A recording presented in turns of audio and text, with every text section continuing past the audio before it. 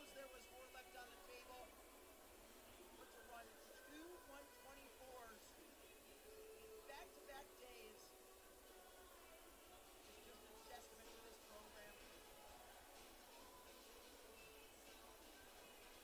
I wonder if they would run through this competition. What could have been. It's tough to say because the competition would have made the handoffs harder, and they like. What was fun to see? Like Willis versus Archbishop Carroll. See, the problem is they would have done that last week, but they got DQ'd in prelims. Who did? Archbishop? Willis. Willis did. Carroll broke the record last week in prelims. Of course, they were in a different prelim from Willis, so that was just, what did Willis do? Just fall stars? I didn't even know they got DQ'd until I found Mia's preview video. Yeah, that sucks. Is Archbishop also a clearing sport? Yeah.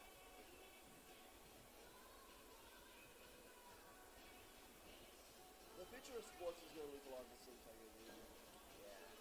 You know, it's like, with all these records, it's like, at some point, there's going to be a breaking point, I feel like.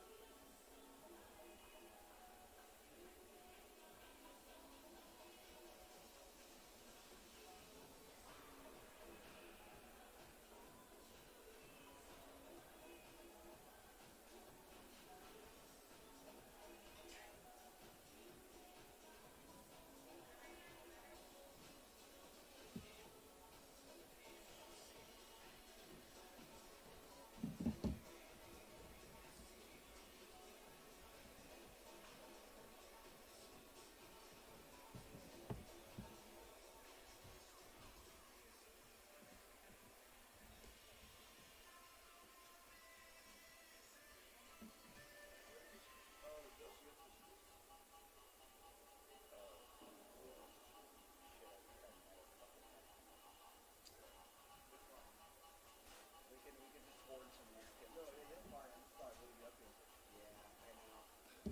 They're yours, I don't care. They are.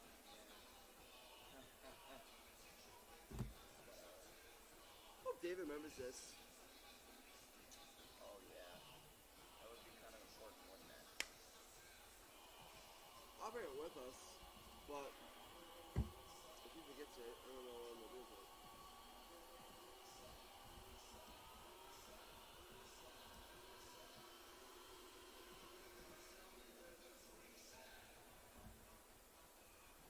Okay, I'll be right back. I'm gonna go scavenge for a little snack sack. Cool.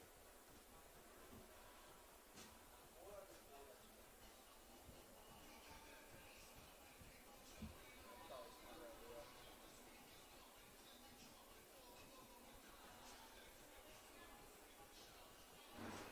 What actually here? Oh, I'm not allowing outside food. I guess this stuff. Dude, like I said, they said beverages in that. What the fuck I brought in here? So true. You can buy sport stuff. Huh? What the fuck?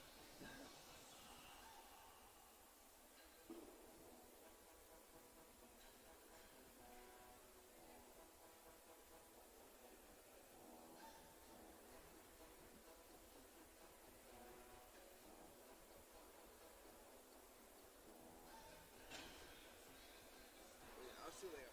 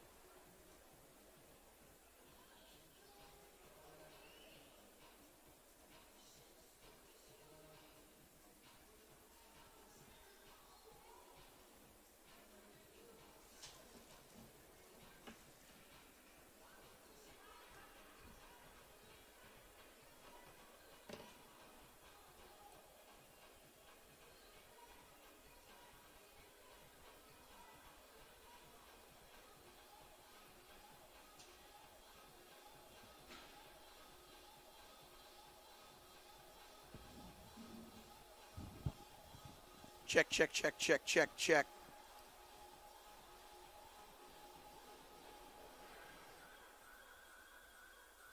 Check, check.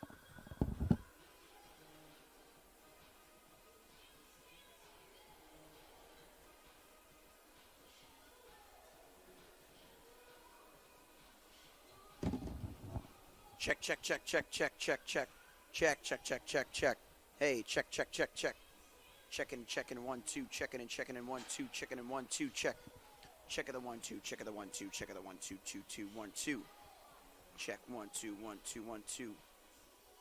Hey, check 1, 2, 1, 2, 1, 2, 1, 2. Check 1, 2, 1, 2, check 1, 2. All right. There was a thing called unavailable source that I had toggled, so that's probably what explains that. Good. Thanks, Michael.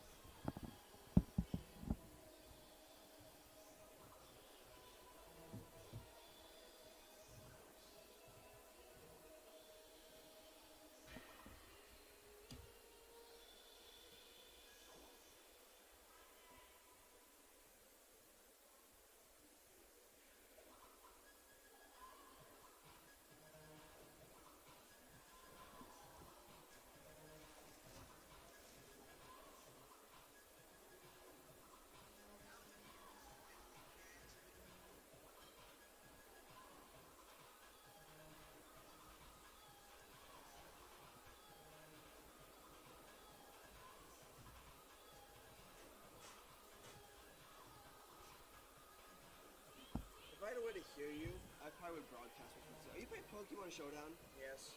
I That was that. haven't played that game in years. For some reason, I can't shake my addiction to it, so That's reasonable. I stopped trying. I played in high school and middle school a lot. Yeah. I mean, I'd like to stop getting a lot of new games, so it's kind of my way with playing like modern Pokemon. I'm a big entry hazard guy. 100%, you gotta use those. I love spikes. Great moves. Yeah, if I get enough, I can finish these guys off. So. My Porygon did his T-wave damage. I feel like the more I played this game, I've like adopted the Pokemon plays. How the fuck did I not punch him again?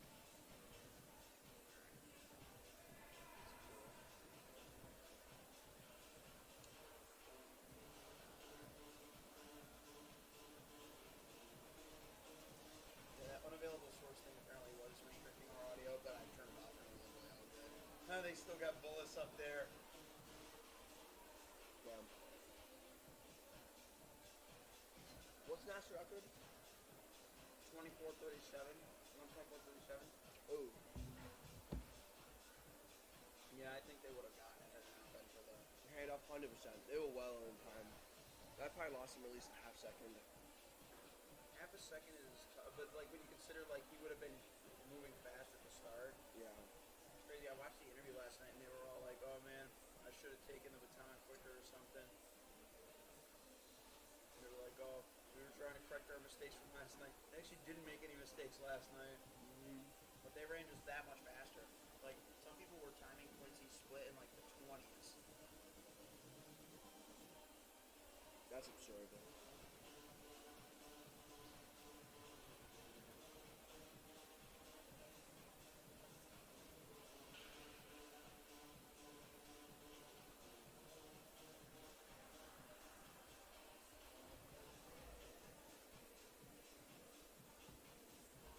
What we got today? We have full braids, 200 semifinals. Are there any sprint medleys? Yeah, they are. Hurdles, sprint medleys. We have an 800 pence at some time. Sprint medleys, 1 miles. 200 hurdles. Everything's pretty quick though today. It should be a quick day.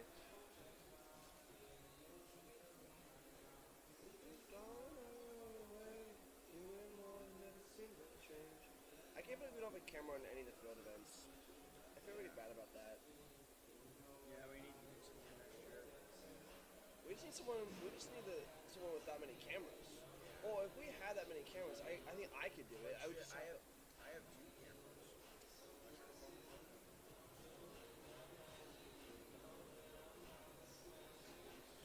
Tara's stealing with a best point is crazy. So I don't know if you know, they had this thing called tertialization. Oh yeah, from the what game? It wasn't the last one. It was Sun and Moon, right? Yeah, so. Yeah, but now. Without having to worry about groups. Mm.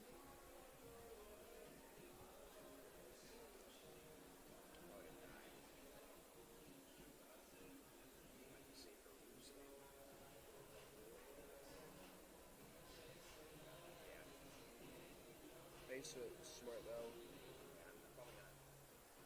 Just roosted.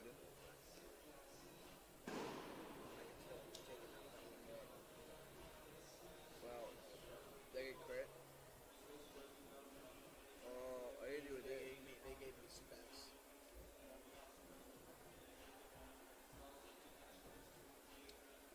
That's what I was thinking. He's paralyzed, so I got pretty much everything he has left other than his unidentified. That's good. Oh, it's for Sally, really. Oh, that evolved just as that powerful. Okay, cool. And it's raining, so Moonlight doesn't do as much without that. Why would we do that? Probably because we forgot. I forget that he's on the ground. No, Investing was probably gonna. Yeah, because he's on the ground now. Oh, he has heavy duty boots. But Wait, is that fire? what fire? Was he any fire types? I can't really see. No. It's a whole month. We're low and muck. There it is. Just hit it. I think you won this. Sometimes they put shadow sneak on that thing, but that could kill him. Yeah, you have it. GG's. Why? We should not have sent. Because when the rain expires, Weather Ball becomes a normal move. And I couldn't hit him if he's a ghost type. Yeah. When does rain expire? Now.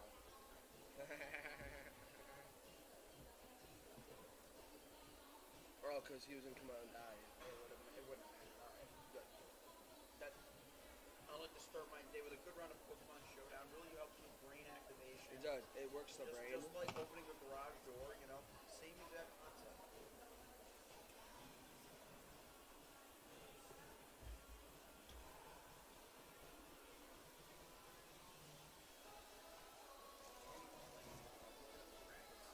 How many brackets did you do? I do 2.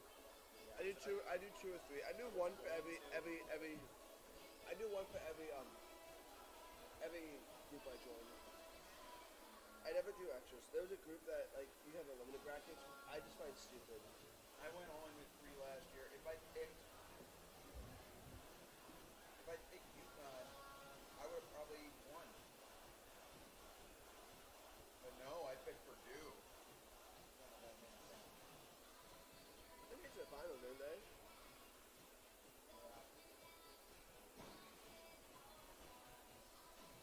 That was like that was the difference between paying out $60 and winning like 900.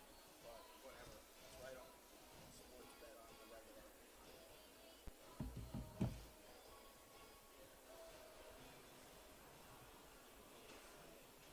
Picture that's still saved, so good there. I'm ranked second in my one bracket. Oh, how do you get an 84 positive points? You know, St. John's. They lose. Yeah. They did. To Arkansas. What? And they are a 10 seed. They weren't even supposed to make that a first round. And they beat a 2 seed. Okay. Team Brand. St. Well, John's. I just ruined my whole bracket. I mean, they haven't made the tournament since 2000, so. They just have one of the greatest coaches ever to live.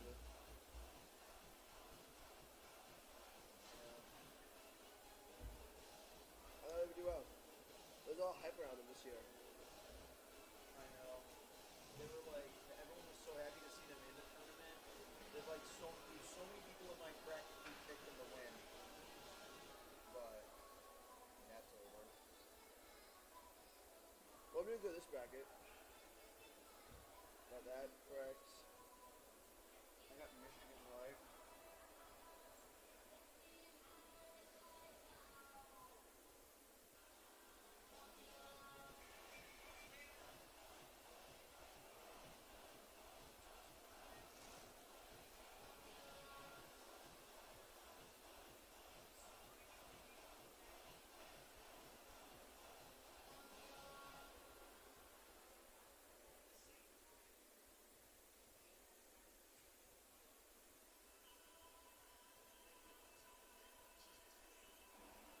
Why did I pick Clemson? Why did I pick Clemson over McNeese? I should have picked McNeese.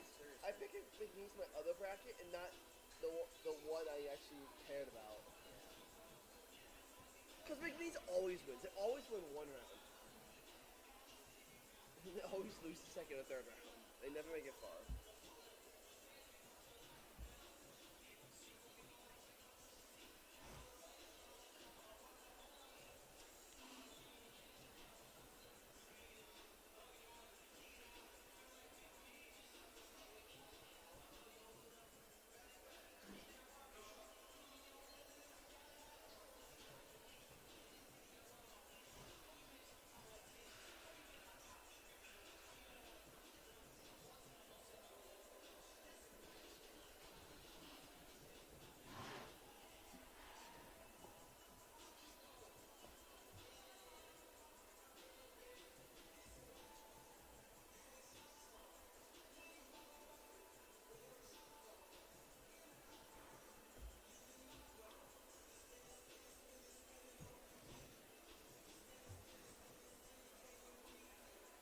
I find it funny when they say U.S. number 6 in the shuttle hurdles. I'm like, bro, maybe 20 people ran this event. It's not like Seriously.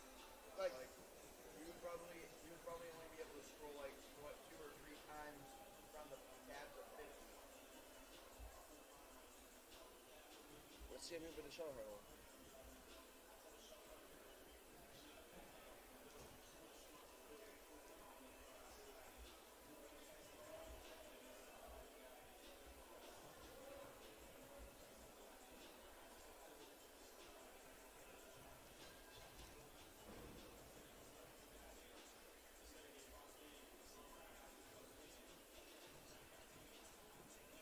Oh wait, no, there's like 200 people that do it.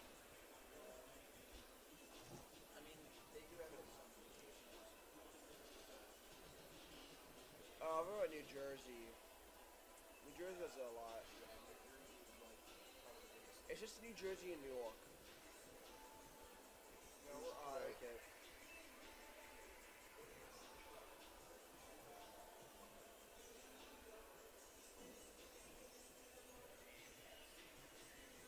It's just New Jersey. It's just New Jersey.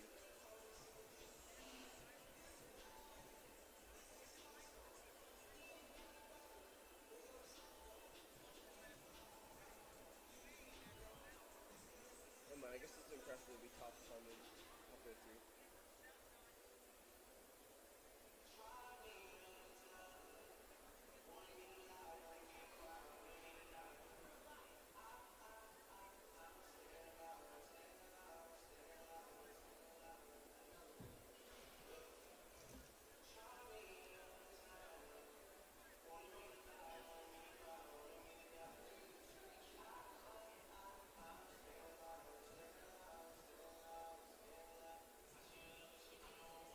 I'm really surprised how many kids fell yesterday.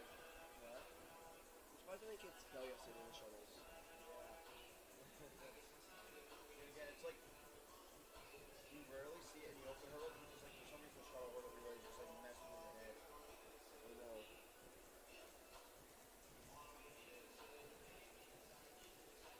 I think the Drake playlist was probably a request from Quincy. It was funny, Milrose. They tagged him in her rival post using TV off. Like Hendrick and Quincy reposted his story with 9 by Drake. How funny.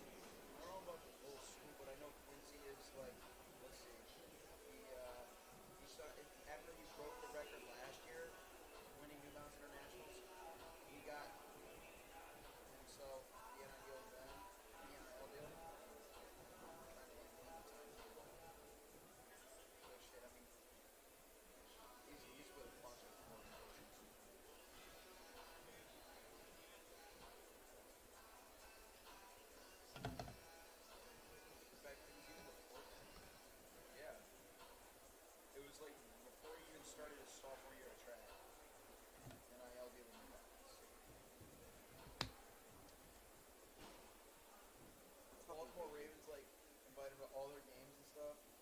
What? Yeah.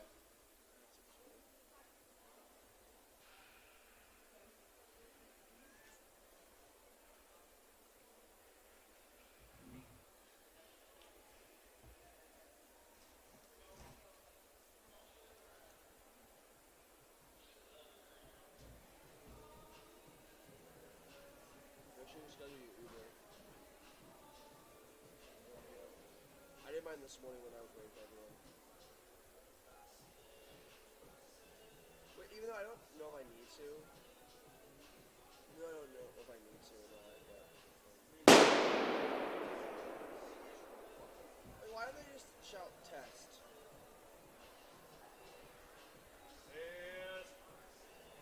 EA asshole.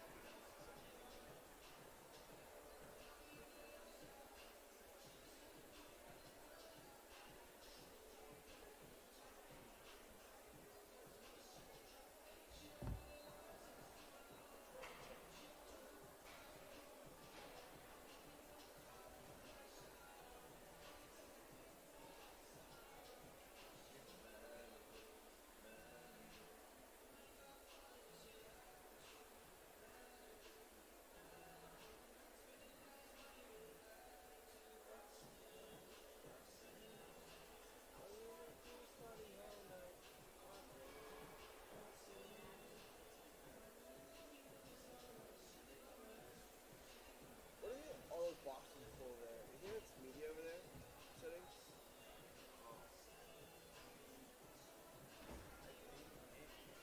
I know they definitely use them They use at it. NCAA side. Oh, 100% that was media. They can't ever go that comes to business and that media one. No, yeah. Well, I'm gonna assume. No, it's not that way for NCAA. It's D1. Never mind. That's probably they probably fill that whole entire upper area just with media.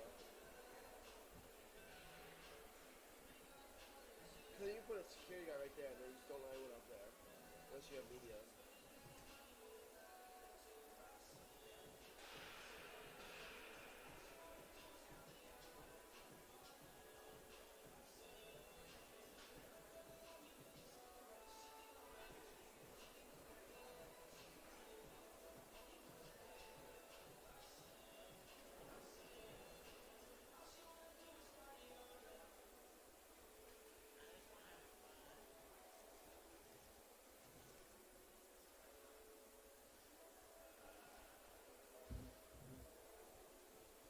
Have you been to Grand Valley's track yet? Oh yeah, no. Fuck, that track's so nice. It's so big. It's just 300 meter.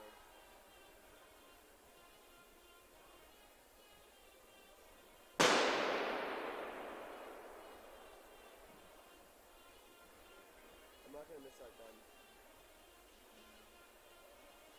I'm waiting for indoor to be over.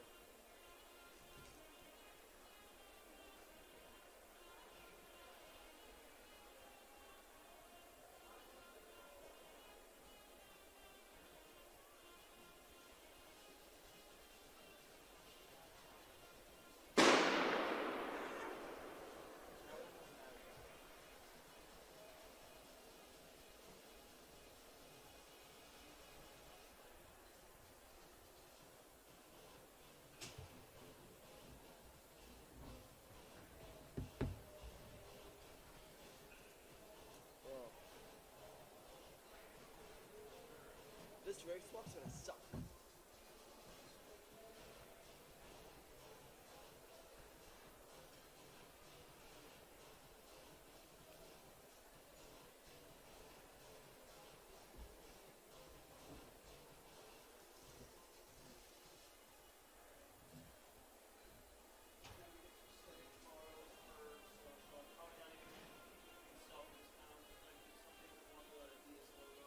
Sounds good to me.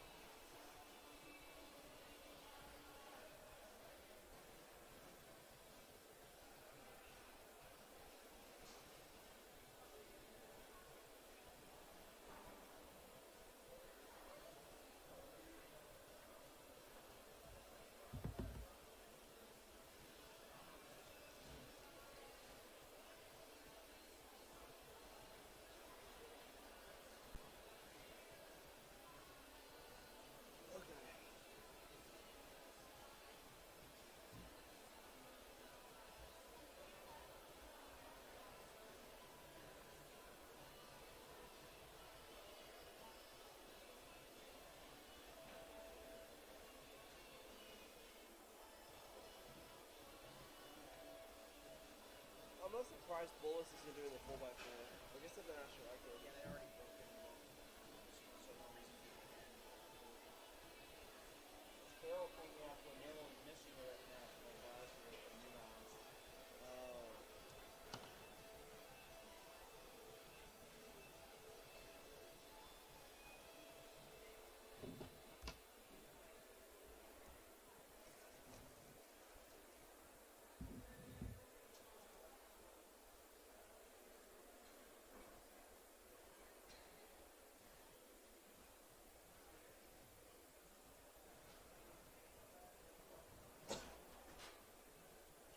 It's okay.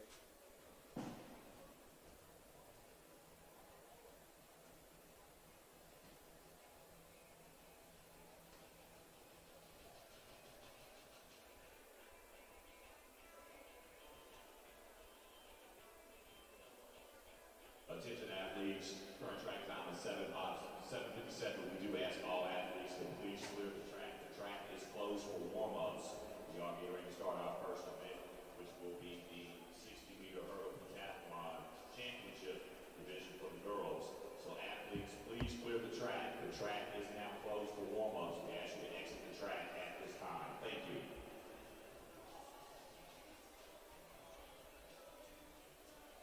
No! We have 27 heats of girls, 200. Okay, we had 28 of boys yesterday. We have 36 of boys. Never mind. I thought we were done with this bullshit. Why would they save that many prelims for the last day?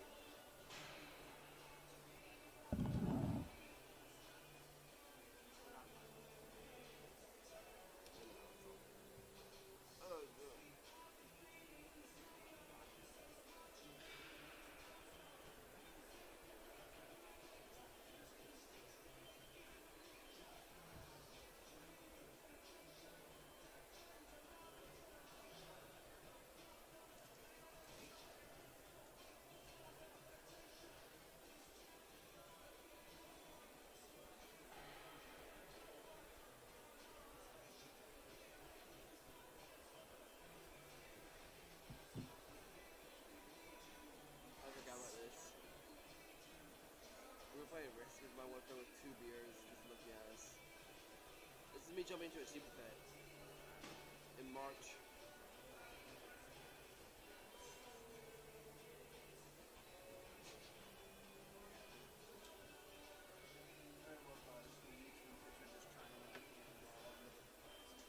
That's always so funny.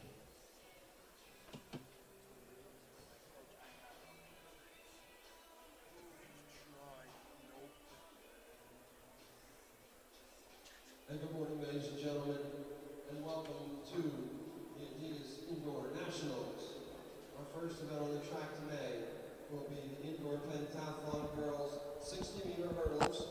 This is their first event of 5. From here, they will be going to the high jump, and then the shot put, long jump, and finishing up at 800 meters. In his first section, in lane 2, Camille Brewer unattached.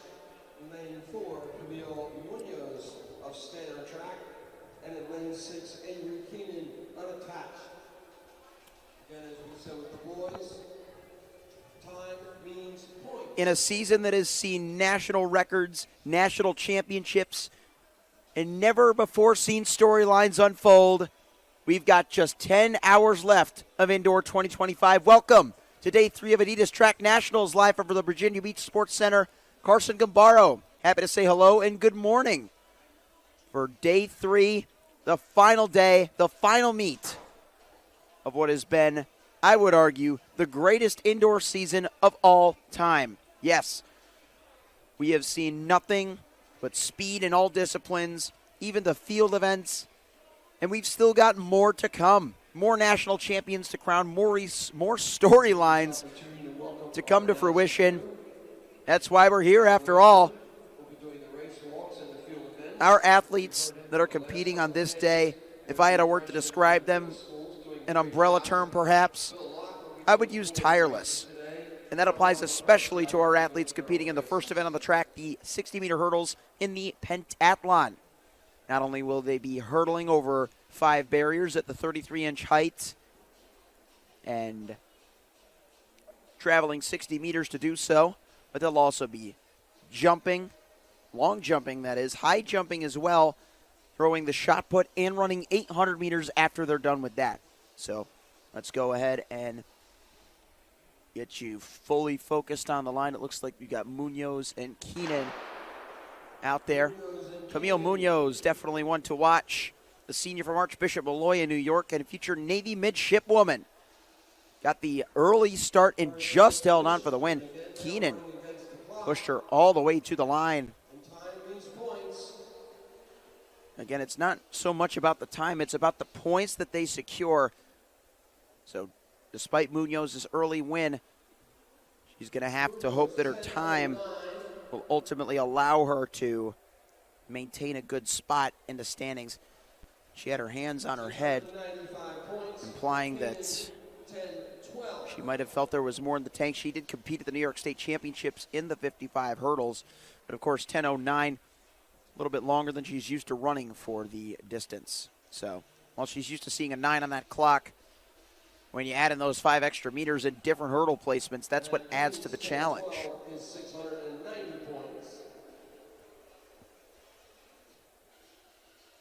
Section number 2 of the girls' pentathlon hurdles will be coming up next.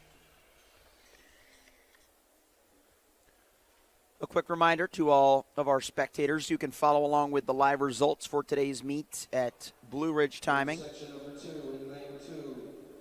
Here's a closer up look at our early standings. I heard a point total of around 695 as we get a look at our next group of starters. Scaptiolo from Washingtonville in 1, Burrell from Kikoten in 2, and Dalrymple unattached in 3. Those are our positions. They are occupying lanes 2, 4, and 6.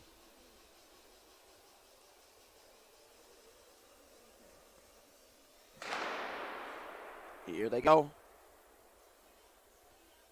And on the near side, it's looking like Dalrymple. It sure is, as she cruises through.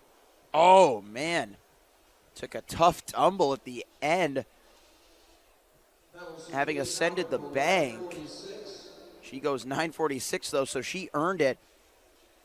And remember the word I used to describe our pentathletes, tireless. Let's hope that Dalrymple is okay.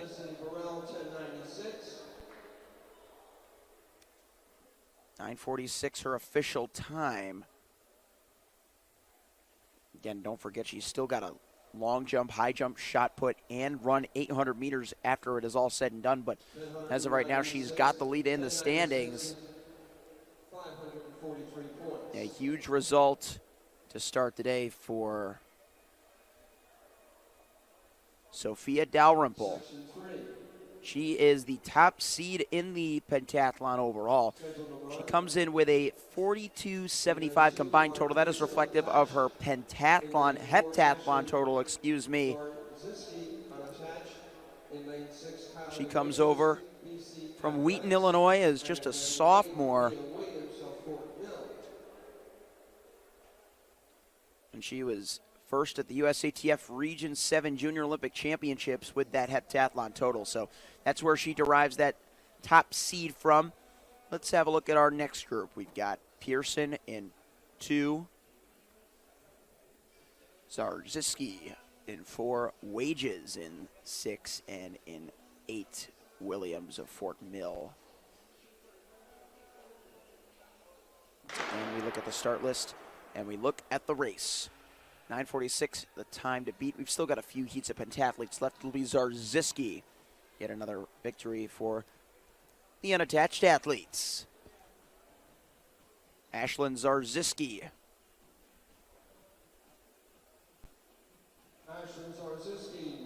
She comes from a little bit closer by, Albemarle in Virginia, class of 2026.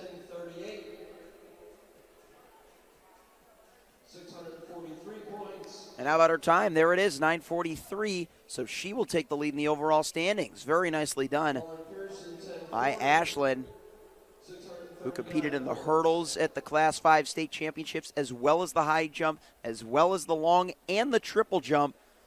Was top 10 in the LJ and the TJ, and just outside of it in the other two events. Think about that, competing at 4 events at a state championship, let alone 5 with a multi-event competition. There are no multis at the Virginia State meets, so that makes her feat all the more impressive. FloTrack and Mile Split. Our fans, we say hello to you, as well as our YouTube live audience. We're expected to have a number of audience tune in for our free live preview in the morning window. If you're with us, please let us know in the live chat where you're watching from and what event you're looking most forward to today. As we've got heat number 3, make that 4 on the track. Counting them up as we go. Oh, man, an early fall. Got to finish the race, though. You got to get points on the board. It'll be lane number 8 for the victory in this heat.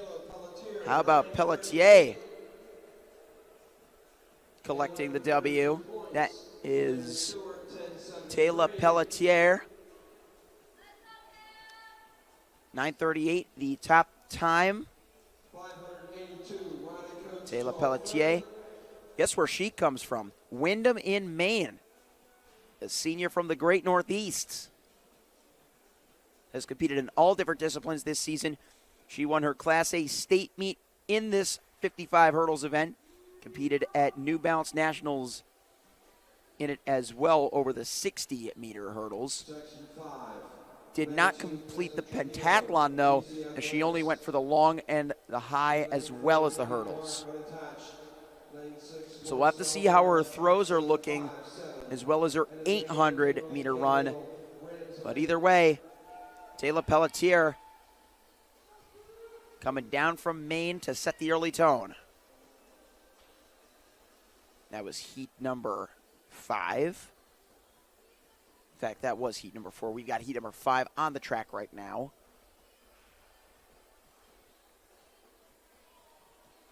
Trio in 2, Clark in 4, Brown and Kale. Looks like Clark the lone scratch. As they get underway this time, the times have only been getting faster. 9:38 is the top mark to beat if you want to take the lead in the early overall standings. And doing so on the far side, that is Brown in lane number 2. Marcel Brown of track 757. In fact, that is Trujillo in 9:45. Clark was the scratch. I had them mixed up on the lane order, but Trujillo, that's Tessa Trujillo of BC Athletics. Let's get another look at that. A 9:45. They took it off of the scoreboard, but Tessa Trujillo comes from Arkansas, out of Thaden School in Bentonville, just a sophomore. She competed at Adidas Track Nationals in this event last year, and the difference is she did not complete the pentathlon. She instead just did the hurdles and the long jump. Placed 32nd in the prelims last year, 9:66. So she already secured a personal best for her 60-meter hurdles efforts. Tessa Trujillo, your Heat 5 winner. We're keeping them all straight here for you with just one section to go. After this, a little something different, the race walk. But in the meantime, on the line, we've got Pruitt, Brown, Rose, and Nudie. Lanes 2, 4, 6, and 8 once again.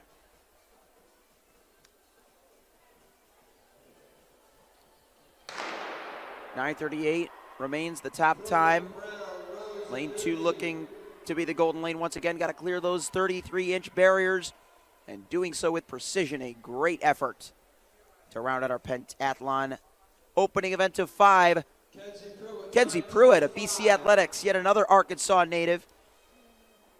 She will show us the fastest time in the compiled standings as we meet up with our race walkers. coming down the front straightaway, taking a few strides up to the line for the girls' 1 mile race walk. It looks like they may be combining genders for this, or maybe not. We'll see. Let's have a look at our start list as we're scheduled to have on this third day a separate race walk based on gender. Let's just go ahead and verify that for you again. Blue Ridge Timing, if you'd like to view the full live scoreboard, has all of what we're looking for. They are combining genders. It may be true, yes. As we had a few scratches on the boys' side, I see only one boy on the line. He wears hip 14. That is Matthew Wambacher, I believe. 9 of our 10 girls are on the line as scheduled.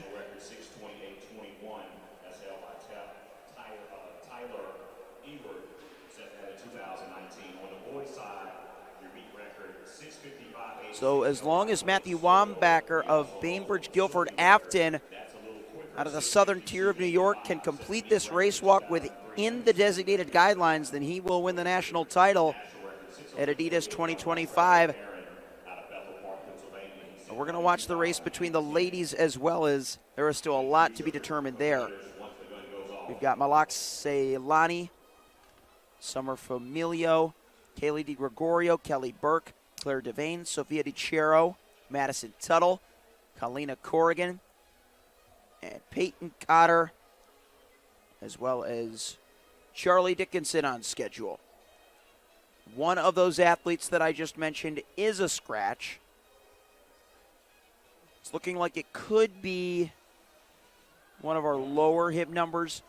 We will assess that later once the race unfolds. 9 girls, 1 boy, 2 national titles up for grabs at Adidas 2025. It's the mile race walk, our first oval event of the day. To remind you the rules of the race walk, you've got to keep that lead leg straight and constant contact with the ground.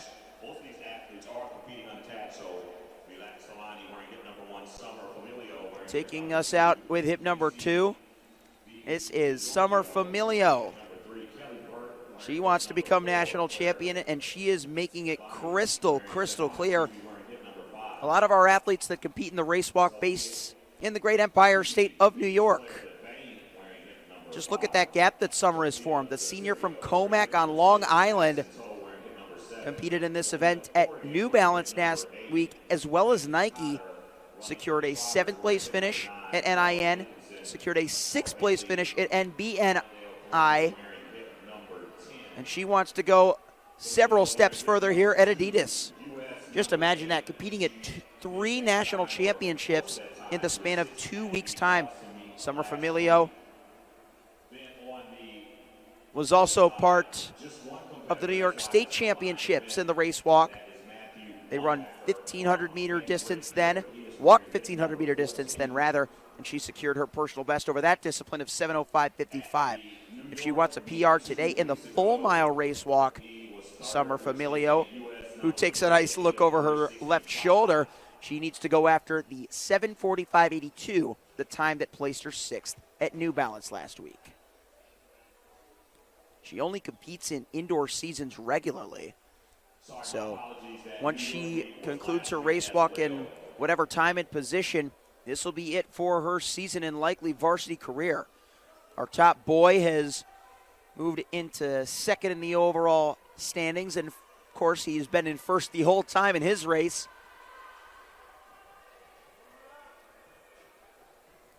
Let's take another look at who that is. That's Matthew Wambacher. Coming again from New York, Bainbridge, Guilford, Afton, not necessarily Long Island. The southern tier, more specifically, or Matthew. He's a junior. He's done a number of events this season. He was 3rd in the mile race walk at Nike last week. And he's also pole vaulted a little bit this season. A 9-foot pole vaulter who can race walk with the best of them. There's Matthew Wambacher as we get a view of him We saw our last shot of Summer Familio. She's nearly 50 meters ahead, but this guy's in a class of his own when it comes to the boys' championship. Back to Summer Familio, though. We'll start to soon get an assessment of the pace that she is moving at. She has less than 5 laps to go. Once she hits the start-finish line next time, that'll be halfway through.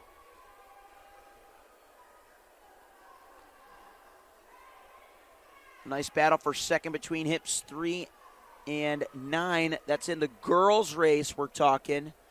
And that's between Kaylee DiGregorio and Peyton Cotter of the Trotters. Summer Familio. And Matthew Broward. Broward's gaining a little bit of ground on Familio.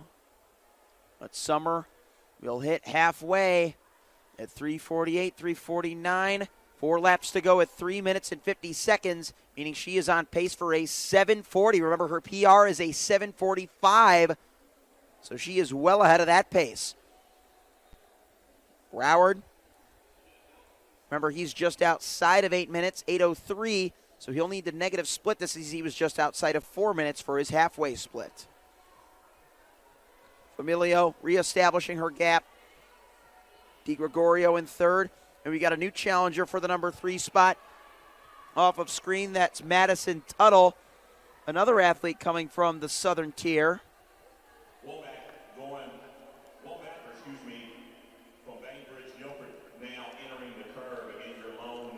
Tuttle coming from Watkins Glen, home of Watkins Glen State Park. Here's a look at our chase pack.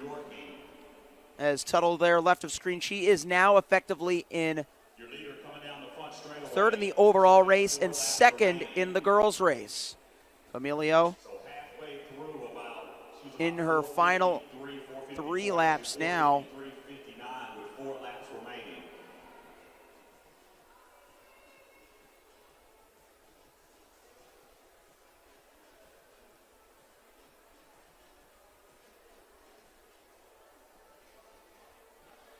I believe the in-house announcers may have had it mixed up. They said she was at just below 5 minutes with 4 laps remaining. That would imply that she's on just barely sub-10 pace, and we know that she has gone much quicker than that. There's Matthew Broward once again.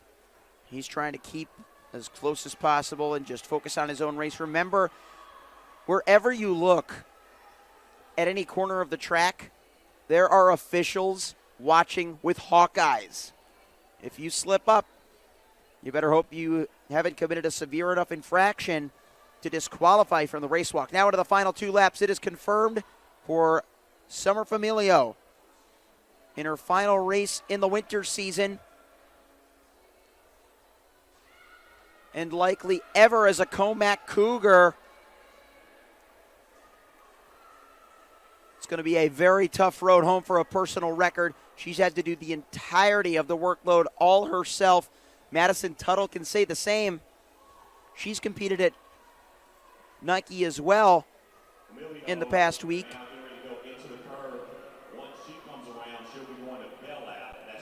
So again, back-to-back weeks with national championships.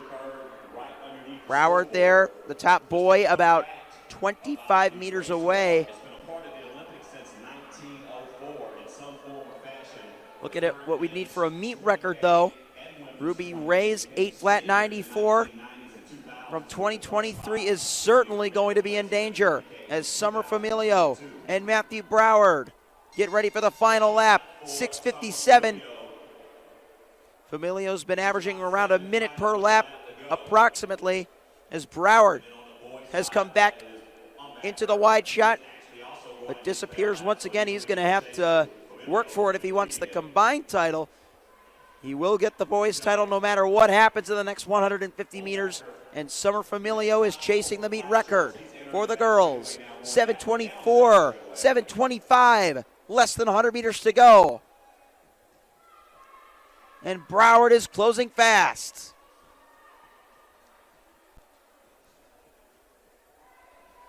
In the combined mile race walk, lapping competitors as there is nothing but the official's declaration standing between our national title and Summer Familio. A meet record if it stands. First, only male competing.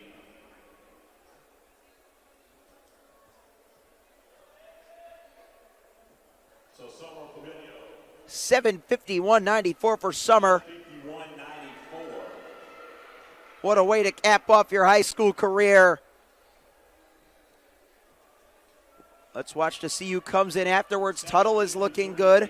Around the far turn, you see your top left center of screen. Less than 100 meters to go for Madison from Watkins Glen, who I'm sure can't wait to visit the beautiful waterfalls of upstate New York once the weather continues to warm up. But she's got to grind it out and keep that lead leg straight in contact with the ground if she wants to secure the silver. She has done it, gotten to the line with a bunch of chasers coming after her. Kaylee DiGregorio, Charlie Dickinson of Harley Allendale, Columbia from southwestern New York was there. Peyton Cotter as well. Tuttle confirmed in third overall. Kaylee DiGregorio just got ahead of Charlie Dickinson in fourth. How about Malakse Yanni as well? She got fifth. All the standings coming together. And just one race walker left on the oval.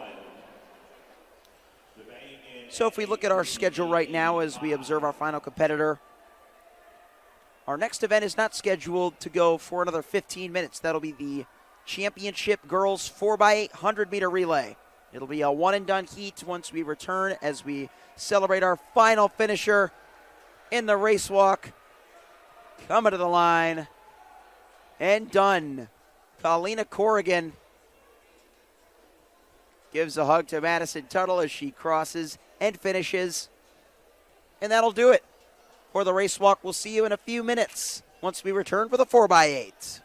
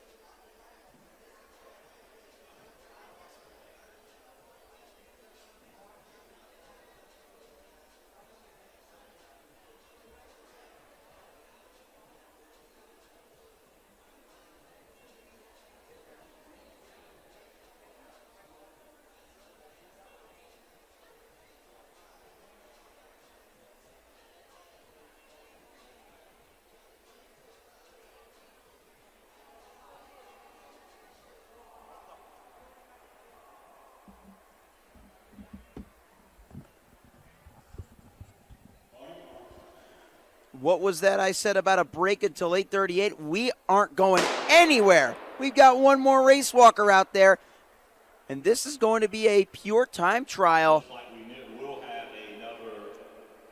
Matthew Wambacher was mixed into the girls' race walk heat, but late to the starting line and still given the opportunity to run and walk. Ethan Hahn, the unattached athlete, will be doing a complete solo effort. If he wants to become the national champion for the boys' race walk, he's going to have to go well under 8. We'll see if we have the official times up. Yes, we do. We did not have Matthew Broward's time loaded into Blue Ridge timing, as of course they are separate events. So likely they're going to wait for this event to conclude to get his time. But ideally, you'll want to see Han below a minute per lap. And as of right now, we're at 1 minute. So around 75 meters from the finish line, he's going to have to really up his pace if he wants to go after a national title. Ethan Hahn.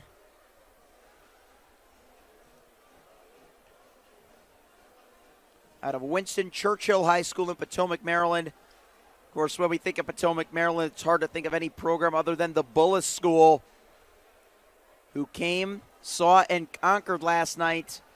Nearly swept the national records, just a handoff away, essentially. If you break it down, just an unfortunate mishap on the exchange. But Coach Joe Lee said afterwards that when we make mistakes, we all make mistakes. We've all been there before, and we're there for each other. That was the general sentiment he expressed after his boys ran a U.S. number 2 all-time in the prelims, 124.64 for the 4x2, and in the finals, 124.66, the second and third fastest performances ever by a high school indoor team within a 24-hour span. Of course, we're talking about Ethan Hahn's hometown neighbors from the Bullis Bulldogs program, but you got to consider what Ethan has done himself. If he wants a PR over the mile race walk, he'll have to go faster than 8:25.34. Well, that hasn't stopped him from excelling over other disciplines as well. He's gone pretty well over the cross-country distances. He likes to dabble in some mid-distances as well without having to worry about the stringent rules of the race walk. He'll run the 800, he'll run the mile, he'll run the 2 mile, and he will even run the 5Ks in cross country.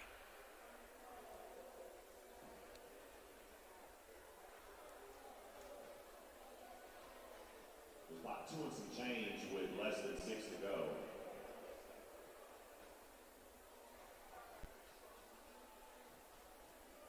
Ethan Hahn on the back straightaway. This is his third lap of 8. Again, back to Bullis. I'm going to shout out our David Wynn, who put together a great feature piece on the Bulldogs' efforts this weekend. You could go ahead and view that on Mile Split under the Meet tab for Adidas Track Nationals. You can also view all photo albums from the first couple of days of action, courtesy of our Andrew Brown, Mary Ann Magnet as well, our photographers on site capturing the stills. We're here taking care of the sights and sounds. We've got our Preston Merchant and our Austin Melius delivering you the camera operations and production assistance, and our Mark Dwyer overseeing it all. That's the full crew. If I've missed any names, I'll be sure to rattle them off to you throughout the remainder of our program. We've got several names that I could go on for days to shout out behind the scenes at the Flow Sports headquarters in Austin, Texas. Our technicians, our Mile Split content manager, David Scott, as well. All of them are part of this broadcast, as they have been all indoor season long. We've got plenty of exciting outdoor meets coming your way on FloTrack. And we've even got World Championship coverage happening over in Nanjing, China. Our Johnny Pace is on the ground capturing the photos. Again, you can follow his work at Pace Photo and at FloTrack on all social platforms. Our graphics team coming up with the up-to-the-minute updates. I'll tell you, I was scrolling Instagram in between events, and we had a wild clip from the women's 60-meter hurdles. A Karen Nugent had clipped a barrier and actually took out the crossbar of the hurdle.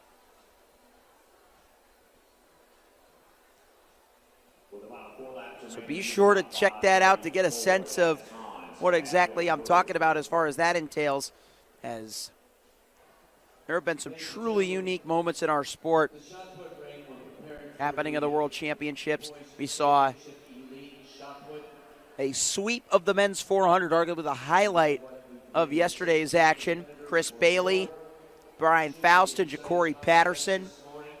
Jakob Ingebrigtsen, he won the 3K, his first indoor world title there, and he's going to contend to the 1,500-meter finals today. Grant Holloway as well picked up the world title in the men's 60 hurdles yesterday. Speaking of iconic photos, Grant's lean at the line was nothing short of iconic. His third world title in the 60-meter hurdles. He's already a 3-time outdoor 110-meter hurdles world champion. Ethan Hahn, if he wants to become a national champion, he'll need to complete his last 2 laps in inhuman pace. He'll be happy to finish this race at this rate. Unfortunately, it looks as though Matthew Wambacker's time will be a little bit too fast for the man from Maryland. But let's see what Ethan Hahn can do in these final 2 laps. And at 11 o'clock will be the girls' championship pole vault. And it should be a great competition. We have U.S. #1 and U.S. #2 going against one another. They were against one another here last year. And now we will see them again. They were both at Millrose. They're both state champions, undefeated. And it should be a great competition in that girls' championship pole vault.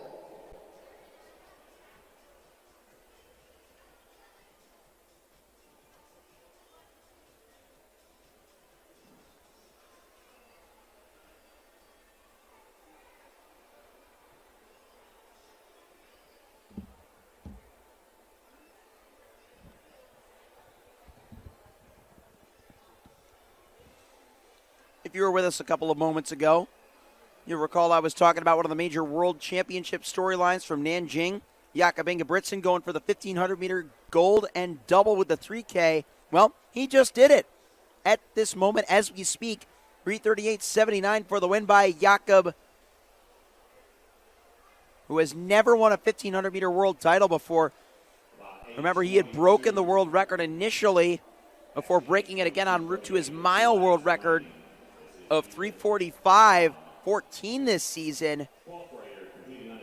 He had sub 3:30 en route, and when he ran his initial world record in the low 3:30s, that was not in a world championship effort. When the world championships rolled around, he had COVID and finished second behind former world record holder Samuel Tefera of Ethiopia. So Jakob Ingebrigtsen finally proving he can get a world championship over the 1,500, an event that he has been silver at the past 2 world championships to Jake Whiteman and Josh Kerr. Of course, we're talking about outdoor world championships, so the score has yet to be settled there. And after being left off the 1,500-meter podium, despite defending his global title over the 5,000 meters, Jakob Ingebrigtsen is going to want to get it all this year in Tokyo. Matthew Hahn. He's looking out of breath right now. Looking like he's just ready to get to the finish line as he comes down the final straightaway. He'll be a silver medalist in about 200 meters time as they ring the bell for our lone race walker in section number 2. 9:46.61 to be exact, 1:24.24 on his last, actually 1:21.67, excuse me, on his last lap.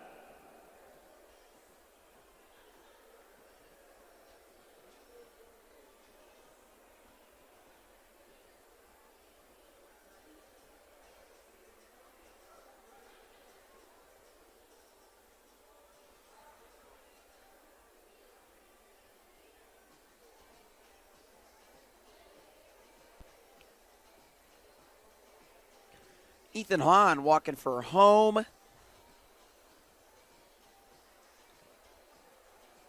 How fast can he get to the line? The Clock is right now at 10:42. Matthew Wambacher has learned just under 3 minutes ago that he is a national champion. But you consider that there were other two boys scheduled to walk in this event. Hahn was among the bravest to have shown up and attempted this brutal distance. I just invented a new word for him, brutal. Grueling and brutal all in one. That is the mile race walk for you, everybody. And it is Ethan Hahn for the silver.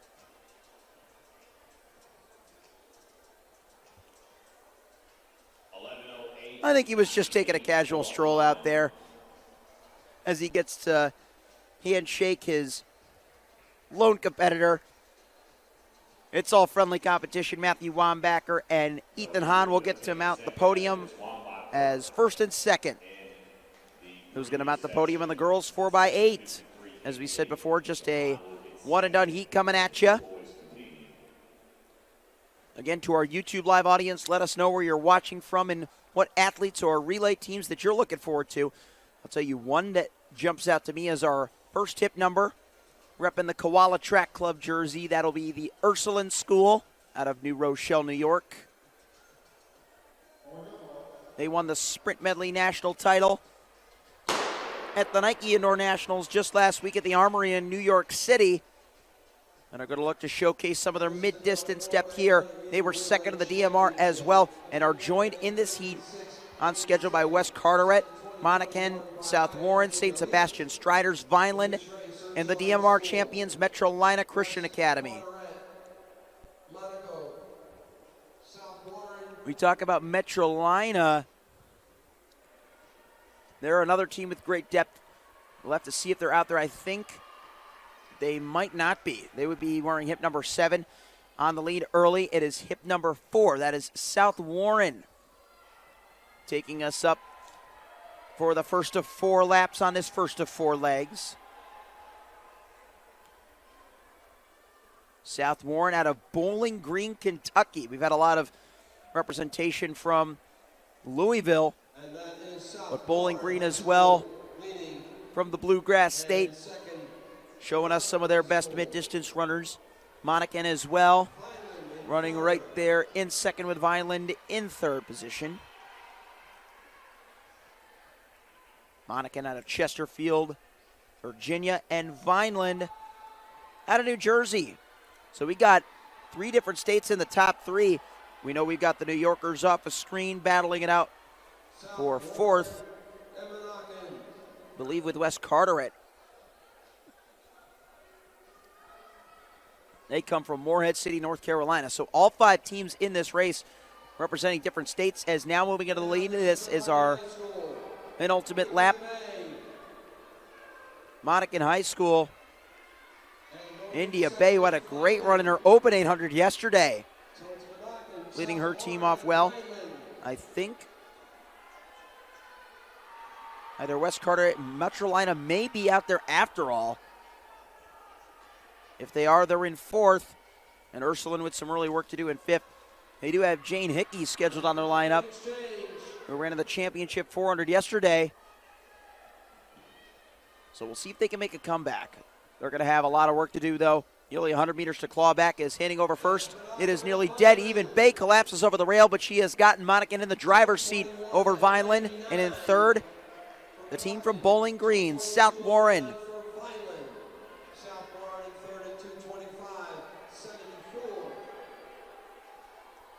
As they head down the back straightaway, this is the second leg of 4.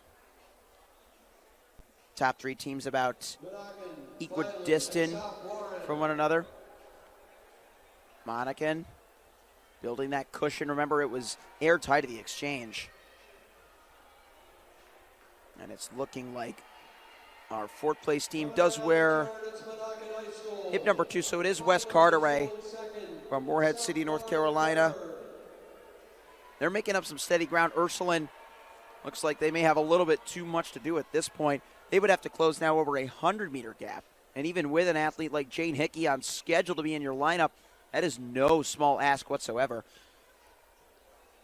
So now that we've got all 5 teams established, let's continue to watch the race for the front. Monacan, but here comes a big push by South Warren. They're rocking the block letters SOUTH on their front sides, and they've overtaken Vineland on this third lap of the second leg. They were around 220s at the first exchange. That'll get you to an average finishing split of 920. Ursuline has closed a little bit of ground as they're now within 100 meters of the leaders. They're going to want to hope that they can stay close, as Hickey ran a 2:10 to anchor her team to the SMR title at Nationals in Nike. Less than a lap to go on this second leg. It is still Monacan, but look at the move by the early leader, South Warren, up on the shoulder. Can they get by? Yes, they can, as they move into the back straightaway over Monacan for the first time in several laps. And now starting to pick it up once again. Less than 100 meters to go before the halfway handoff.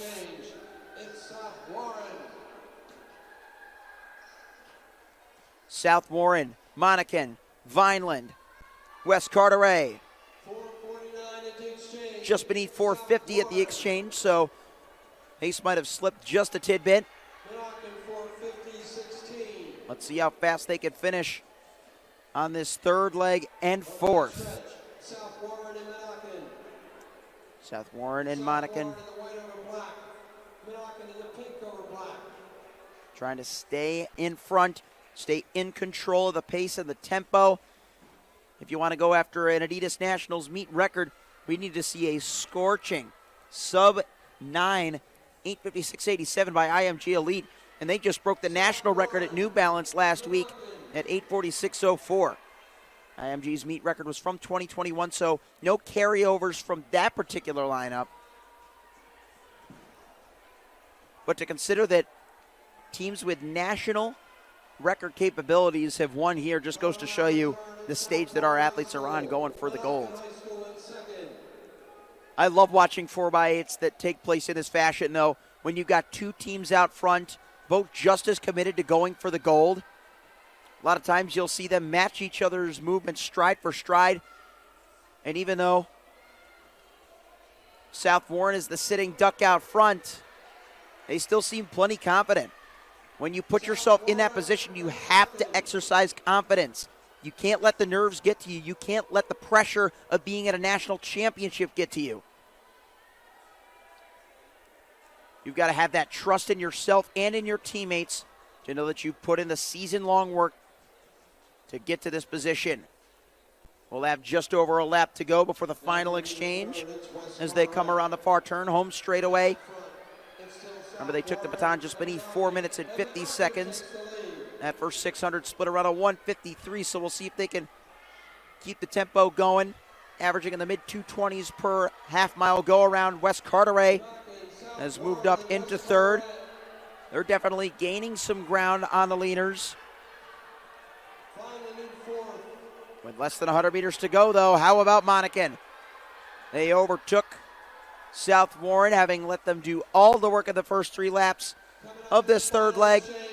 And they have opened up a huge advantage heading into the anchor.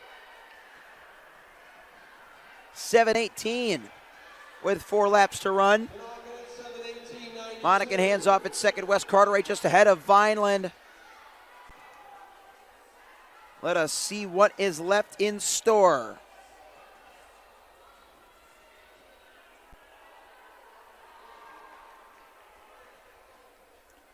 Monacan trying to get away as Ursuline will hand off. All 5 teams have handed off to their anchor leg. 3 laps to go. That's Monacan High School. Monacan from Chesterfield, Virginia. Looking to go for that national title in just the 5th year of Adidas Indoor Nationals. Spirited fight for second. They've gone as quickly as 9:42.44 at the Class 4 state meet just a few weeks ago. That was good enough to place them 5th. But among the 5 teams, they are ahead of everybody here at Adidas Nationals. in the final 400 meters. Vineland has moved into second ahead of South Warren, ahead of West Carteret. And Monaghan is about to lap Ursuline School, who will get another All-American finish, but it won't be the same as the SMR. It is Monaghan.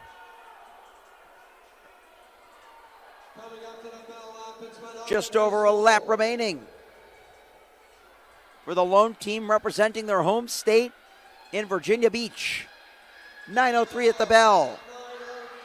Could they break 9:40 for the first time this indoor season to set them up for outdoors? They've got nearly a 30-meter gap on their closest competitors from Vineland and Jay and are pulling away. Less than a turn in straightaway remains before our first relay champions will be crowned on day 3 of Adidas Nationals. Here comes Monaghan. They're going to crush their season best in the process. 9:38.93 for Monaghan. Vineland gets up for second, and a big battle for third. Here comes South Warren. Ursuline still with just under a lap remaining as West Carteret will come through. And the post-race celebration. Both of our top 2 teams celebrating. You see Monaghan there, and off to their left, Vineland, as gold and silver medalists, and even South picking up the bronze. They cannot believe it. What an awesome start.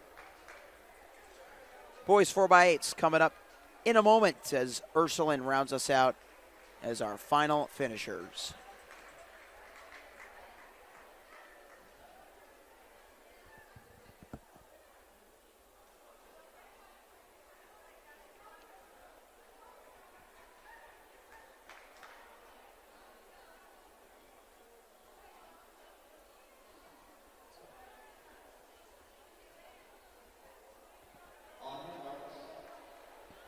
Getting underway pretty quickly here.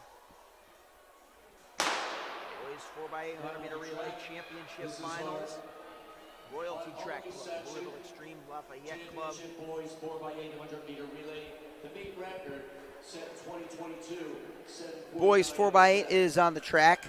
Again, it is Royalty Track Club, Louisville Extreme, Lafayette Club, Bowie High School, and Iona Prep. So just 4 teams in this, and they are moving early. Our meet record in this event is a 7:49.07 by Bullseye running from 2022. We'll have to get a sense of who is shaping up for success here. Louisville Extreme hit number 2, St. Xavier, their Eastern Indoors silver medalists. Coming up on 400 meters. A strong move to the front. Louisville Extreme makes the pass at 400. They were well below 60 seconds there, so we'll see if they can split some sub-2s. Again, if you want to go after that 7:49 meet record, we'll need to see some low 1:57 averages. And with the top 2 still right with one another, you have to think that a split in that universe is more than possible. Right behind them, this is Lafayette Club, wearing hip number 3. They're still below 2-minute pace. Lafayette Club from Williamsville, Virginia, trying to take it to the Kentucky boys from Louisville Extreme as they head down the back straightaway for the final time on the first leg. Looks like Iona Prep is in third, but they are nearly 40 meters back, in fact. So it's going to be tough to close that gap. But as we've seen in the 4x8s, we remark upon this so often because it remains ever true.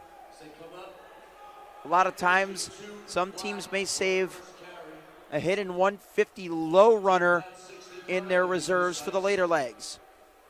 Our current order is Louisville Extreme, Lafayette Club, Iona Prep, and Bowie High School.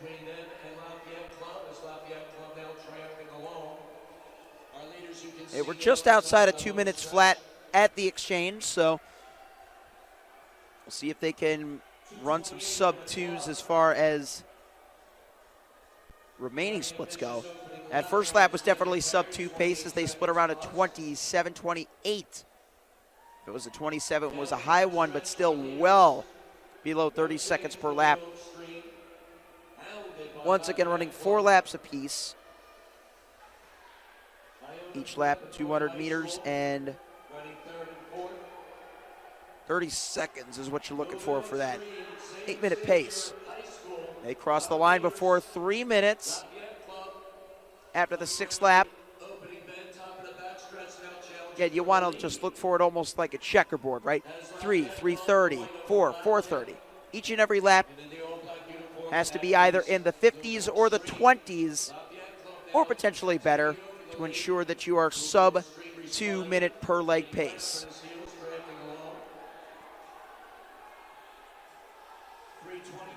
Let's switch from pace into racing, shall we?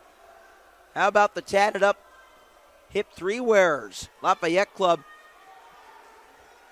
We talk about the merch here this weekend. A lot of people like to think of the backpack, the t-shirts, but we got some ink happening as well by our high school championship contenders.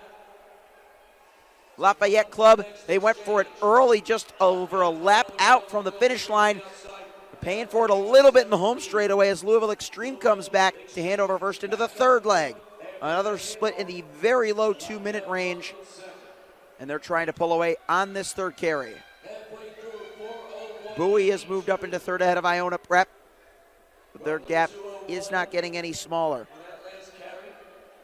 Huge early surge by Lafayette Club, having moved right up onto the shoulder. Inside shoulder now looking to go to the outside shoulder of Louisville Extreme, who took that first lap in a 27-second split, among the quickest that we have seen yet. Still looking for our first sub-2 of the day. We saw a lot of drama in the Open 800 championship last night, as out of the first heat, Caleb Tenfoss of Accelerate Iowa ran a 151.84, placing him just outside the U.S. 20 top times and winning from the quote-unquote slow heat. This is a one-and-done 4x8. They've slowed the tempo down quite significantly as that second go-around was around a 30-second split in comparison to a high 27 for the first lap. But still, running below 60-second pace. Remember, they took the halfway split at around 4:02, so averaging pace for an 8:04. Even if they don't get that 7:49 meet record, a sub-8 is something special. They're going to need to leave it up to some reliable anchors and strong closing splits, as moving into the lead is Lafayette Club over Louisville Extreme. Bowie's in 3rd, Iona Prep a distant 4th, as they come up to the final exchange, less than 100 meters to go. Lafayette looking to make it a Virginia sweep, and Louisville, after Southbourne took the bronze for Bowling Green, trying to bring the gold home to Kentucky. They've got around a second to make up at the exchange. We're going to throw the clock out the window as time is a non-factor. The only factor as far as the national championship is concerned is who finishes where. Lafayette Club, Louisville Extreme. In the meantime, in 3rd and continuing to chip away. Lafayette's really trying to get away. 6:32 on the clock. A pretty fast opening lap. Once again, another adrenaline pushed 27. And they're starting to pull away. Still very early in this 800-meter race. You can see on the right of your screen, Louisville Extreme in the black kit trying to stay reserved. Perhaps sensing the panic in his competitors' running expression. Halfway through another 57-second opening 400 meters for Lafayette Club.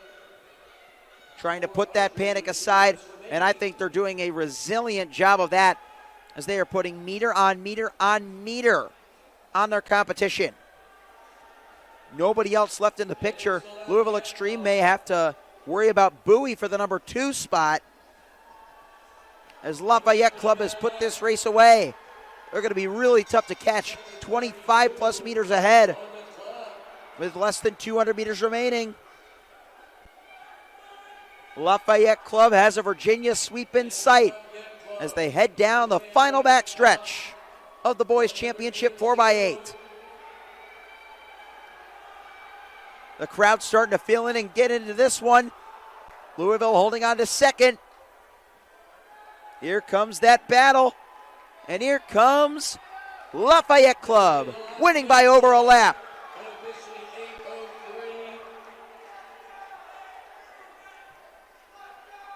Louisville rallies for second. Just holding off Bowie, but an 8:03.97. That was definitely a sub-2 anchor, and Lafayette Club needed every second of it.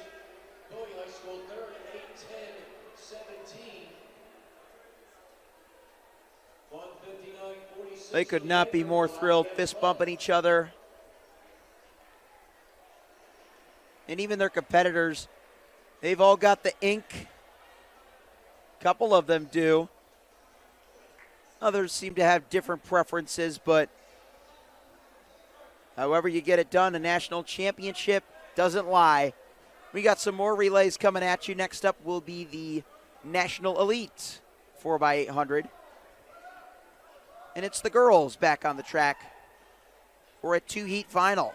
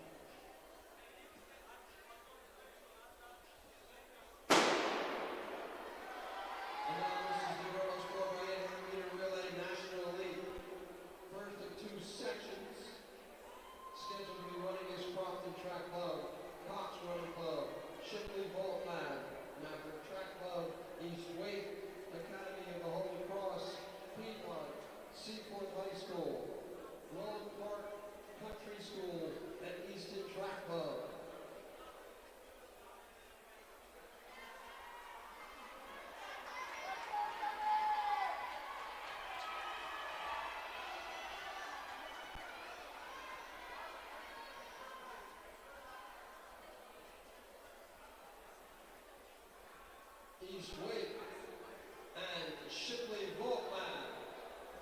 Shipley now takes the lead. That's Shipley in the blue over black.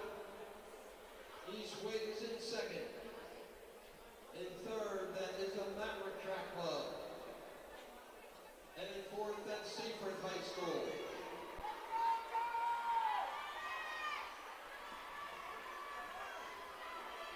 Right around 70 seconds for the first lap.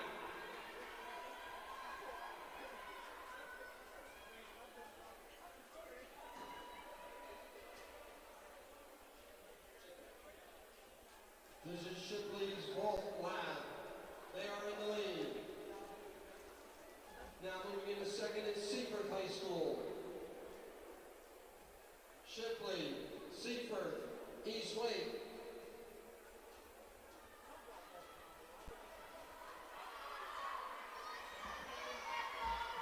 And now Seaford takes the lead.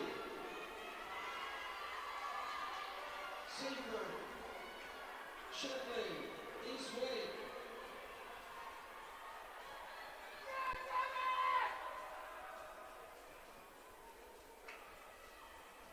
Shipley, East Wake.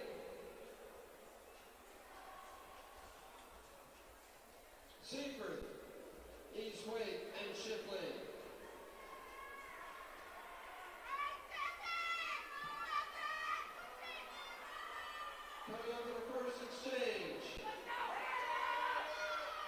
Seaford, 2:29.18. Seaford, East Wake.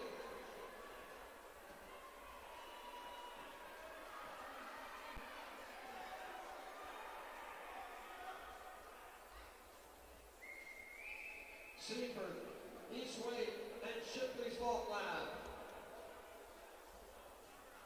That's Crockett in fourth.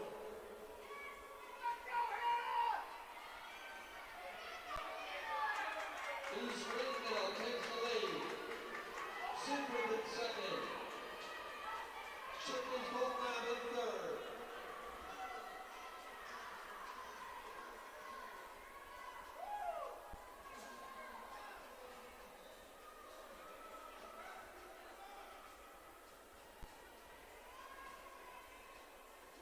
East Wake, Seaford, Shipley's Vault Lab.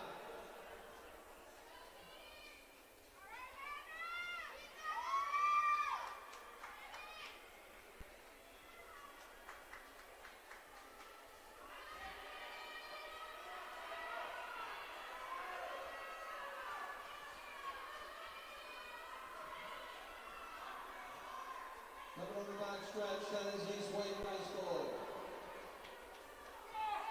Seaford and Shipley's Vault Lab. And Crompton now moves into third, closing in on second.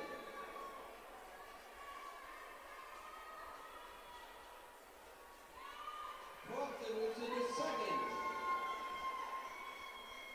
But still East Wake out front.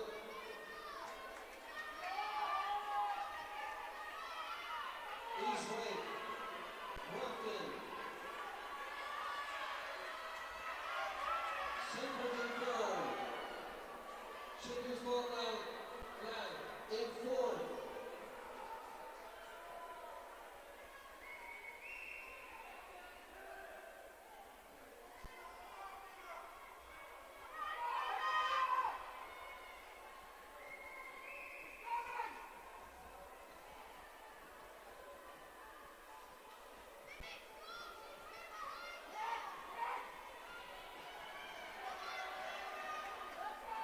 That's Crompton.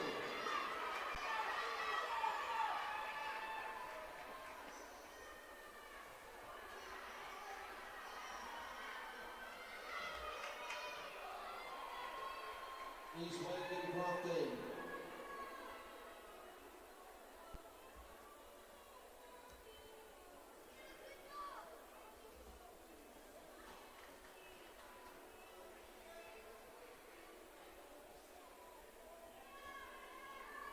East Wake and Crompton.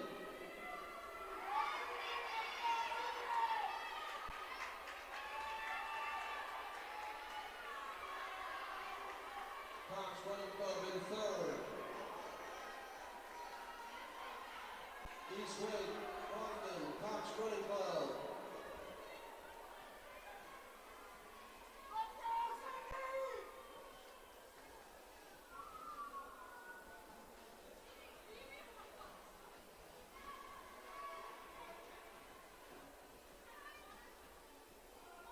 Coming on the home stretch, it's still East Wake, Crompton, Cox Running Club. Shipley's Vault Lab moves into fourth.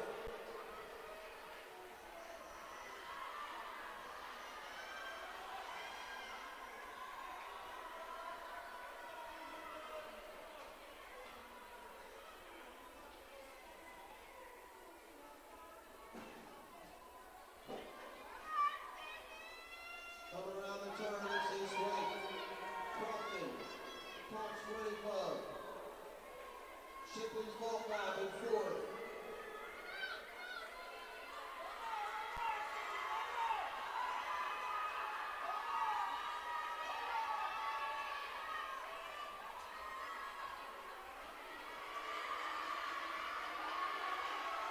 Crompton now takes the lead. East Wake in second.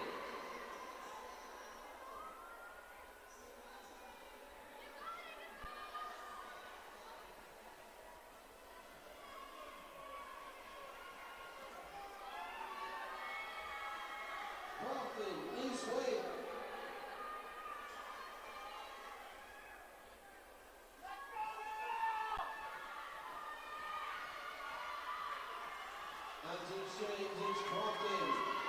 Eastwood, Cox Running Club. Shipley's Walk Lab.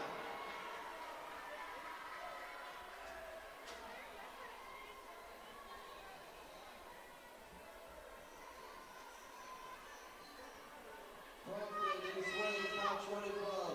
Shipley Walk Lab and Maverick.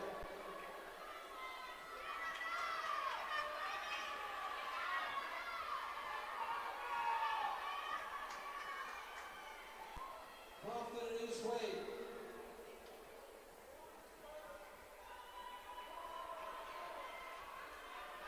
Maverick now losing the third.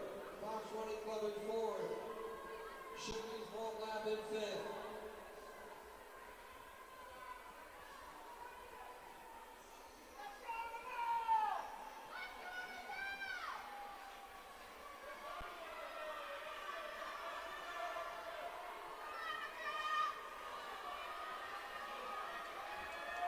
Two laps to go.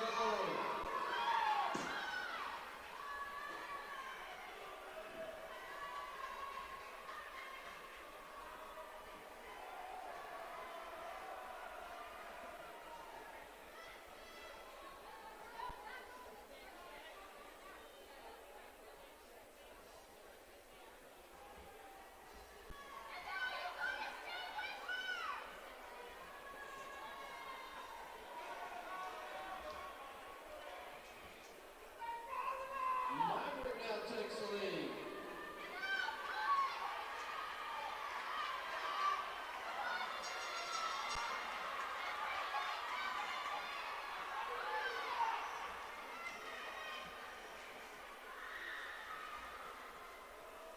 Our leader, lead number 4, that's Maverick Track Club. Crofton in second. Eastwood in third.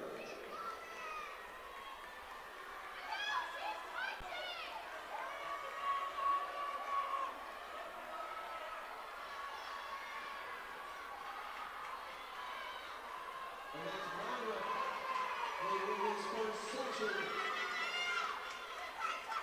10-11-34.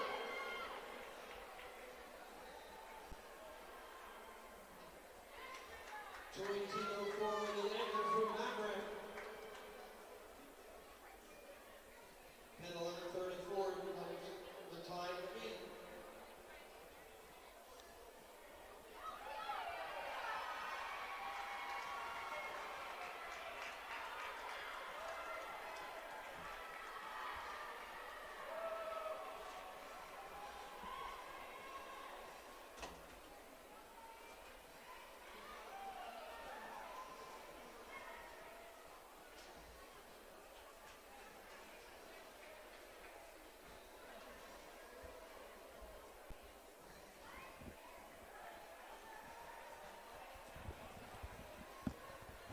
So that was an exciting 10 minutes, 11.34 seconds by Maverick Track Club out of Manchester, Maryland. Section 2 scheduled to run West Orange. They had been lurking in the shadows. It was a battle between Eastwake and Crofton early. Through those first three legs, Crofton led at the anchor, but taking it home at the end, it was all Maverick. They made a very strong move just over 200 meters out. And that'll set the time to be heading into the second and final section of the girls' National Elite 4x8. Giving you a sense of what else to expect on our schedule today. After these 4x8s, we'll have some boys' National Elite 4x8s, and then a couple of hours of 200s.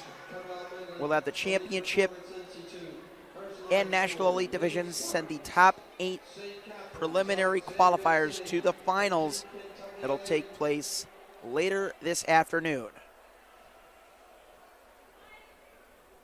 Should have around 3 hours of 200s, I would estimate, between around 9:40 and 12:50. We'll have a little break in between for the national anthem, and then come back for the finals of the 60-meter hurdles and the 60-meter dash featuring the top contestants from the prelims and semifinals in respective divisions over the past 2 days. Sprint medley relays will follow from there. We'll fit in the 800 for the pentathlon when it is suitable to do so. Once they finish their running, jumping, and throwing for their other events. After the SMR, we'll have the championship and national elite mile runs. Sticking with girls, followed by boys. And the 200 finals, and closing it out on day 3 of 3 with the 4x4s, national elite. And of course, we got to bring it home with the championship division once and for all. Our field event should be wrapped up well before then. Our last event of last night, in fact, was not the Bullis Schools 4x2. We still had a couple of high jumpers with attempts remaining, so we stuck around for a couple of extra minutes, but it's likely going to be the 4x4 that's the closing act here. The opening act, the opening relays, this is the 4x8 Lady Spartans Track Club has the early lead. They've got about 20 meters of an advantage. Alexandria City wearing hip number 7 in second place.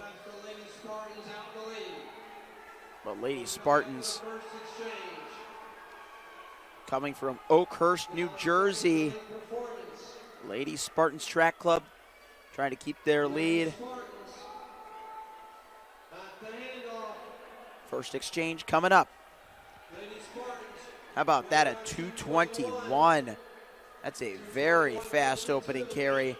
They're on pace to beat the teams from the championship division at that rate. A 10:11 time to beat would require an average split of just outside, just inside, in fact, 2:33. So the upper 2:32s per leg. They're over 10 seconds ahead of that, and we are only one leg in. And once their second leg started taking off, really put a good early injection of pace in. That was a 34-second lap. They're being clawed back just a little bit.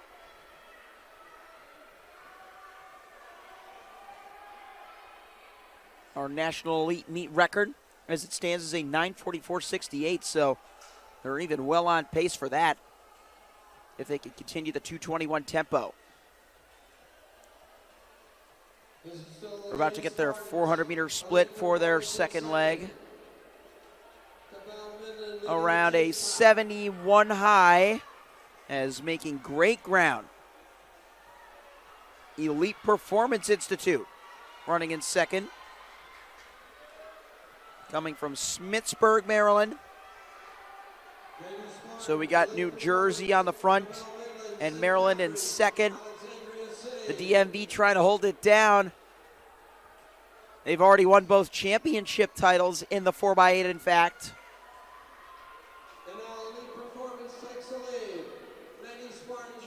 It was Monacan, and then it was Lafayette Club, and now in the lead, it is Elite Performance Institute, wearing hip number 3. They took the lead on lap number 3 of leg number 2. Alexandria City still holding on to third place. They're in a nice battle for that position. But this is going to be a very fast second leg split. We'll have to watch for the halfway clocking, as they're likely going to get home right around meet record pace.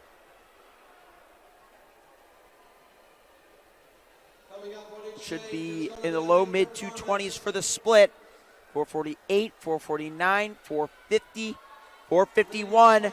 Elite Performance Institute is ahead of meet record pace. They would have needed to be at a 452 to guarantee that 944 finishing average. They put a lot of distance on their chief competition. The early leaders from Lady Spartans out of Oakhurst NJ, who have now formed a 3-way grouping in the battle for second.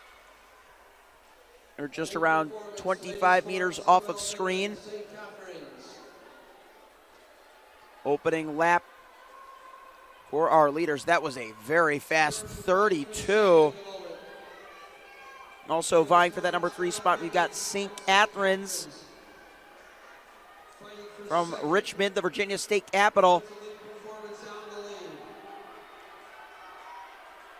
So they in Alexandria City trying to hold it down for the Commonwealth.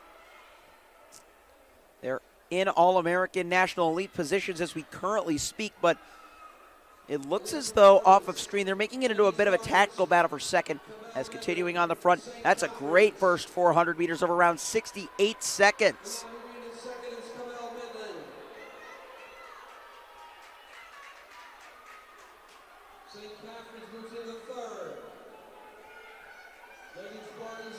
Alexandria City is in second, but Elite Performance is running away.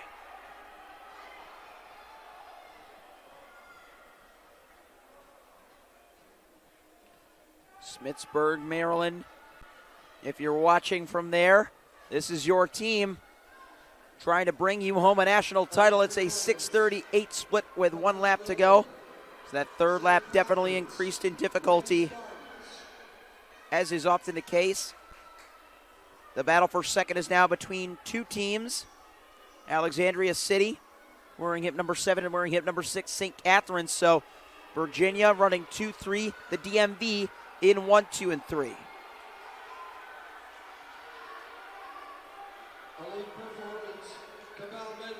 Elite Performance anchor stepping out onto the track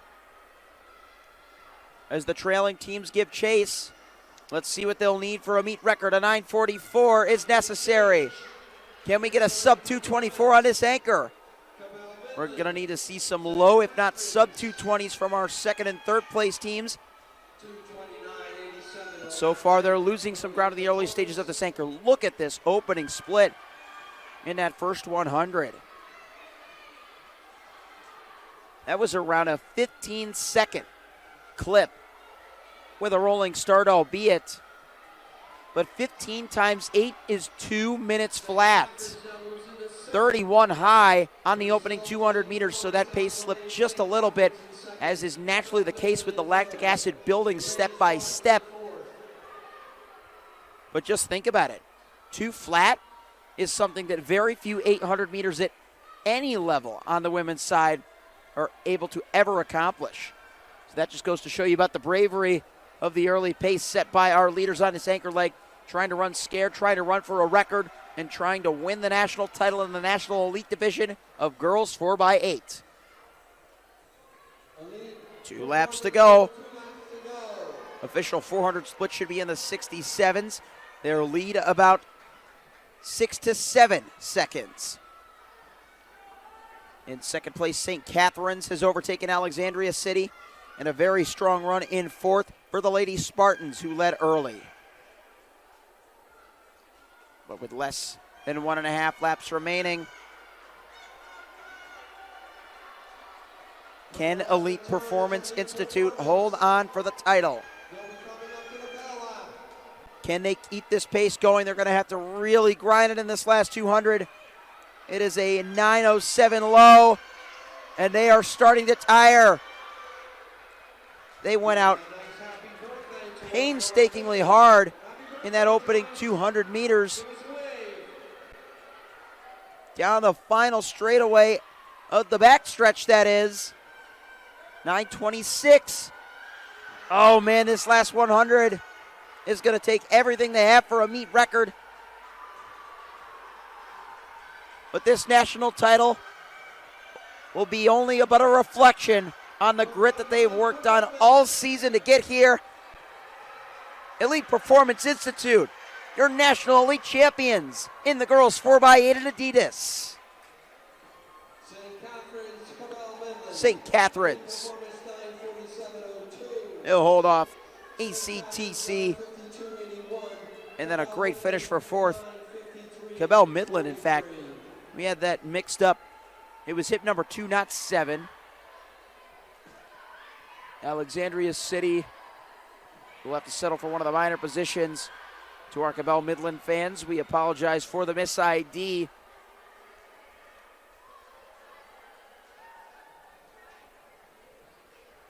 They come from Ona, West Virginia, so the fact that they got up for a bronze in the nation for their division really says something. Coming from one of the smaller states,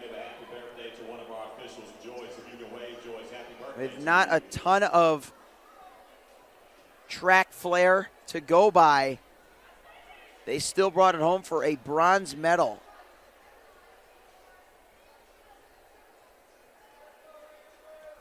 So it was Maryland, Virginia, and then West Virginia.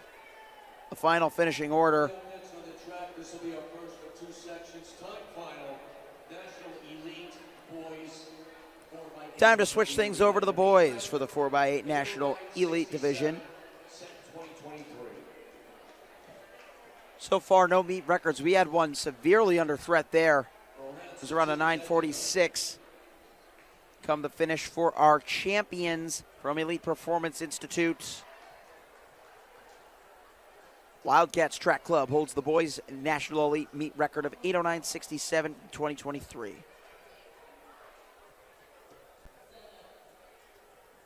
We're going to call them to a quick stand-up here as we get a view once again of the double waterfall. We've yet to really explain how this works, though we've seen it in a few different events thus far. The double waterfall allows teams to get a clean start. Lanes 1, 2, and 3 for the inside guys, and lanes 4, 5, and 6 for the outside guys are the first two bends, and they'll cut in from there. They are moving. Around 13 seconds for our early leaders at the opening 100. Of course, that is naturally going to settle down, but it just goes to show you how important these guys stress getting position early, avoiding all of the congestion and contact that is imminent when you're in the pack. Look who's out there on the front. You got EPI, Elite Performance Institute, leading over the Hive Track Club in the early going. Moving up into the number 2 spot now.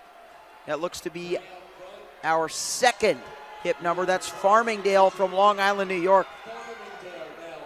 They've got an underrated squad coming from the Empire. Look at it, our 500-meter split. We're still well beneath 2-minute pace. Around 1:13 with a half lap and another to go for our opening legs. Here comes Farmingdale on the outside.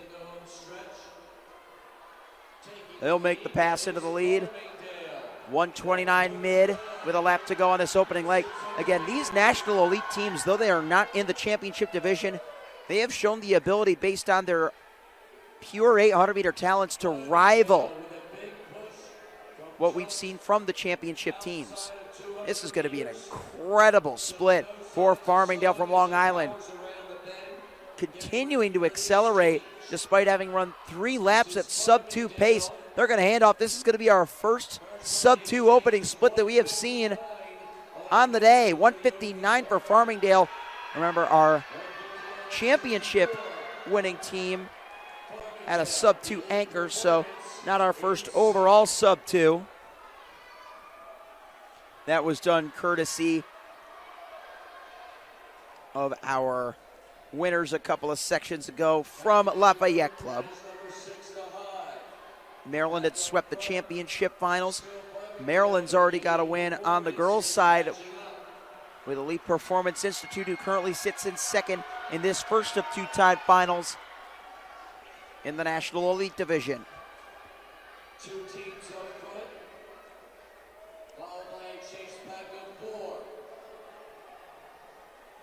Our leaders now going into the bend by the scoreboard. Elite Performance, followed closely by Farmingdale. A great opening run by Farmingdale. That was Del Guercio on their opening leg. Looks like they've got Juncker on, correction, it was Ferraiolo on first leg. It's Del Guercio on second leg. Had to set the order straight as we've got their last names listed on our start lists. Again, Blue Ridge Timing, they got all the live results available so you can get a sense of who's running. It's pretty cool, too, when some relay teams have multiple last names of the same spelling. Typically means you'll have a sibling or two on the same relay. There are some big-time battles going on for 4th place right now. Behind our leaders, Farmingdale, behind our 2nd place team, Elite Performance Institute. We've got 5 teams all scrambling for 3rd. As Farmingdale gets ready to hand over into the 3rd leg.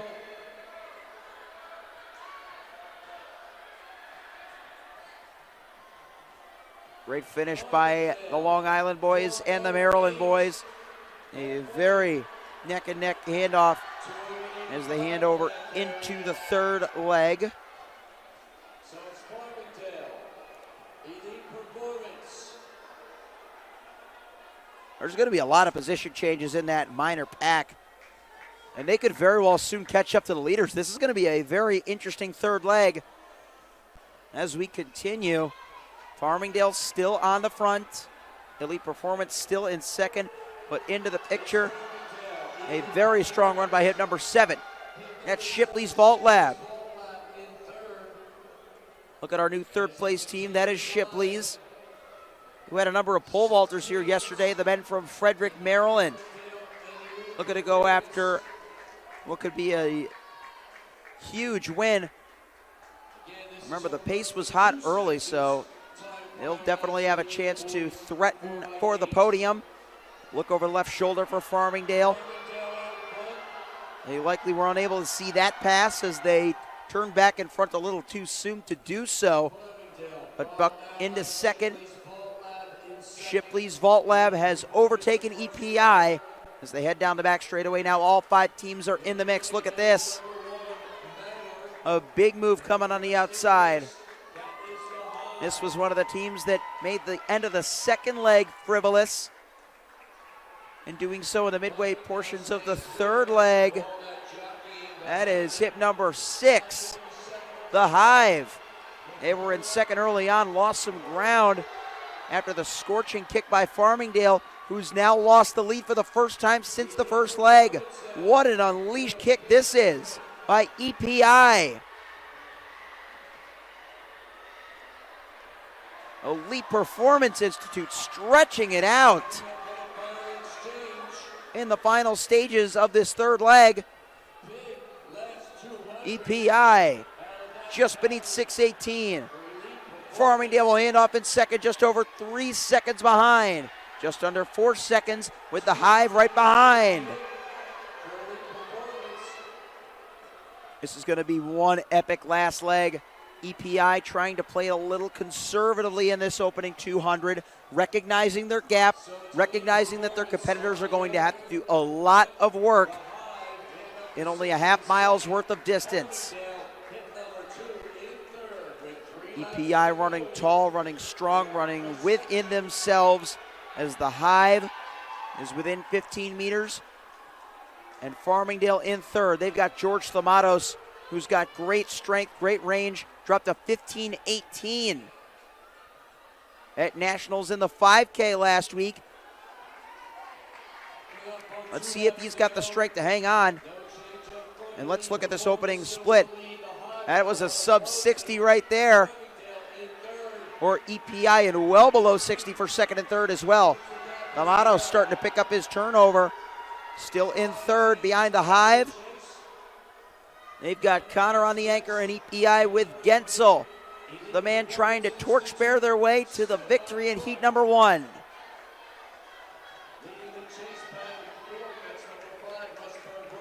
Does he have enough to hold on? We're about to see this 3rd lap. It was a painful 32 high, 33 low. The Hive is in contact. And Farmingdale is in contention as well. Remember, this is only the 1st heat, so they've got to go as fast as possible. Down the final backstretch, here comes the Hive. Can they get by in the final 100 meters? It is Elite Performance Institute. The Hive still pressuring them into the final straightaway. Running out of room, can they get by? Not quite. Elite Performance Institute holds on at the last moment. Farmingdale in 3rd and Springbrook in 4th.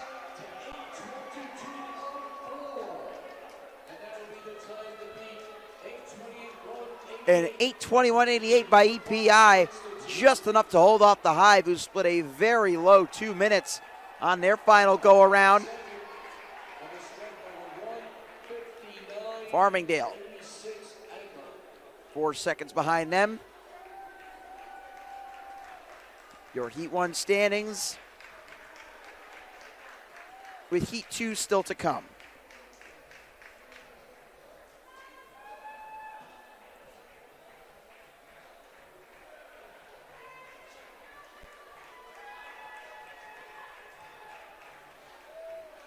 Here comes your final finishing team right there. That was Manor.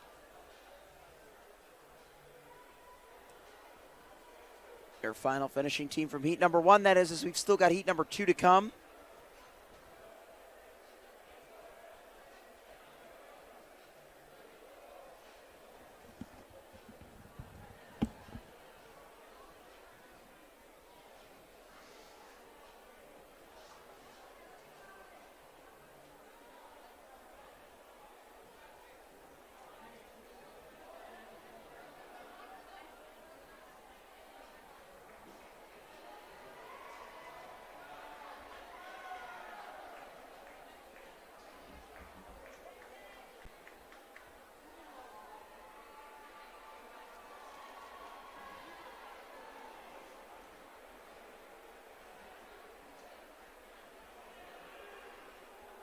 Championship elite boys shot point. Our current leader, Chance Stewart, with the best throw, 58 feet 9.5 inches. Alexander Johnson at 58 feet 4.75 inches.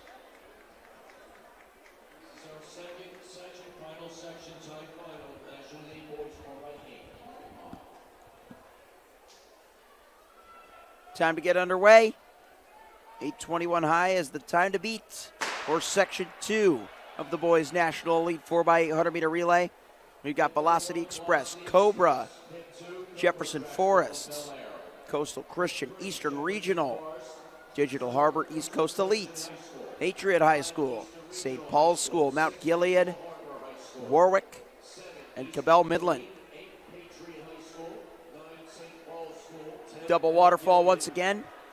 And breaking in early, carrying that baton. A little bit loose and wide, but in a good way as they're trying to stay nice and open with their running in the early stages of this race. That is Mount Gilead coming down from Ohio. Pretty quick opening 300 meters thus far. We're going to get a sense of the clock as we continue.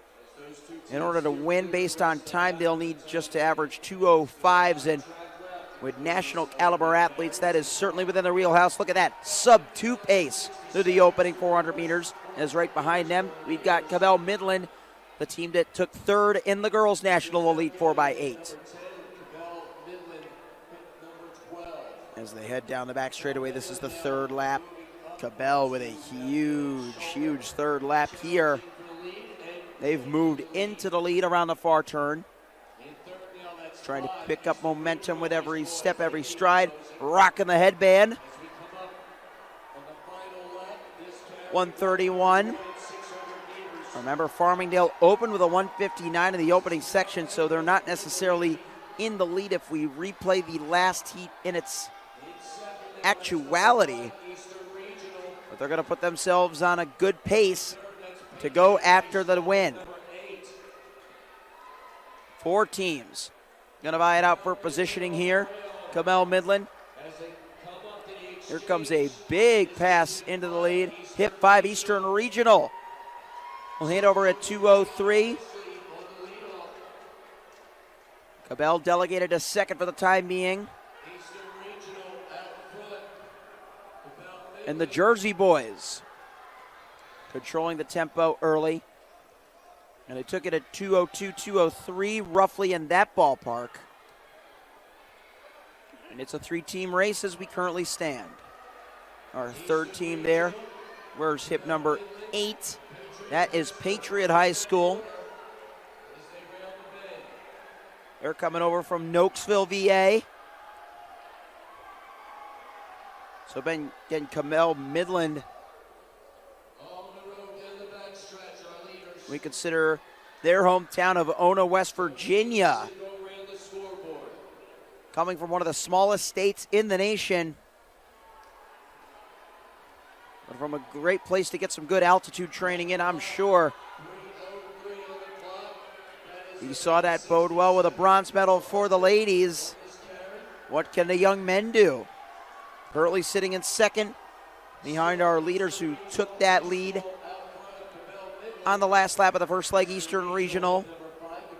These second legs falling a little bit further away from sub-2 per leg pace. Patriot High School. But don't forget about the meet record. He's the regional trying to That's an 8:09.67. 2:02's our opening splits. Would be good enough to achieve that as they've got less than a lap to go on this second leg. Or halfway split. Be indicative of a meet record. What will it show us? And who will take it first? A lot of questions left to be answered. there is space between the two. Eastern Regional The next exchange. will have the inside position, always crucial to have in a tight race, as we've seen on the 4x2s these past couple of nights. Handing over into the third leg, 4:09. So we're going to need to see a couple back-to-back 2 flat splits. And keep in mind, 8:21 isn't going to take a jog to beat. You'll need some 2:06s right around those second leg rough splits in order to beat that. Can they get it done? Elite Performance Institute has the lead as we currently stand. Jefferson Forest making up some big ground on this third leg. We'll see if they can get into the mix. Our earliest leaders from Mount Gilead still holding out of the number 3 spot with Forest in 4th. If they come into picture, look out for them in bright scarlet red, but in varying shades of white. We've got Cabell Midland and Eastern Regional. The positions have flip-flopped since we last assessed. But either way, they are both still right in contention. This is yet another mano-a-mano, will against will type of race where the third legs will try and leave it up to a kick to try and position their anchors as best as they can. But they've got to be careful because look who's right there. What a third leg by Mount Gilead.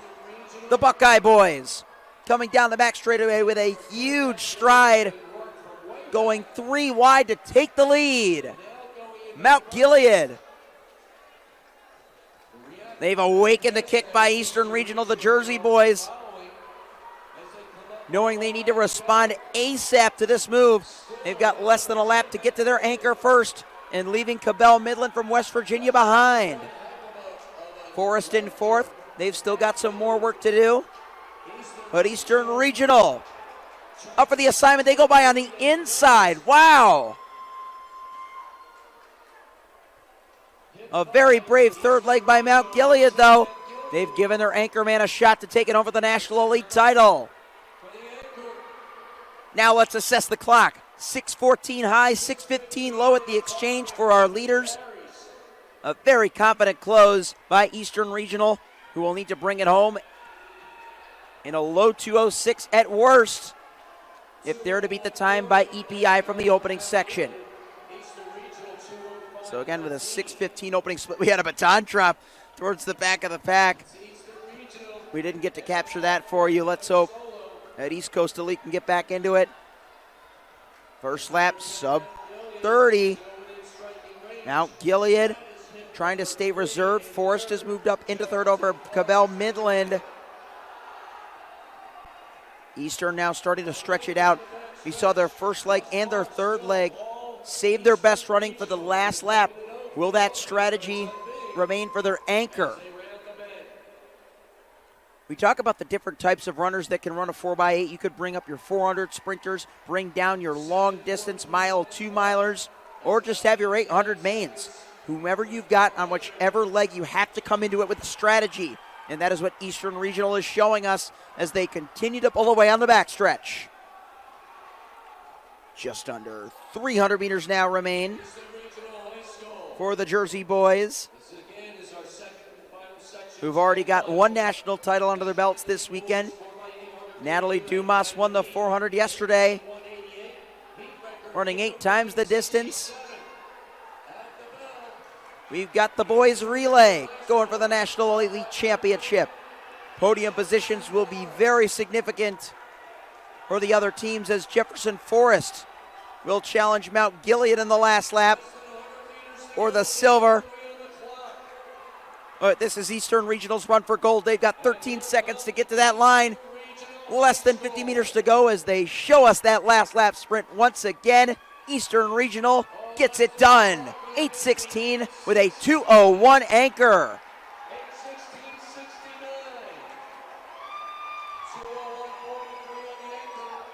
8:16.69. Mount Gilead holds on for second.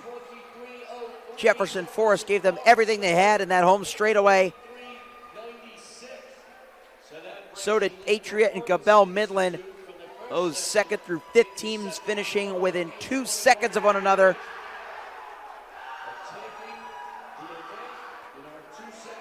Midland is thrilled that they'll be All-Americans just like their girls were, but how about the win?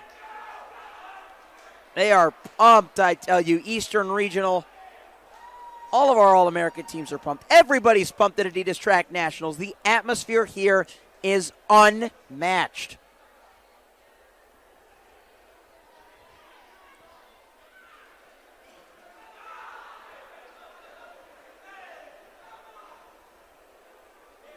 So what's next, you might ask? Well, one of the most important events of the day. We've got to find out who will be taking part in the championship 200-meter finals. And how do we do that? Well, with some prelims. We'll have 6 heats of the girls' 200 meters for you. Coming up next on the track for the championship division. They're calling them out for heat number 1 as we speak. The 200-meter dash, an entirely laned race indoors and out, of course. The difference is indoors it is a full lap, whereas outdoors it is half a lap. We've already seen quite a few age group meet records, and this event was part of a freshman triple achieved by Ohio freshman superstar Allie Brediger, who already held Abby Steiner's former freshman record. She tied it in the 60, in fact, and she holds the 24:59 fastest time in Ohio, so that's just part of what we've seen. We saw Amani Moore in the middle school division go 24:73. I mean, that was show-stopping if I had a word to describe it. But that was yesterday. That's old news at this point. The championship division will be all determined by time. Top 8 will advance to a 2-heat final once we return for those finals around the 4 p.m. hour once again. First heat, we'll have Janae Pegram of Durham Striders in 3. Sanaya Dupree running unattached in 4. Lauren Robertson running unattached in 5. And Kendall Smith of Grays Creek on the outside in 6.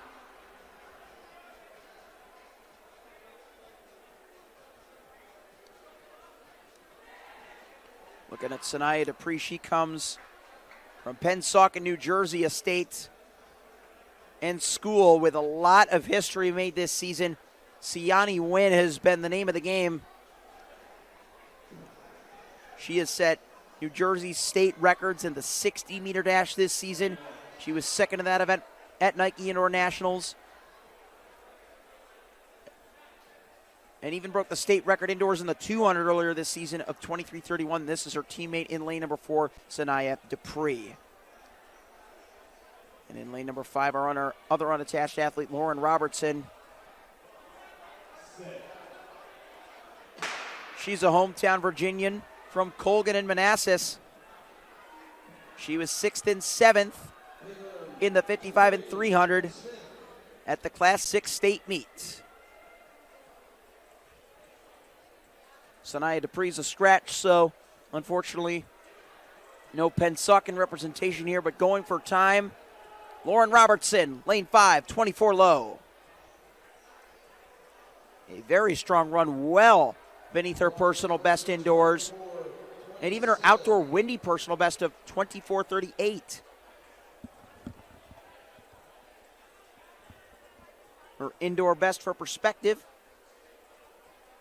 was a 24.95 coming in, and she drops that by nearly 3/4 of a second. Heat number 2. Then 5 is Tiffany Garrett, East Coast Invite champion. Lane 6, Evelyn Anuga, Virginia Regional number 2 in the 300. Up next, it's heat number 2 of the girls' 200-meter dash preliminaries, all based on time, so no official bubble yet. With these 6 heats, I'd imagine a good number of them will be able to secure a second run later in the day. Well, then again, not all of them can, so everybody's got to run their best. Lane 3 looks to be vacant. Lane 4 looks to be vacant, leaving only lanes 5 and 6 filled by Tiffany Garrett. Excuse me. Is it Tiffany Garrett?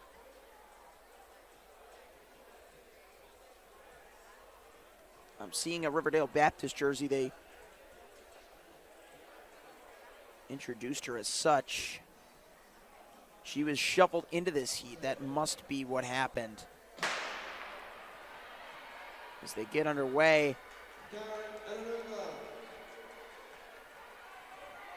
Garrett racing against Evelyn Onunga, and yes, they have updated the heat sheets and can confirm that it is Tiffany Garrett, TG, out front. TG could stand for Tiffany Garrett or perhaps Top Gear, as that's what she's in right now, coming to the line. Could have been 25 flat thereabouts. Let's see just how fast it ultimately was, a 25.29. She'll be taking part in the 60-meter final already, and she just hit a big indoor personal best of 23 hundredths of a second to potentially send herself to another final. Well done, Tiffany Garrett. Number 3, in lane 3, Zoe Eastman Grossell, unattached. In lane 4, Danielle Perez, rings the lead. Lane 5, Anya Bronson, North Carolina flight. Time to beat heat number 3 as we shift gears. It looks like our initial start list is fully accurate this time. Lane number 3, we've got Zoe Eastman Grossell. Lane 4, Danielle Perez of Rams Elite. Anya Bronson of North Carolina Flight Club is in 5. And Violet Hewitt of Leander Spartans Track Club is in 6. All 4 of these ladies have run at least once this weekend, so how will they respond with a little bit of fatigue in their legs? Can they use it to their advantage, perhaps? Using their initial runs as a potential warm-up.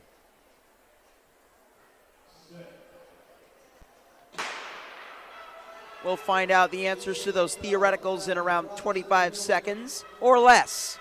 What a start by Anya Bronson of the North Carolina Flight Club.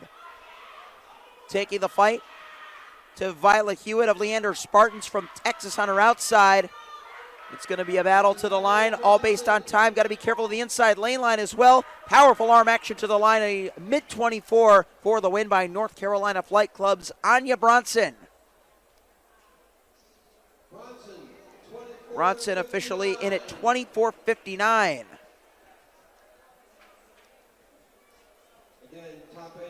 Big win by Bronson, the senior from Cape Fear out of Fayetteville. She is also going to be competing in the finals for the 60. She was the fastest qualifier in 7:53 for a PR, and she just ran her first sub-25 of the season. You've seen her go 24.35 for outdoor 4th at Adidas, and even 24.50 for 2nd last year, the reigning runner-up. All but certainly going to guarantee her spot in the final as we move forward.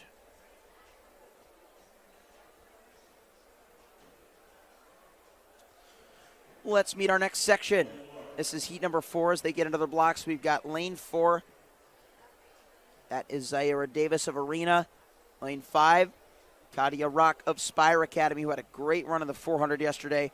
Rock was demoted to 2nd from her finish last year of 1st, but 54.66 for a huge personal best. She's got to be feeling a little bit tired, you would suspect.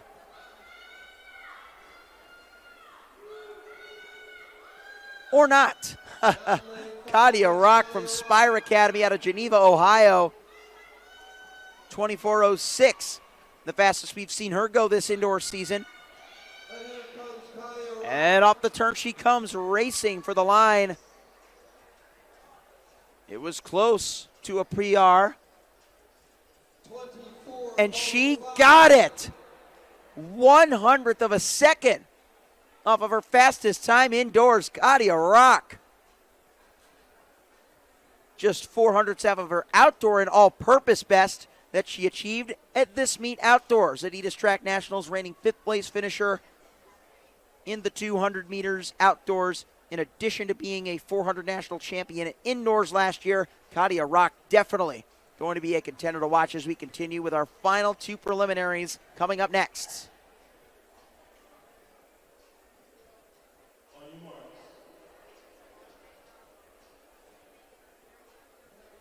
Number 5, Kana Atamu, Alicia Avery, Camille Brown.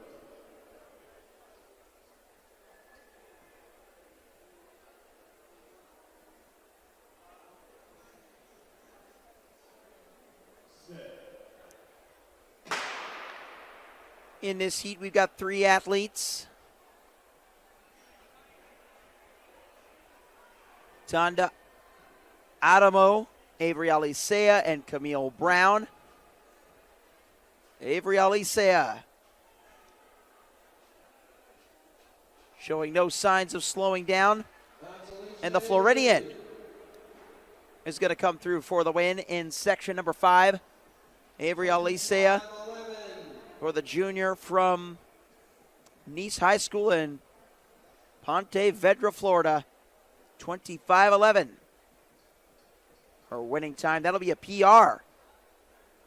Down from her 25:19. That was good enough to place her 12th at indoor states this year. She even tied that outdoors in an early season meet at the Embry-Riddle Eagle Invitational. So 25:11 breaks both those PRs in one race. Huge, huge result for Avery Alisea to set us up for the final section. Hoping to be in that top 8 combined standings. I am not seeing any additional athletes out there, though, so that might as well have been the final section. We'll see who ultimately slots in for the finals once Blue Ridge Timing loads all of them in. And we'll return for the boys' championship prelims of the 200-meter dash in just a couple short minutes. Stick with us on FloTrack and Mile Splits.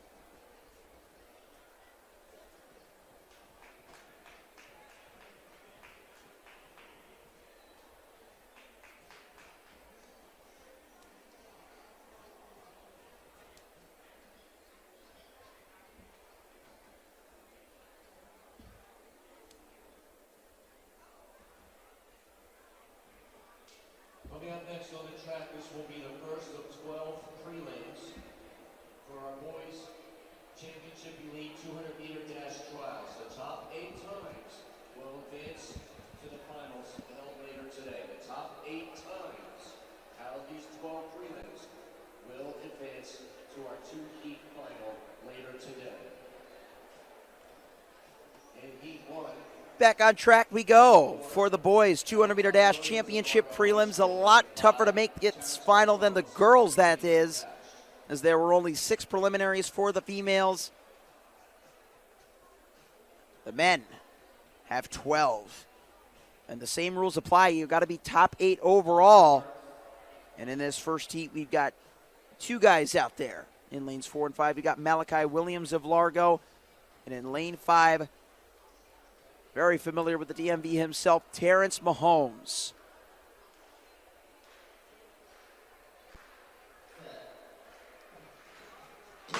Running 1 lap around the track, a good start by Mahomes, who ran both the prelims and the semis of the 60 already. Malachi Williams, though, putting some pressure on him on his inside. This is going to be a great race around the far bend. Williams will have a slight lead off the turn, but Mahomes with the superior downgrade is going to challenge him. Malachi Williams holds on in a high 21. Second clocking, crossing the line in 21:52. Mahomes right behind in 21:71. Hey, that is not a bad time to finish second, and Terrence will have to hope that he was good enough to make the final, as he was one spot away from the 60-meter final. Number 2, lane 2, Marcel Frazier. Lane 5, Eli Klein. Lane 6, Reed Frink. Going to be filling up the lanes just a little bit more in this next section. The meet record in this event, 21:16, set in 2021. 21:16, our meet record. Lanes 2, 5, and 6, so not necessarily a full track, but we've got 3 lanes occupied. Still will not have a bubble time after this heat. 21:71 currently the slowest finishing time that we have. So we'll try and keep watch on that as we go. In lane 2, we got Corzel Frazier of Hampton. In lane 5, the unattached Eli Klein and Reed Frink of North Brunswick takes lane number 6.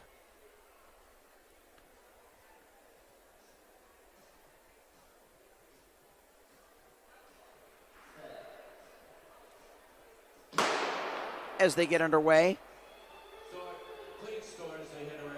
Klein had a tough time staying in his lane.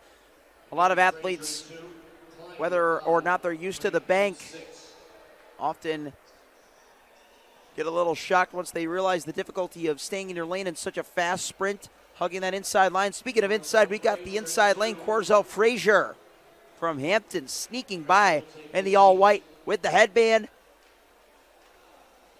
You'll get an A for style points and get the win in 22:55, overtaking both Klein and Frink in the last 100 meters on the stagger. Very nice run. But as we observe, let's expand upon that a little bit. I've gotten to talk to a number of athletes this season, both foreign and domestic, that are new to indoor track, and especially running on a bank. Let's say it might not be their first experience with an indoor track, but their home track is a gym surface floor in which you can't even wear spikes, let alone expect to run on a bank. When you test that bank for the first time and you get an outside lane, you're so used to, because of those tough surface tracks, leaning so egregiously into those turns that when you do it on a bank track, you might lean a little too far and step on the inside of your lane line. There was no lane violation for Eli Klein, but that was the struggle that we saw up the early start of the race. He rallied very nicely to stay close with the top contenders, but again, look out for that challenge as our guys continue, realizing that the bank is there for a reason. To do that work for you is all part of the learning process. We've got lanes 3, 4, 5, and 6. Johnny Askew, Prince Thompson, Sir Paul Cheeks, and Jordan Gross. Plenty of familiar names, all back in the 2.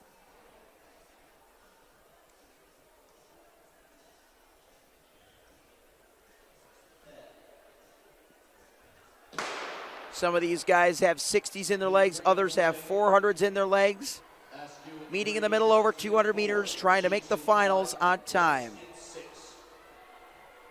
The bubble time will be formed after the conclusion of this section, as coming off the turn in the lead in lane number 5, Sir Paul Cheeks at the line. He's going to be very closely challenged by Jordan Gross of Butler, who won his 60-meter semi yesterday.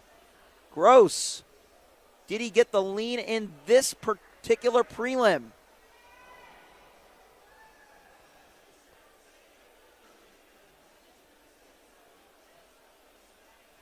No big cues, but Jordan Gross, 21:57. He got it by 100th over Sir Paul Cheeks.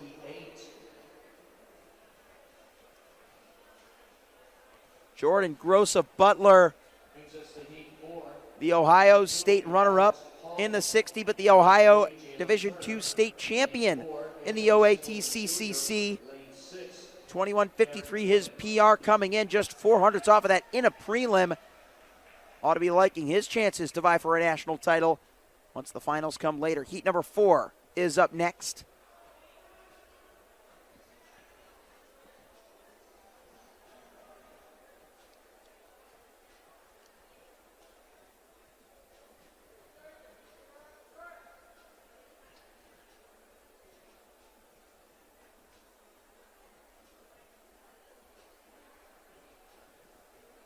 On your mark.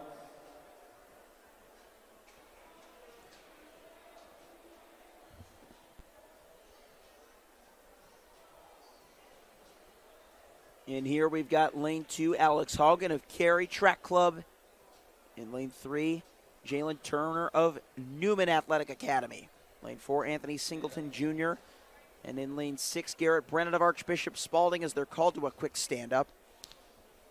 This is the first stand-up call we've had today. Sometimes if we see that an athlete may have unsettled blocks, as we see them removing the blocks for our man in lane number 2, he's going to get a new pair of blocks. That is Alex Hogan of Cary. He felt something unsteady and asked for a new pair. The officials promptly provided him one, and he will have a chance to go again.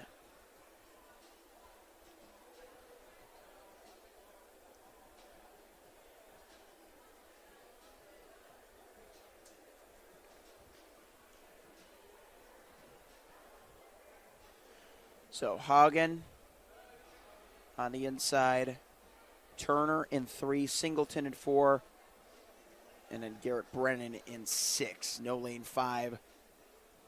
So a lot to give here. On your mark. All about that time.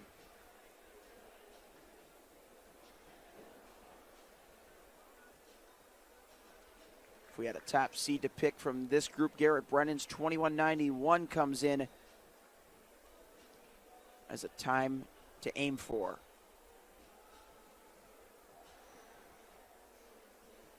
Got to be in the top 8 overall to advance to the finals this afternoon. I'd say sub 22 is a pretty safe bet. We've already had a good number of guys do that, around a handful, as they stay in their lanes. To Ben Stagger running one lap. Brennan running a lane blind on his outside. And it'll be a lane 6 win for Garrett Brennan of Archbishop Spalding. He comes across the line very swiftly. Let's see if he got his PR. 21:98, just missing it. Around a half-second win, though, over Jalen Turner in second.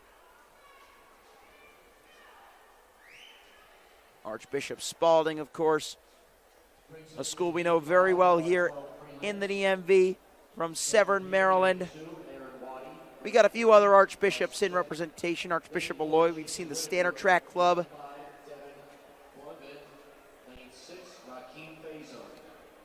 As of right now, it's all about Spalding. As far as the latest heat goes, we're going to move on to heat number 5 next. Heat 5 of 12, moving on up. We will have lanes 2 through 6 filled this time, so a perfect attendance rating. It'll be Aaron Waddy on the inside in lane number 2. Bryce Smith of Western Branch in lane number 3. Jason Whitaker of DC International School in 4.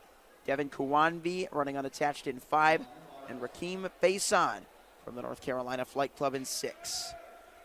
Devin Kuwanvi, an athlete we've gotten to see a number of times. The sophomore coming up from Hewitt-Trussville in Alabama.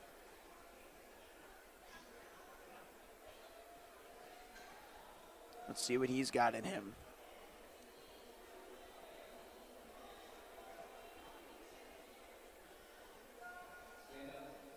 Another stand-up call here. Kuwanbi examining what he's done over the 200 meters. He ran 21:68 at the Homewood Invitational just 9 days ago.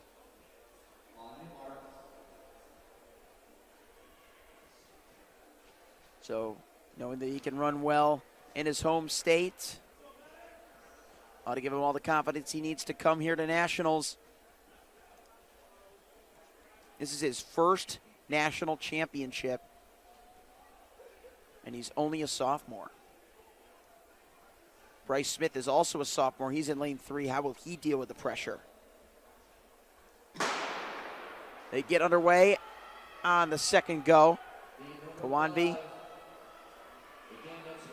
making up some decent ground, but his fellow sophomore Bryce Smith, the man whom we mentioned only by name, grade, and affiliation, wants to make himself part of the conversation. Here he comes on the inside, but here comes the late strength of Devin Kawanvi. He will surge ahead, shushing the crowd for the win.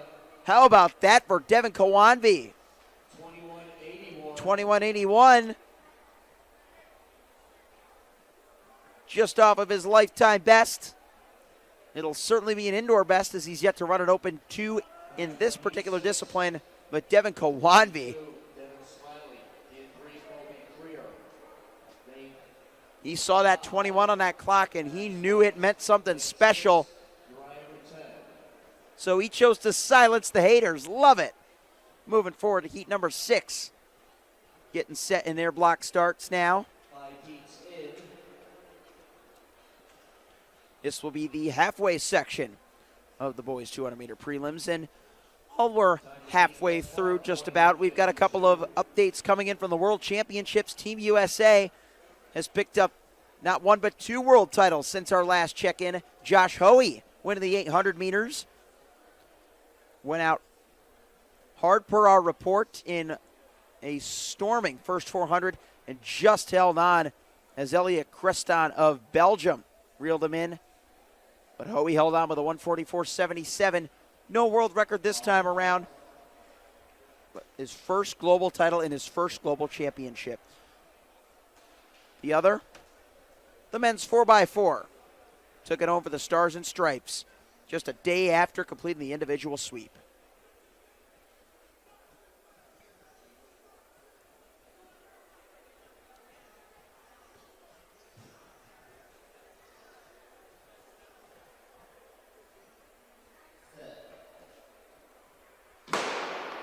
In lanes 2, 3, 5, and 6, Devin Smiley, Colby Creer, Maddox White, and Erla Rutan. Smiley making up some ground from Turner Ashby on the extreme inside.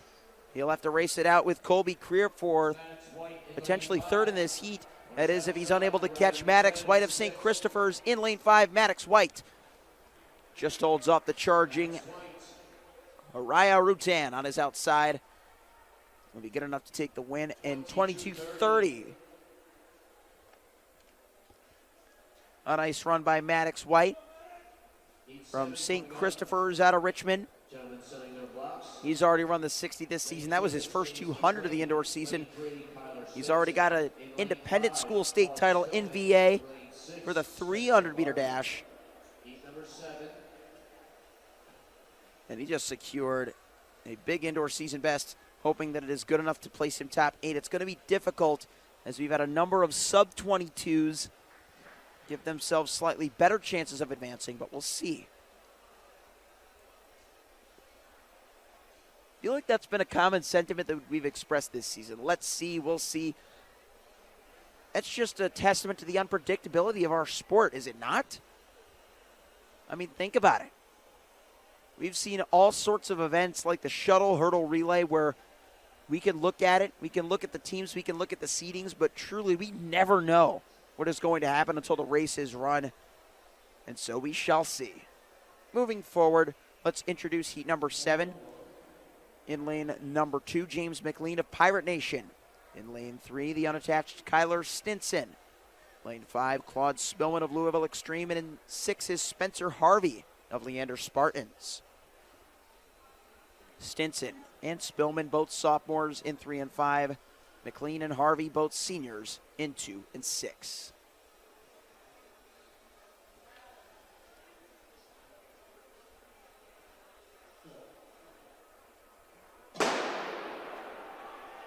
Here we go. Sub-22 ought to be the goal here. To get to that line as quick as possible. Rounding the far bend. Claude Spillman makes up the ground. Does he have enough to get to the line? It's close, very close. He was challenged every step of the way. Look at that, 2170 to 2171. As Harvey comes across in second. A great run by Spencer on the outside. The Texan with a phenomenal close. He and his 4x2 ran very well last night in the race with the Bullis School. And Harvey is in an interesting situation because Terrence Mahomes from the opening heat already clocked to 2171. And so he'll have to hope that his decimal down to the 1,000th was faster in case those two come in conflict for a spot in the top 8. Just 5 heats remaining, 8, 9, 10, 11, and 12.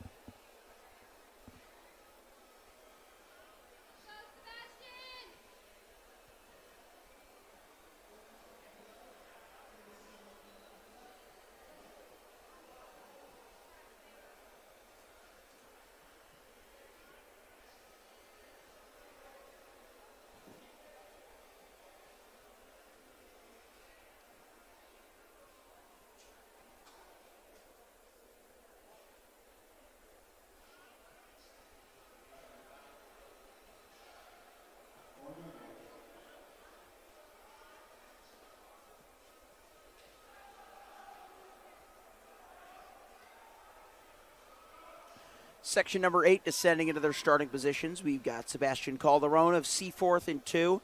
Josiah Jackson running unattached in 3. Amari Gow of the Speed Team in 4. And in lane number 6 is Dominic Harper of the Carolina Trackhawks. Harper in the overall competition is the top seed. Look out for him in all white. He has run very fast this season. The senior from Garner, North Carolina, 21-24 in his prelim at New Balance just last week. And around the far turn, he has a big lead on the stagger. Dominic Harper powering down the straightaway. Low 21 once again in his prelim at Adidas. How fast was it? Looking at the clock, Dominic Harper, 21:36. And he looked like he had plenty more left to give. We've seen him set PRs over the 300 as well. He took second at the North Carolina State meet in that distance, and he has set the tone here at the prelims of the 300. Dominic Harper, the future University of Houston Cougar, will certainly factor once he reaches the final. The ultimate question is who's going to join him, of course. If we look at our early scored heats, so far on Blue Ridge Timing, our first 5 sections have been scored, and our 8th fastest time was Bryce Smith's 22:46. There have been a number of times that have eclipsed that since, though, and so we'll have to see if anybody else can join him. We've had 3 heats take place since, and a number of sub-22s, including in that heat, so we will continue to update you on the status moving forward. Boys Championship 200-meter prelims rolling along.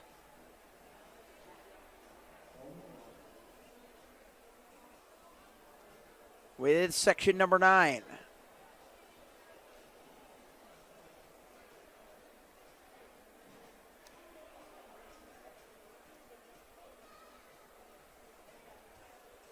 Lane 3. We had Mackay Foster on schedule.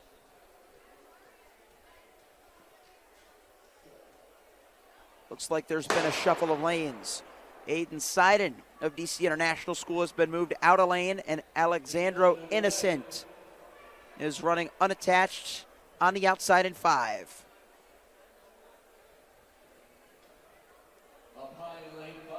Alexandro Innocent will take the win in this section as he comes down the straightaway. Going for time, it'll be in the high 22s, so not going to make the final as far as that is concerned, but navigating a pretty thin race. Not much competition to push him other than Seiden himself. 22:87 and a win in his heat ought to be all that Innocent could ask for. Great job by Alexandro.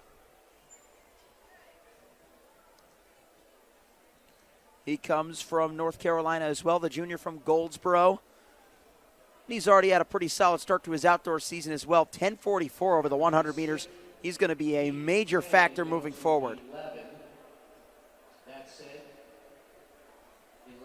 Next up, we move forward to heat number 10. Looks like they have skipped heat number 10. This will be heat number 11, as the 10th heat was only scheduled to run Josiah Moon, and he did not show.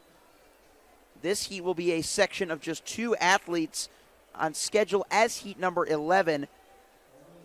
Though it is only our 10th race, we're going to call heat 11.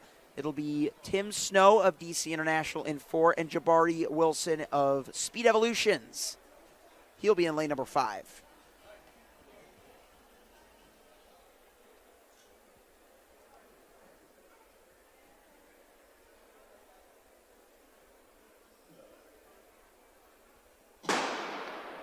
Let's see how fast they can go. Speed and time are of the essence. Wilson, our top seed in this heat at 22:15. Snow with some catching to do as they head around the far bend. Jabari Wilson will take the win this time around, rocking that white armband on the left sleeve. Sprinting through. Should be in the 22s here. 22:90 for Jabari Wilson. And 24:36, a little PR in second for Tim Snow as he came in seated at 24:74. Lane 2 will be Brenton Baker. Lane 4, Noah Hospitals. Lane 5, Carson Edwards. We got some real players to watch in this 12th preliminary section. This is our final heat, so our final chance to make the finals as of right now through our scored sections. Still only the first 5 accounted for in Blue Ridge timing, so we don't have an official bubble time for you. But we do have an official start list for you, and on the line we've got Brenton Baker running in lane number 2, the North Carolina A&T commit, 2-time New York high jump state champion, took 3rd at nationals just last night. Lane number 4, Noah Hospitalis from Acceleration Nation, rocking that bright orange. Acceleration Nation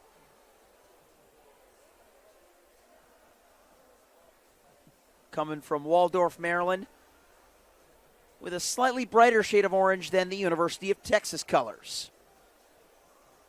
Shout out to all of our FloTrack fans back home in Austin, Texas. And in lane number 5, we've got the champion of the District of Columbia, Carson Edwards of the Field School. He will certainly be a factor in this race, as we've seen, making the 60-meter finals, wants to make the 200 finals.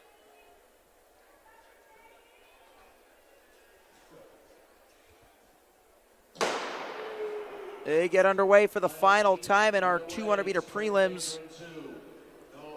Baker making up some great ground. The Panther from Sweet Home out of the Buffalo area. But Carson Edwards will lead coming around the far turn, staying in their lanes the whole way around. Edwards, great form, great execution. Upper 21 for Carson. And Noah Hospitalis will hold on for second of the heat. 21:82 for Carson Edwards, the final winning time of the 200-meter championship prelims. Carson Edwards assessing that in comparison to his previous indoor best. That is a season best for the senior from Field. Just a few tenths off of his 21:56 indoor best, an all-purpose outdoor PB of 21:48. See if he has a chance to increase his time in the finals or take the win in the 60. We're going to be on pause for a minute in between now and then, though, as we've got around 14 minutes between now and the next event, the 200-meter girls national elite preliminaries. We have got a lot of laps coming your way. 27 when we return in just a few minutes from Adidas Track Nationals.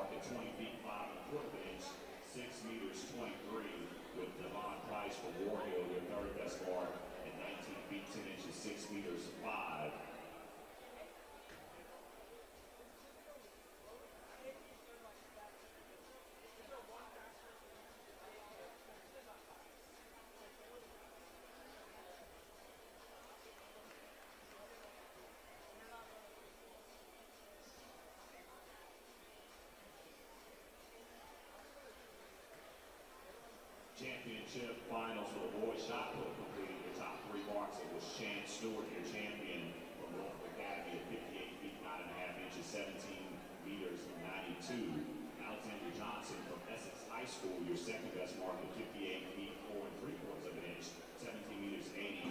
With Aiden Cho completing and attached your third best mark, 56 feet 6.5 inches, 17 meters 24.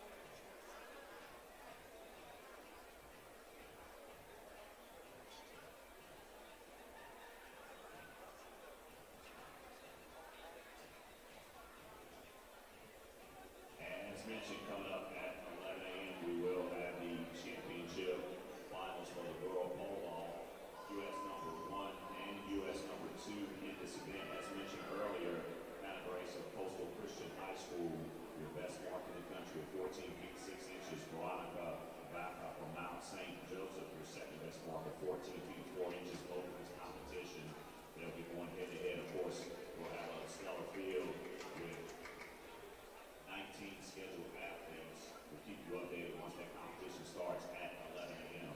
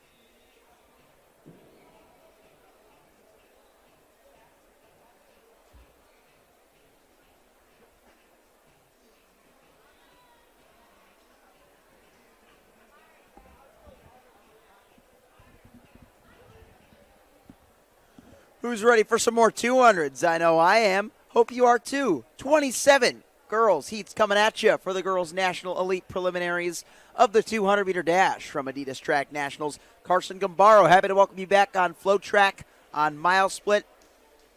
We're so happy to have you here with us this fine morning. Sunday, day 3 of 3.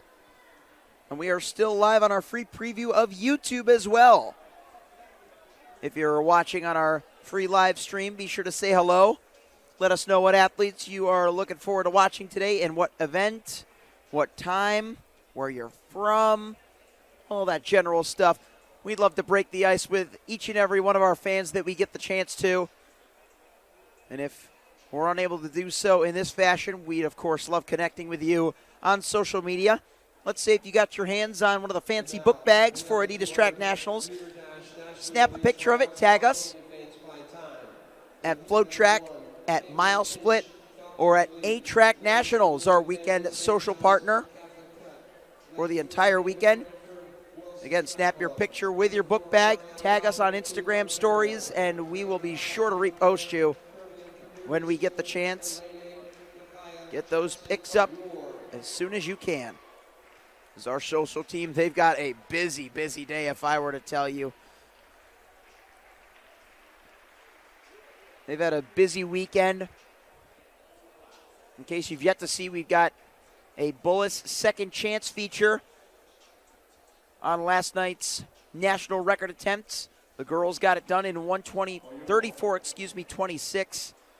in the 4x2, and the boys just missed it at 124.66. U.S. number 2 all time. 3 in terms of overall performance.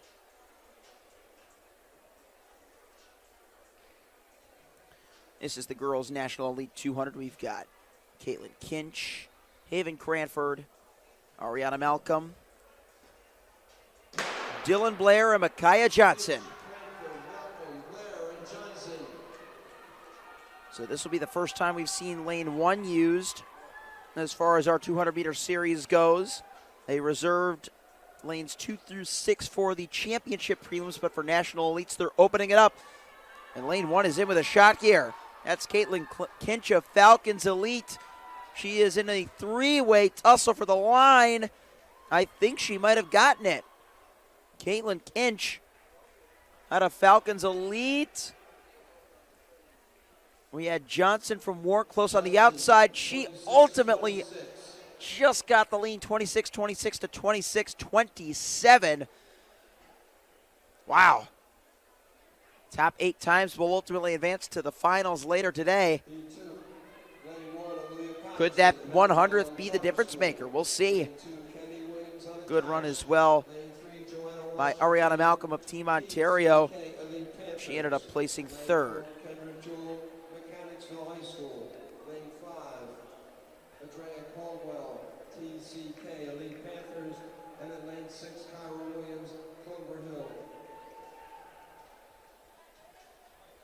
Currently underway championship finals for the girls shot put. Your best mark held by Leslie Burton so far. Top speed track club, 36 feet, 10 and a half inches, 11 meters, 24. Megan Ewers college prep, second best mark, 36 feet, 9 and a half, 11 meters, 22. With Leah Williams from Manor, your third best mark at 36 feet, 9 and a quarter inches, 11 meters, 21.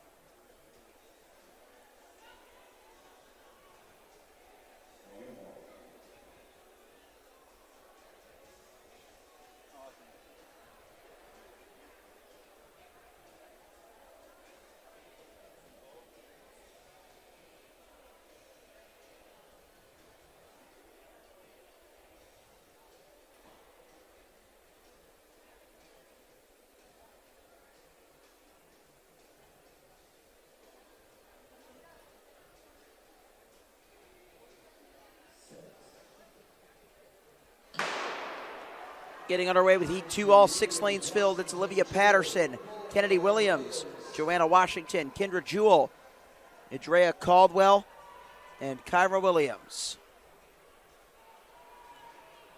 Man, lane 1 is really running fast today. Olivia Patterson of Mountain Island Charter is in the mix as she comes off the turn with only Kyra Williams to challenge her for the win. Williams of Clover Hill gets the dub in lane number 6, heat number 2. 25-64, taking the lead in the overall preliminary standings.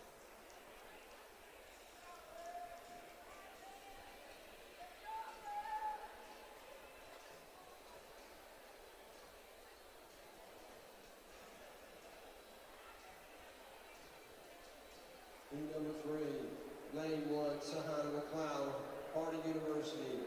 Lane 3, Cadence Walters, Apex. Lane 5, Sydney Watson, unattached. Lane 6, Layla Hawkins, Courageous.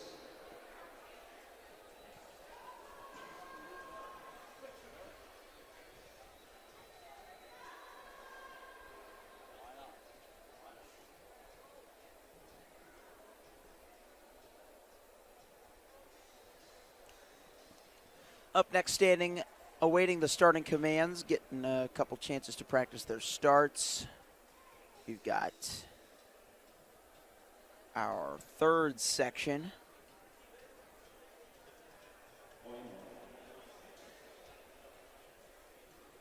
In lane 1, Sahana McLeod of Harding University. In lane 3, Cadence Waters of Apex. In lane 4, Anisha Hall of Track 757. She looks to be a scratch. Sydney Watson running unattached is in 5, and Layla Hawkins of Courageous on the outside in 6. Heat number 3 is underway of the girls' 200-meter dash, National Elite Prelims. So far, 25:64, the fastest time that we've seen. That was by Ira Williams in the previous heats.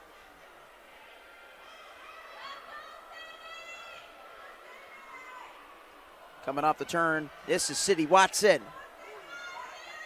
She will cruise through for the victory. Watson home in another 25. Sydney Watson, 25:68. 25:68 for Sydney Watson. Just 400ths away from the time that we saw to win heat number 2 by the aforementioned Kyra Williams of Clover Hill. Heat number 4. Basira Mobley of Smithfield. Watson coming over from St. Charles High School in Waldorf, Maryland. She was just 1,400ths away from her indoor personal best of 25:54 there at the International Showcase in New York at Ocean Breeze. She's run as quickly as 25:57 as well outdoors, so can she drop a potential another 25.5 or lower if she gets the chance to run in the finals? Who else will give themselves a chance to run in the finals? We've got still 24 heats left. This is section 4 of 27.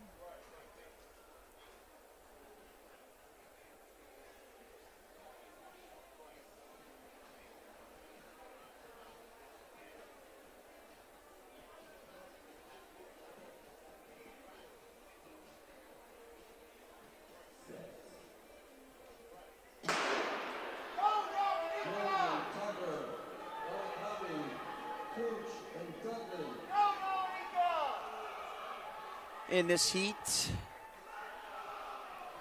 section 4, Tucker, Ross, Onakanmi, Cooch, and Dudley. The outside 3 showing strongest as they come to the line. A late surge out of lane 5 by Dominika Cooch will take the win in section number 4. Dominika Cooch coming up from Sevier County High School out of Sevierville, Tennessee. A very strong meet showing for her as she will win it in 26:19. She ran this event at indoor states, placing 9th in the volunteer state. Dominika Cooch, your latest winner.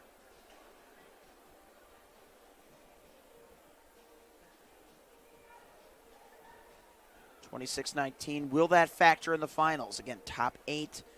Doesn't matter what heat you're in.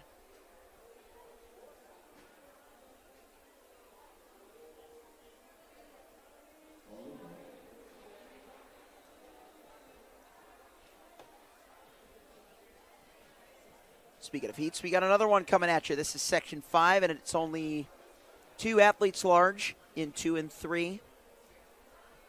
Lauren Edwards of Arena in 2, and Lily Metcalf running unattached in 3.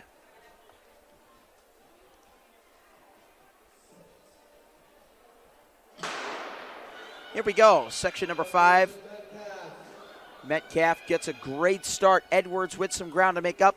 Let's see if she's got the finish in the back half of the race, but as of right now, Metcalf looking uncatchable. Lily Metcalf coming around the far turn. Her supporters cheering her on from the stands. Metcalf threw in a high 26. A great run for Lily. A senior from Lafayette out of Lexington, Kentucky. With a huge surge. 26.64, just a few tenths off of her indoor personal record of 26.33. She beats her outdoor best by a large margin. And that'll be her second fastest 200 meters ever run. Good job, Lily. Who is up next, you might ask? Heat number 6 of the girls' national elite 200 meters. We're expected to continue with this grouping until 11:50. It's very likely that we'll finish our 27 heats before 66 minutes from now, I'd imagine. So by all means, if you've got time either in between heats or in between divisions, be sure to grab a beverage, grab a snack, or maybe do a few push-ups while you're watching our broadcast of the Adidas Indoor Nationals 2025. Moving on to heat number 6 of the girls' national elite prelims.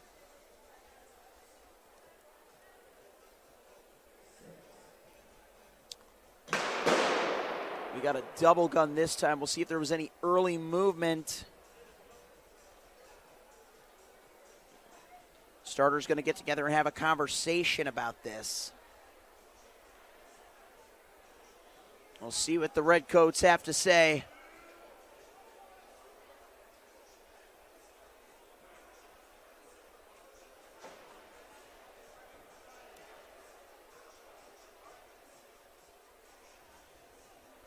I see a yellow card in hand. I see a red card in the other hand. Which will it be? Starter walking to lane number 2, showing the yellow card. So we should be good to go. That was Erin Stewart of St. Paul's School. Official having one final word with her, allowing her to continue. Big break for the senior. And the rest of the field will get to go. Let's meet them. Tanea Watson of CMIT in 1. Stewart, the yellow card recipient, in 2. Lane 4, Justina Gray from M-City Speed. Yet another component of that storming 4x2 that we saw a couple of nights ago. Earlier this season, in fact, they've focused more on individual efforts, the team from Middletown, New York. This weekend, that is, but they've really put together some great times in the sprints. Ruth McGee of Centerville, Ohio is in 5, and Riley Fisher, running unattached, is on the outside in 6.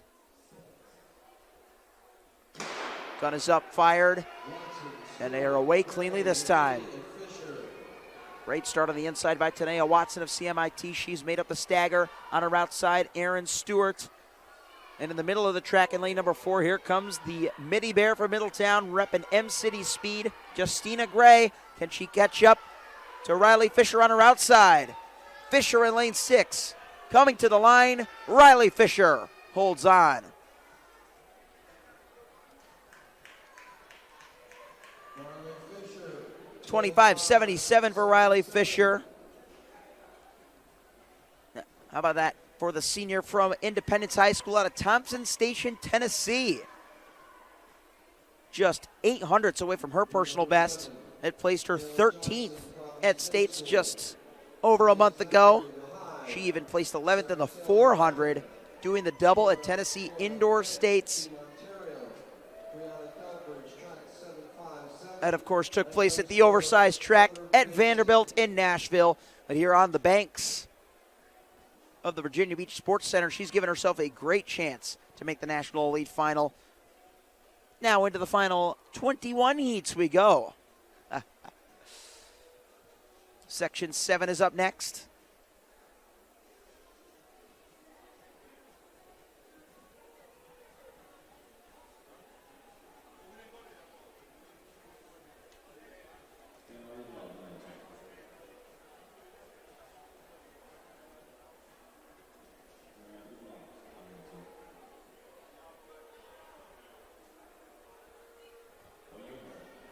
All 6 lanes filled here. It is Ayla Johnson in 1. Ayeja Zachary in 2. Sarah Taylor in 3. Kara Doyle-Bent in 4. Brianna Delbridge in 5. And Gracie Miller in 6.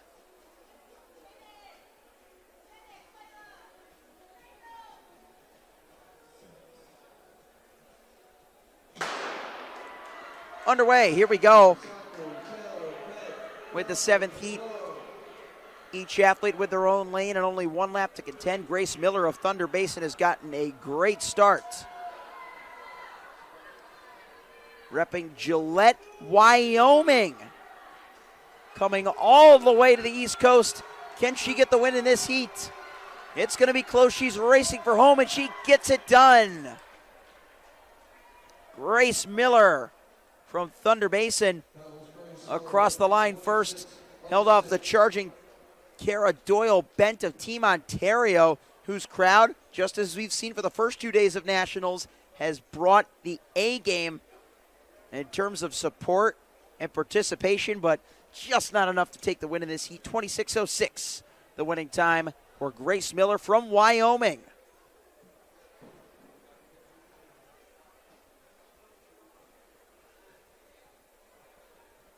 Number 8, Sophia Herrera, St. Paul's.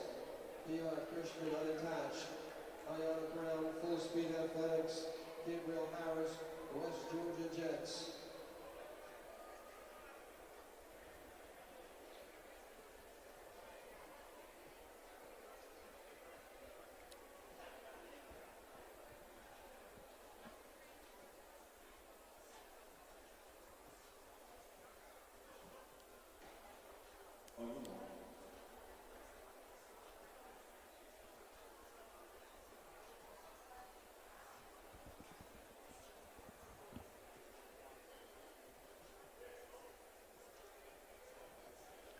Section number 8 is ready to go.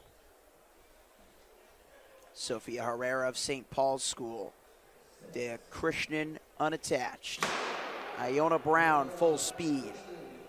Deona Gaines Scarborough, Bull City Express. She's a vacancy in 5. And Gabrielle Harris of West Georgia Jets is on the outside in 6. Lane 6 has been the golden lane rather recently.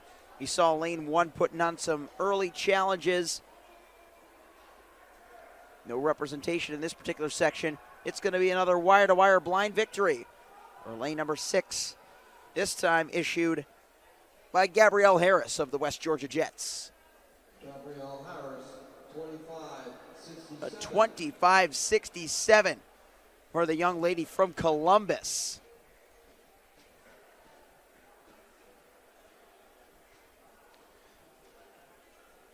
Gabrielle, of course, a great name to have as far as being a 200-meter sprinter goes. Gabrielle Thomas, better known as Gabby, won the Olympic title this past outdoor season in Paris, albeit with the absence of Jamaican sprint star Sharika Jackson. But nonetheless, Gabby got her global hardware that she knew she could get. And Gabrielle Harris, she's gotten herself some significant accolades to her own. The Western Carolina commit will be getting ready to take her talents to the collegiate level once her high school days are done. She's given herself a chance to make the final in the National Elite Division here at Adidas. Section 9 coming up next on the track.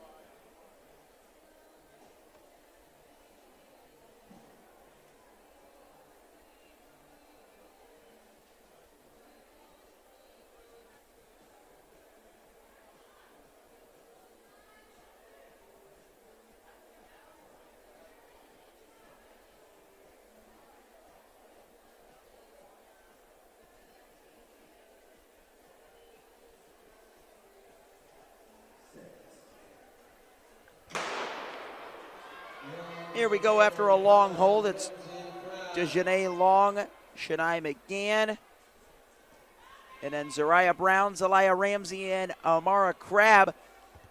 Your field with a lot to determine. It is Crabb of West Catholic coming off of the turn narrowly in front. Look out for Zelaya Ramsey of Clover Hill, putting on a very strong finish, but Crabb holds on the outside. She definitely felt the pressure on her inside and responded, getting herself to the line in 25.01 seconds. How about that for Amara Crabb, who was a freshman Adidas national champion just a year ago. How about that? Over the 60-meter hurdle, she steps it up in her sophomore year to run the 200 meters in a new lifetime indoor best of 25.26 down to 25.01. That is very impressive. She broke 25 in the outdoor season in her 9th grade campaign. But Amara Crabb has given herself a chance to continue her PR train at the Virginia Beach Sports Center, bringing us to the double digits of 200-meter sections. This is the National Elite Division.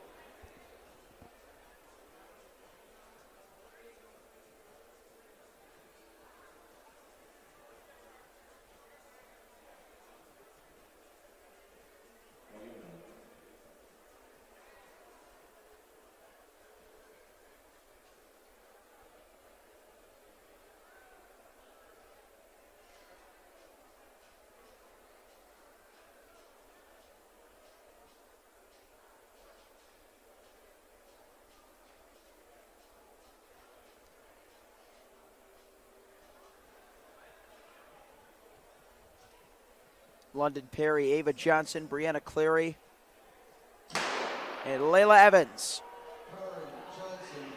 Away at the response of the gun. Great reaction by Layla Evans of Cleveland Heights. Let's see if she can get away from the rest of the field.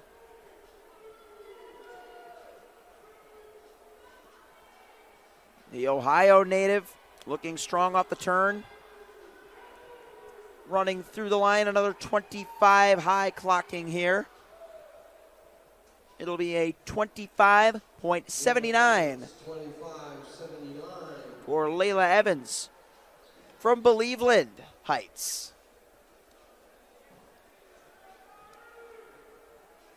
And we've seen the Ohio sprinters really bring their best.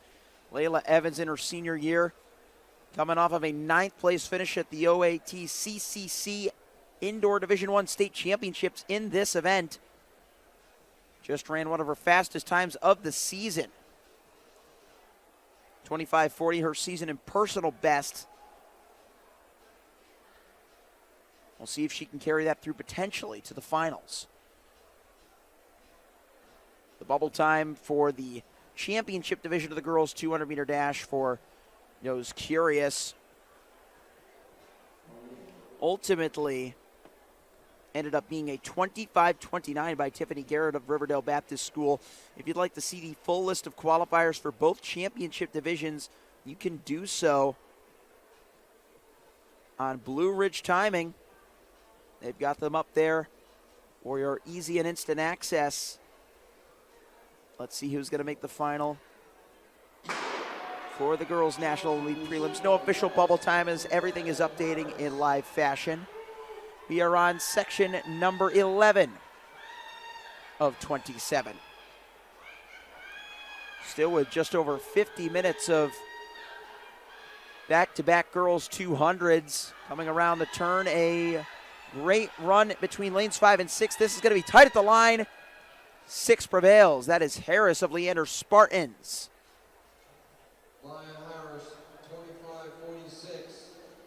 Maya Harris, the freshman, going 20:5:46.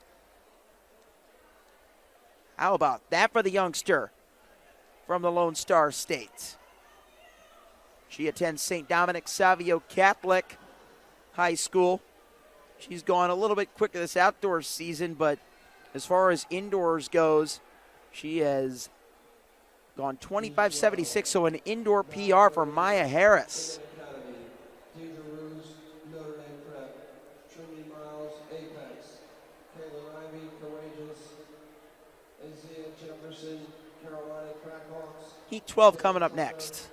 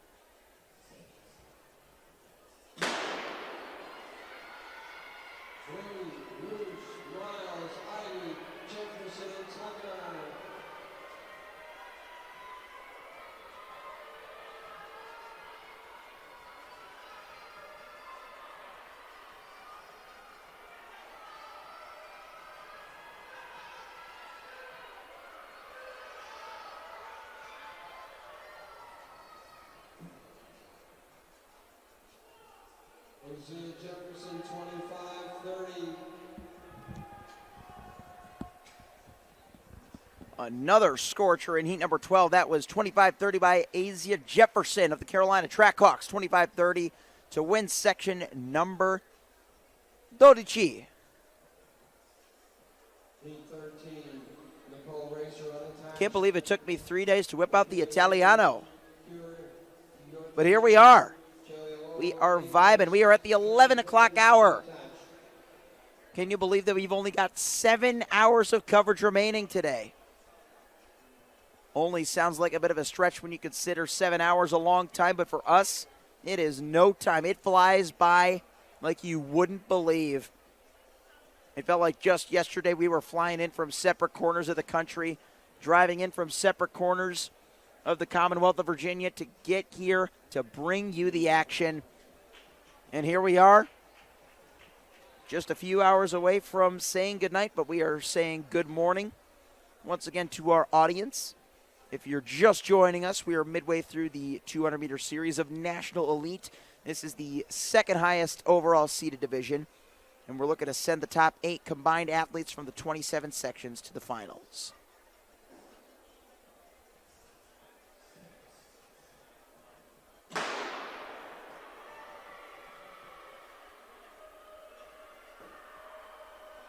Getting underway. Looks like lanes 1, 2, 3, and 6. Nicole Razor, McKaylee Kaur, Jalalong, and Trinity Dickens. Dickens on the outside has the advantage, and she will maintain the advantage as they come into frame into the finish. And let's see what that time was. It looked like another 24 or 25. 25.72, yes. Trinity Dickens.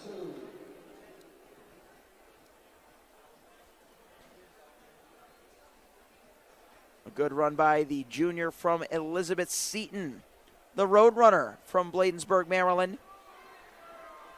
Just hit an indoor personal best, down from her 25.83, achieved back just over a month ago at the Garden State Open in New York City at the Armory. 25.7 for the very first time on an indoor 200-meter track. Section 14 is coming up next. We've got another great group of athletes coming up, setting up in their lane assignments. It'll be 1, 2, 3, 4, 5 this time. Michelle Baker in 1. Malia Moten in 2. Olivia Bomer from Crofton in 3. Charisse Ryan in 4 from Cleveland High School out of Tennessee. On the outside in 5, Anaya Charlton will be running unattached. Heat 14 of 27, officially more than halfway through our 200-meter National Elite preliminaries.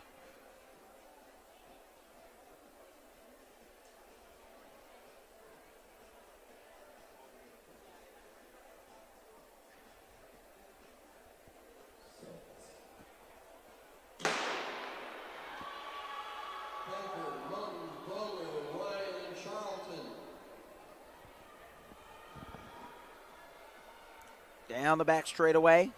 Pretty even between lanes 3, 4, and 5. That is Bomert, Ryan, and Charlton, respectively. But Anaya Charlton pulls away in the second half of the race to win section 14 in a low 25. Anaya Charlton, 25-27. She comes from Ohio in Trinity High out of Garfield Heights. And she was just 200ths away from her indoor personal best of 25-25 that placed her third at the Ohio OATCCC Division III State Championships. She took 5th at Adidas Nationals in the 100 outdoors and 15th in the 200 as well. Her first time competing at Adidas Indoor Nationals. So far off to a pretty good start as we get ready for our 15th section. Being called quickly into their starting positions. Just lanes 3 and 5 here. And it'll be Jayla Antrim of Avon in 3 and Malia Curry from Leander Spartans in 5.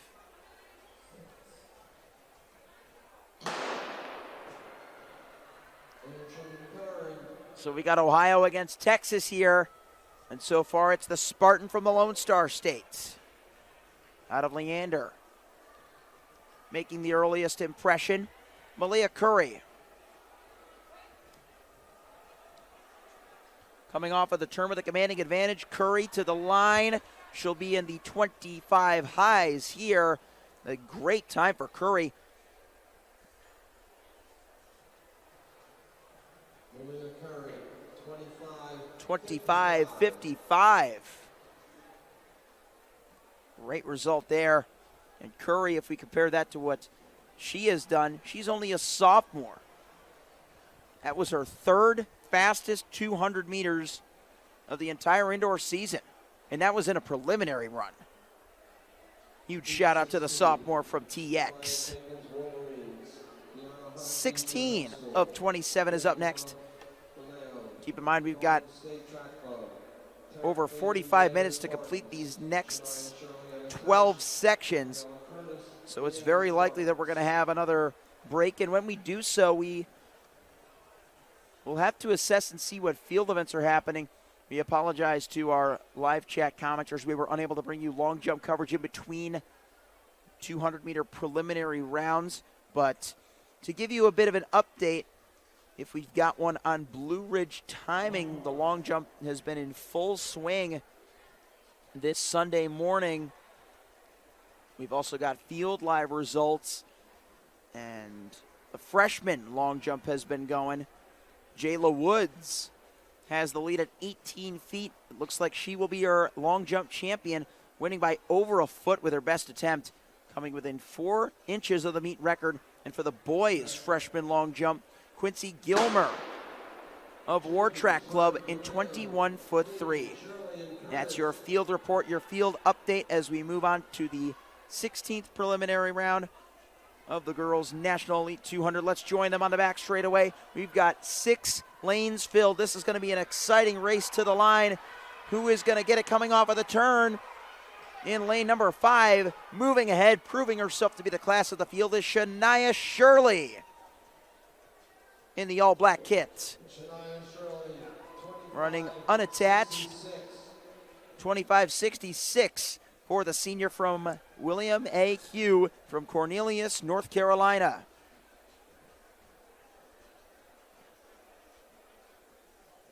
As far as indoor bests go, she gets one by automatic, as she has never run an indoor 200 meters raw before. So Shania Shirley will get a big victory. She's run some pretty fast 300s and 55s this season, setting PRs in both events, including the 3 at the VA Showcase. So she's got speed and speed endurance. She brought both to the table in that latest run. Heat 17.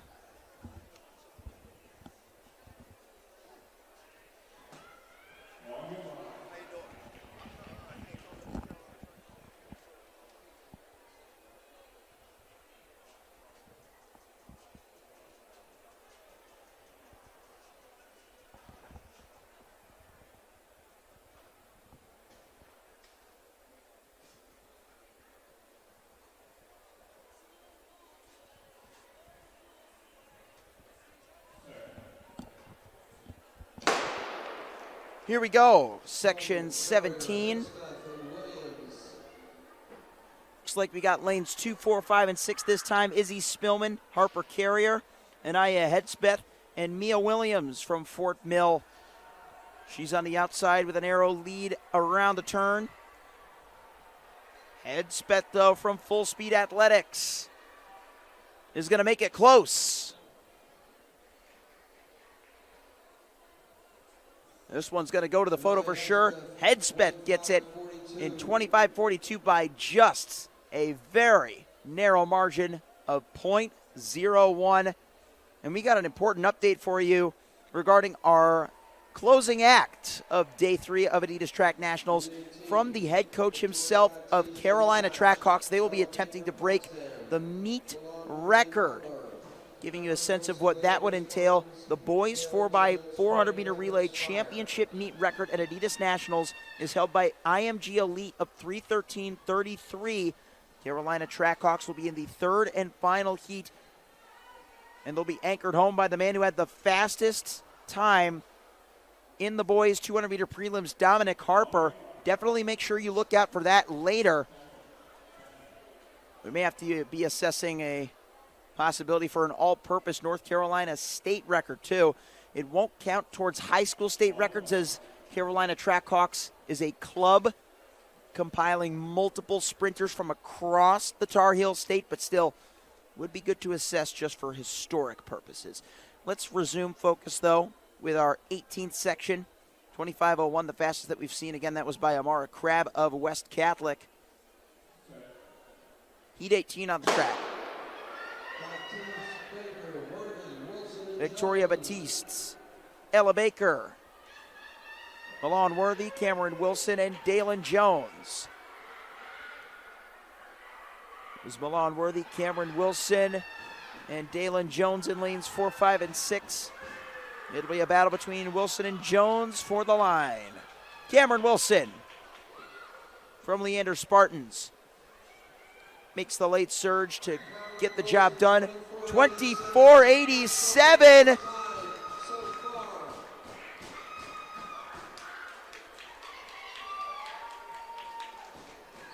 The Leander Spartans crowd can't get enough of it. What a run by Cameron Wilson. 24 seconds indoors, that is legit. She's already broken 12 in the 100 outdoors and 25 as well, but to do it indoors, she had never done so before. 25:04 was her PR coming in. And the junior from Liberty Hill, Texas, repping the Leander Spartans here at Adidas, has set the new fastest time, just 22 hundredths away from her lifetime all-purpose best. She'll need a 24:65 in the finals if she wants to break that, but keep in mind there are some other speedsters that will be looking to join her and some of our other low 25 sprinters as well. Heat number 19 is on track in their lanes.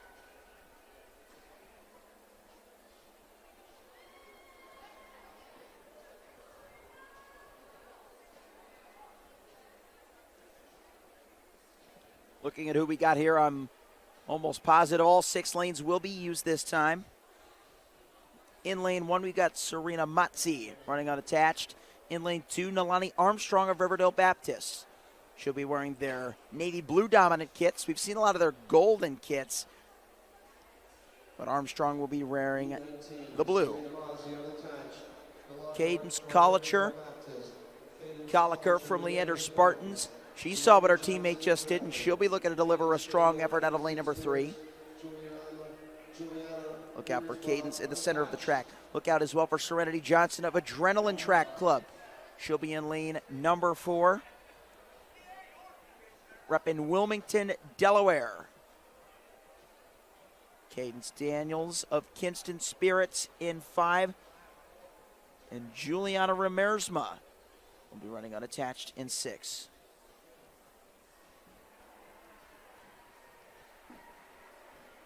Remersma, future St. John Fisher College Cardinal. St. John Fisher University, that is. There was a quick callback. She nearly stumbled on the outside there. It was hard to tell if there was any early movement. Will all 6 lanes be filled by the conclusion of this verdict?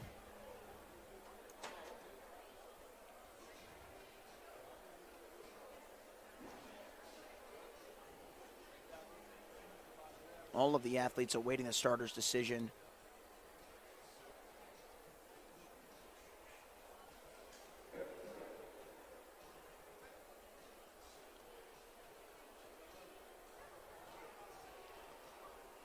An unfortunate red card for lane number 2, a disqualification for Nalani Armstrong.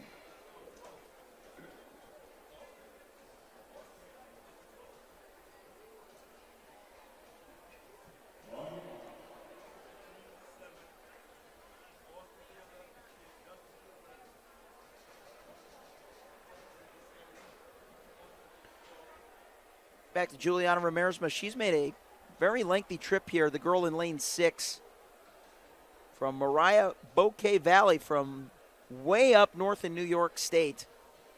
We're talking about upstate New York, of course, in the Adirondack region. As we mentioned, she's already got a Division III collegiate commitment secured to St. John Fisher University. Let's see how fast she can go here. How about Cadence Daniels from Kinston Spirits? Here she goes out of lane number 5. She's already made up the stagger and pulling away from those on her inside. This is going to be a very fast run for Cadence Daniels. She'll come to the line in a 25 low. Pulling Serenity Johnson of Adrenaline Track Club from Wilmington, Delaware across the line in close pursuit, 25.29. The official winning time for Cadence Daniels. Johnson in second, Ramirez in third, and Matzi in fourth.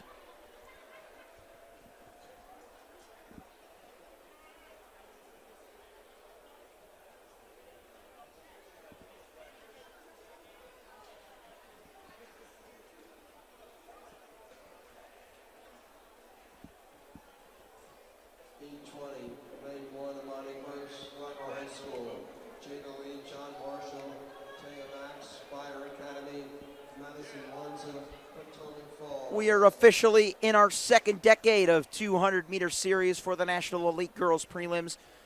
Still got about 35 minutes to conduct these next 8 sections. Taking our sweet old time if we adhere to the schedule. AdidasTFNationals.com if you'd like to refer to the comprehensive day-by-day track and field schedule.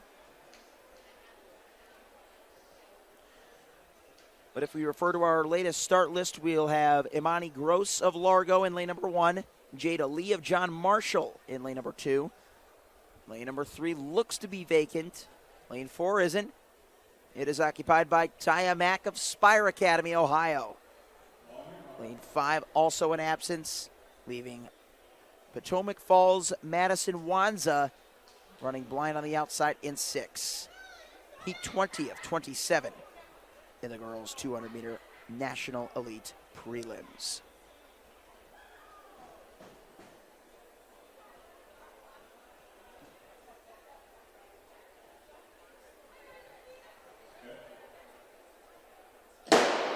Here we go. So far, only one sub-25. Could we potentially get some more?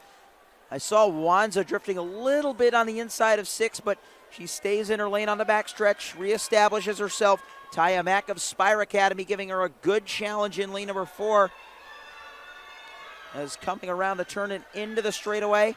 She'll have to vie it out for second. As Wanza takes the win. Madison Wanza in a 26.08. Good run by the senior of Potomac Falls. Running blind is such a psychological challenge for any sprinter.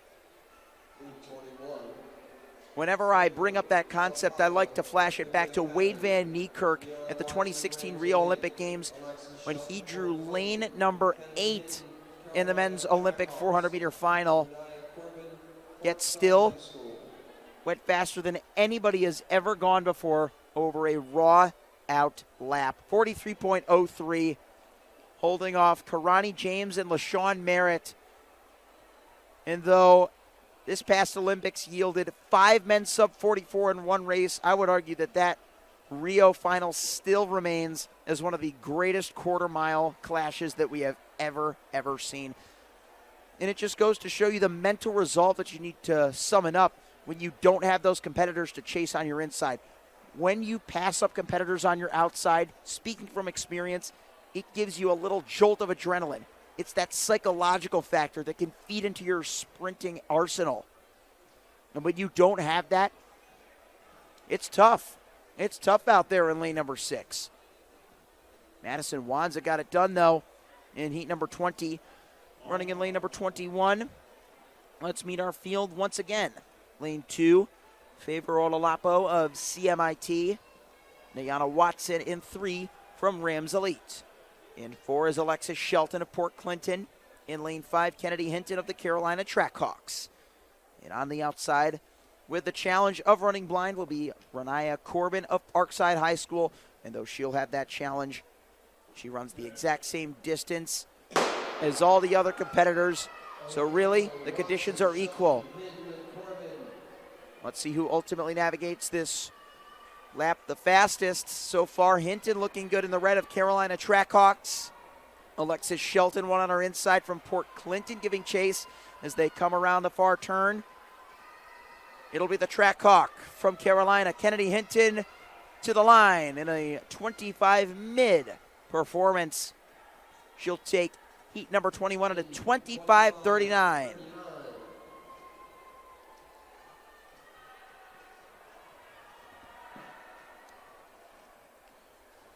Kennedy Hinton from Cleveland High School in Clayton, North Carolina.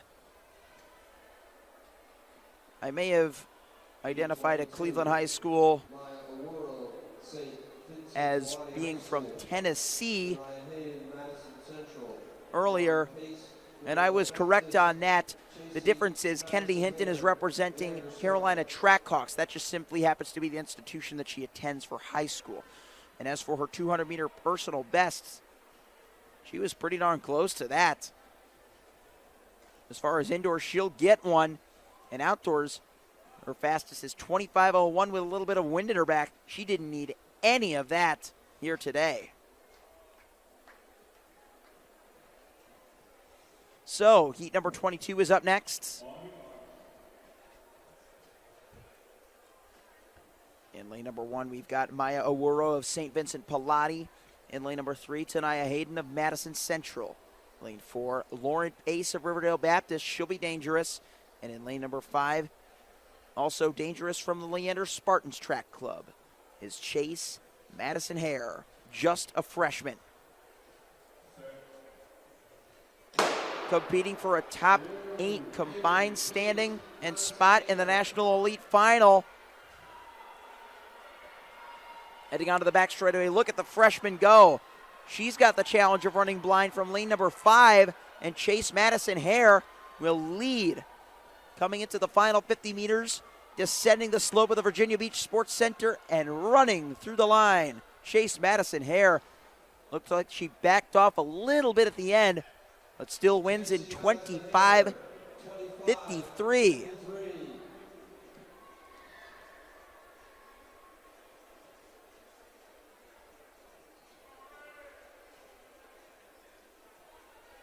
She was 5th in her preliminary run yesterday for the 60-meter dash. And as for what she's done over the 200-meter distance, that was not a bad run for her at all in the 25.5s. Just around a half second within her personal record. So we know she saved some gears whether or not she makes the final. She could have some other events to look forward to. Of course, the 60-meter final is probably fresh and pressing in her mind. And she should be mighty energized by the fact that she's already broken 12 seconds in the 100. She's run as quickly as 11:97 back as a 7th grader in 2023. And she even ran an 11:98 with some wind in the very early stages of her freshman outdoor campaign. That's Chase Madison Hare from Leander Spartans, who just won heat number 22. Now that we've got that contextualized, let's meet heat 23.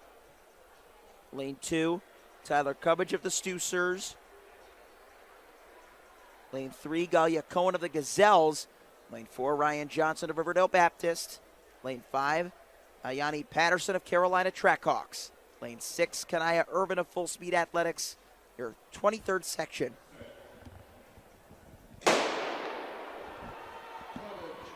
Of the girls 200. Stagger starting to unwind in favor of lane 5. Once again, Ayani Patterson down the back straightaway, having already passed up. Irvin on her outside. Look out for Ryan Johnson, one on her inside from Riverdale Baptist in the gold. But she's got a lot of catching to do, as taking the win in the upper 25, Ayani Patterson from Carolina Trackhawks, 25-52 to Johnson's 26 flat.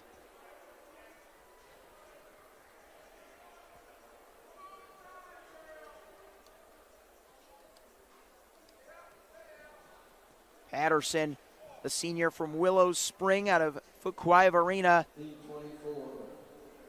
a great sprinter and long jumper. Ran as quickly as 39.08 in the indoor season for the 200, and she just tied her outdoor 200-meter personal best. Exceptional running by Ayani Patterson. Just 4 heats to go. Heat number 24 is on the track. We've got in lane number 2, LaShawn Jones of North Carolina Flight Club. Lane 3, Cadence Menifee running unattached. Lane 4, Naima Francis from M-City Speed. Lane 5, Serenity Harvey of Dunamis Track Club. Madison Veal of War takes lane number 6 in your 4th to final heat.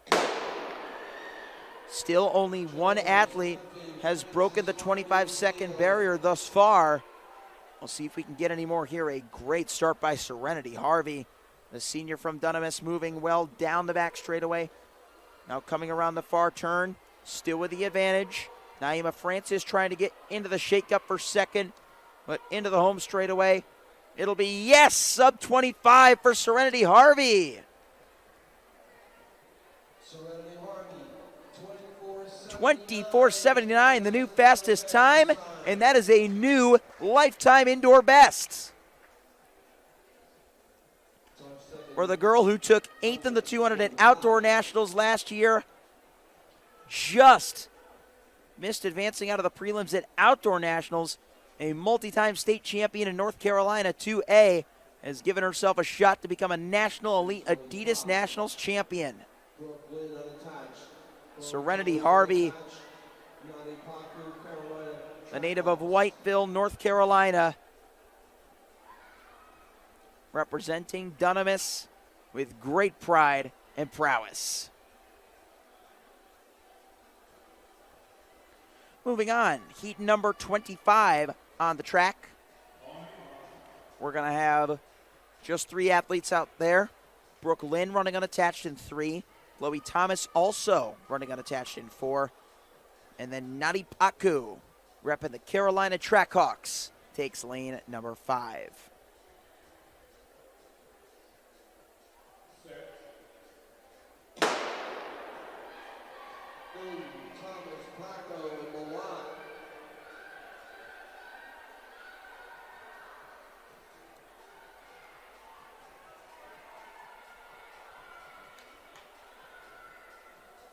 Section 25 is going to come down to a final sprint between lanes 4 and 5, and surging at the end, it'll be Paku.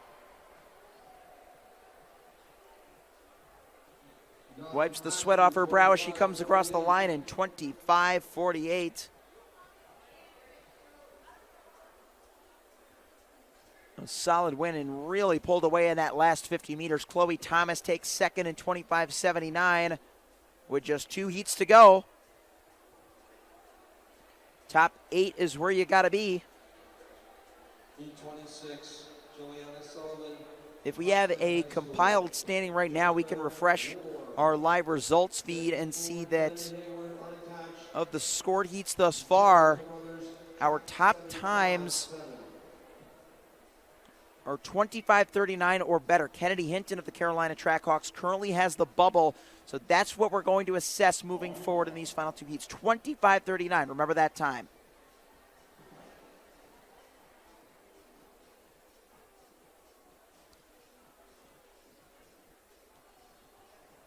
Heat 26 on the track. Lanes 2 through 5. Jilliana Sullivan, Trey Bird, Kennedy Hayward, and Jayla Carruthers.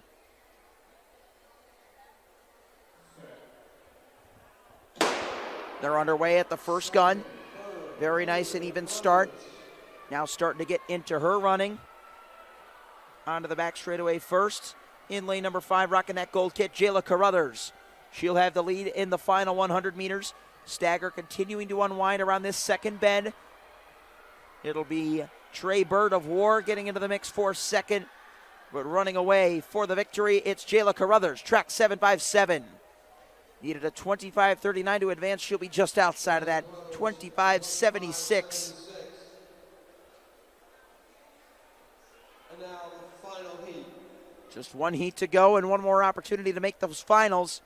We'll read you your full list of qualifiers once that is ultimately determined. Jane Bailey unattached, Priscilla Hilton. And we are going to have some superstar sprinters in this division for sure. Panthers and Harper Latham, Middle School.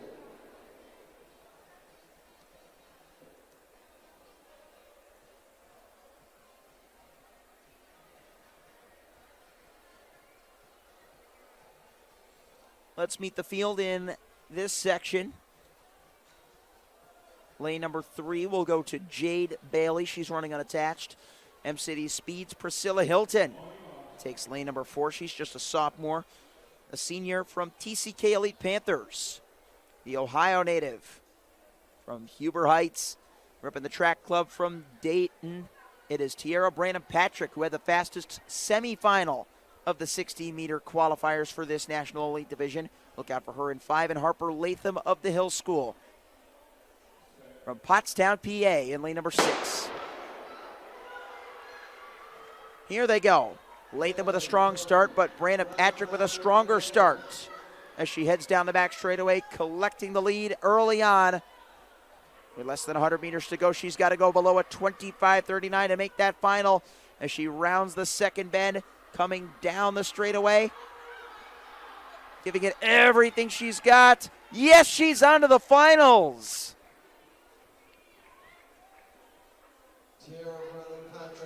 Tiara Brandon Patrick, 25:19. That'll be good enough to advance. A tough break for our Carolina Trackhawks friend, but a great result for the Ohio State champion in Division I. She doubled in the 60 and the 200 there. Could she double for the national titles in the National Elite Division for the same events at Adidas? Just imagine if she's able to. Here's who she'll have to contend with. Serenity Harvey, Cameron Wilson, Amara Crabb, Dalen Jones, Zelaya Ramsey, Anaya Charlton, and Cadence Daniels. Those look to be our official top 8 qualifiers, in addition to what we just saw out of our 27th section by Tiara Brandon Patrick. We will return in a few moments. Quite a few moments, in fact. 17 minutes in between now and the next event. The boys' National Elite 200-meter dash preliminary runs will be the next event. Stick with us in the 7.57 on the shores of the Atlantic for Adidas Track Nationals, day 3 of 3.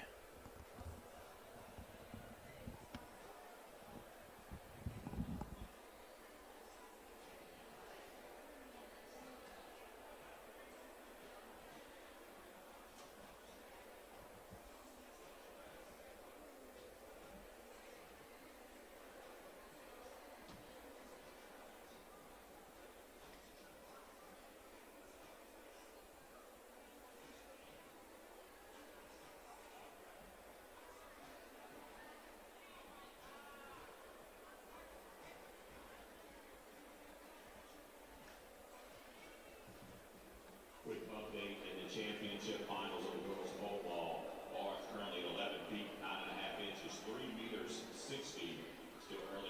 competition. 9 competitors remaining with 3 passing. So we'll keep you updated as the bar goes up.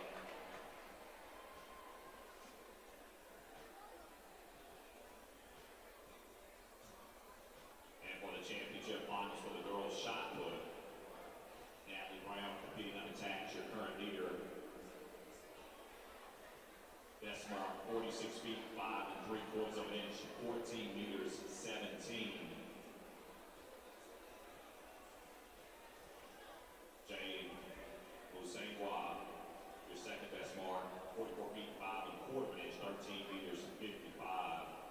With Renee Wajayi of St. Vincent Express, your third best mark 42 feet 4 1/2 inches, 12 meters 92. That's your top 3 early, or top 3 so far in the championship finals of the girls shot put.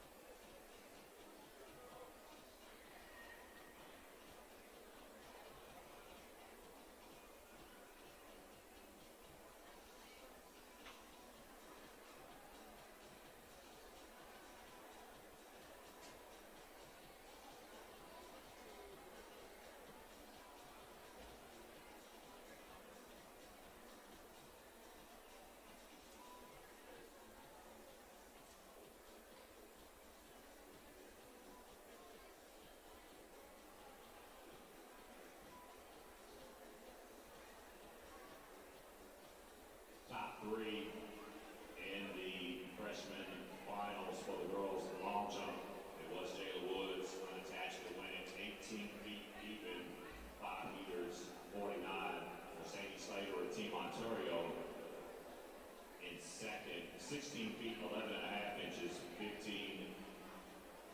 5 meters 17. Caitlin Cathcart of Texas Pressure Track and Field, third best mark at 16 feet 7 1/2 inches, 5 meters 7.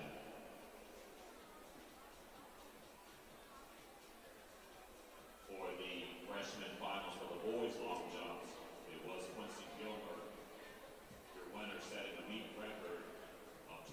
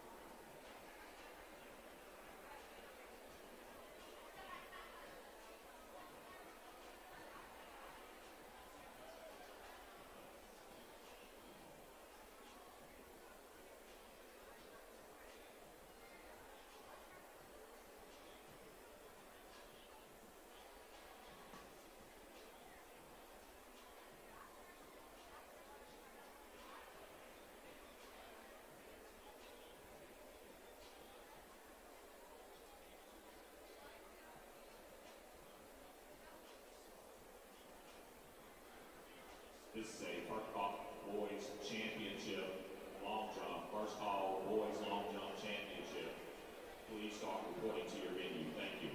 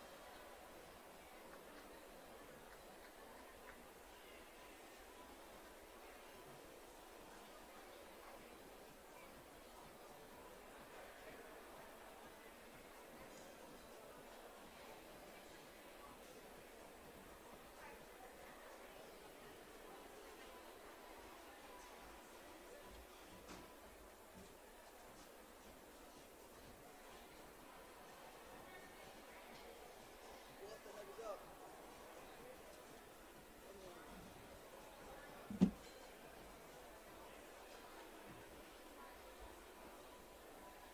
Coming up next, we are going to start our preliminaries for the National League Boys 200-meter dash. As with the previous 200-meter dashes that have taken place today, the top 8 will advance by time. We have 36 heats. 36 heats for our National League Boys 200-meter dash. The top 8 times will move on to the final. The meet record, 21:51. In case you're interested. Heat number 1, lane 1 will be Jacob Negosian.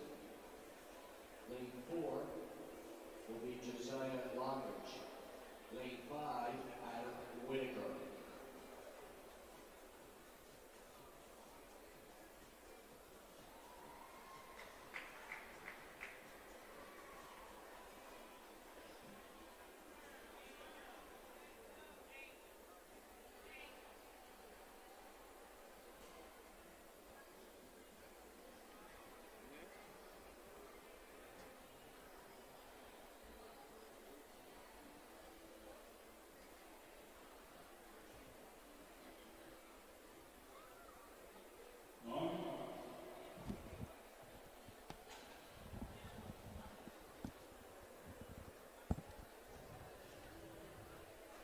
Can you count to 36?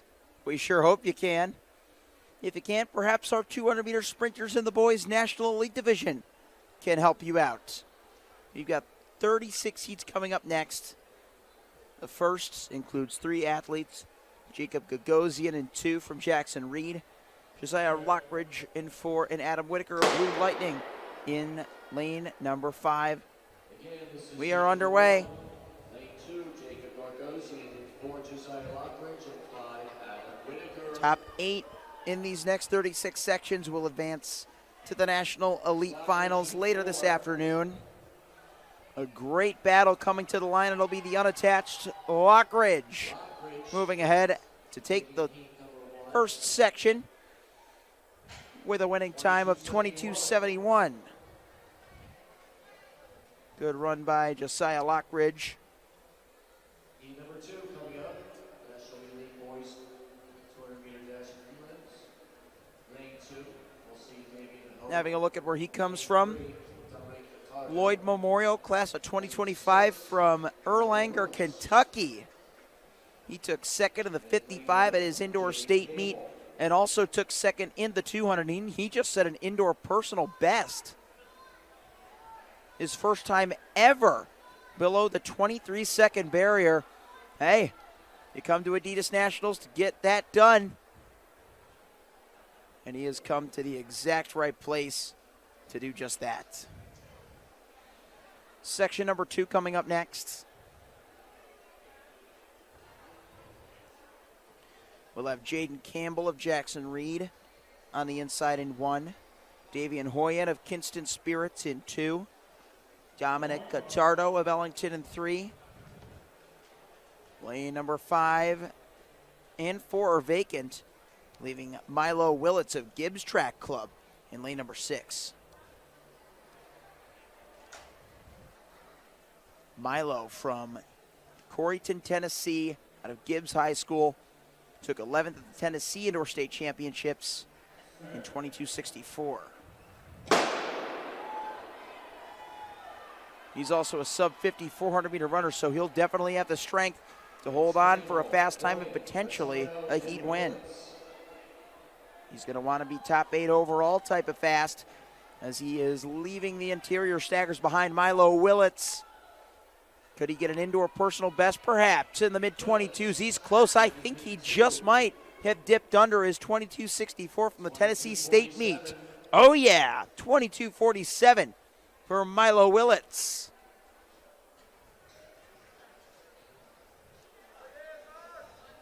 That'll be even faster than his outdoor best as well. He was at 22:51 coming in, and Milo Willits is getting ever closer to sub-22 in his senior year. Still with a full outdoor season left to chase that barrier down. What a run. Moving on to section number 3. Getting set up between lanes 1, 3, 4, 5, and 6. We've got Vance Pitts III from Jackson Reed. He'll be in 1. Lane 3, Rushawn Duncan from Team Ontario. Lane number 4, Alex Simmons of GVAA Track and Field. GVAA comes from Walkersville, Maryland. They'll be represented in this heat by Simmons. Danny Milburn running unattached.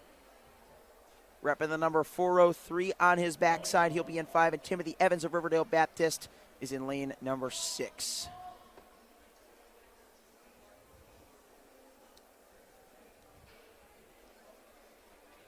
Danny Milburn, the senior from United out of Hanoverton, Ohio, took 3rd at the OAT CCC Division IV Indoor State Meet in this event with his indoor personal best of 22:42. Let's see if he can represent here. He's gotten a great start already, taking a couple of meters on the stagger route of Timothy Evans from Riverdale Baptist. I can hear the Team Ontario crowd, though, really trying to roar. Their athlete, Rushawn Duncan, in lane number 3 to the finish. He's going to be in a shot for 4th, but it is Danny Milburn who will cruise across just about identical to where his personal best stood coming in. In fact, just 200ths off of it. Nearly hitting the tail on the donkey with Danny Milburn. Very nice run for the Ohioan.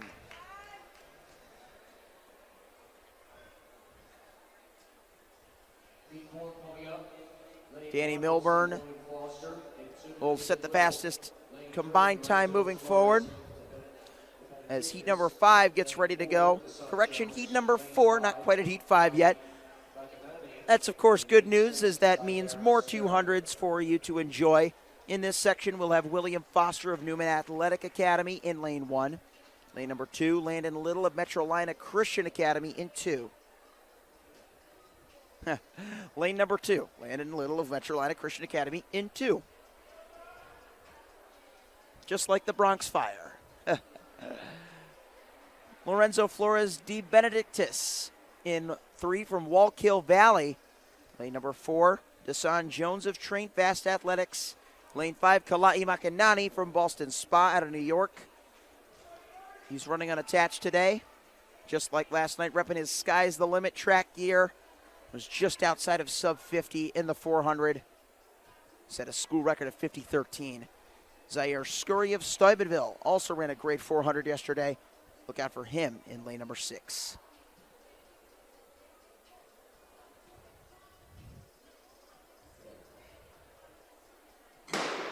Time to go.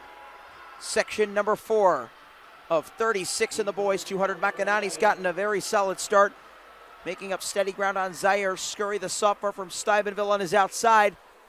The others have some work to do if they want to catch K-Mac, the football and track star, off the final turn. He's going to have a challenge from Scurry, who's a great finisher at the line. Lean. Makanani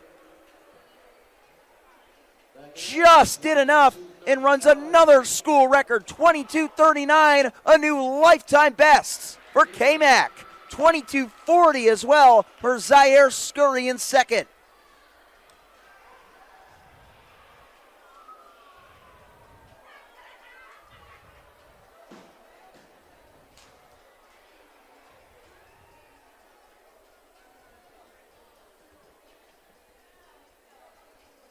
Man, we are getting faster and faster, and the races are only getting tighter and tighter.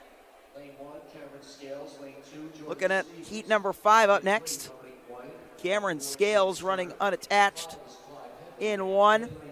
Jordan Stevens running unattached in lane number 2.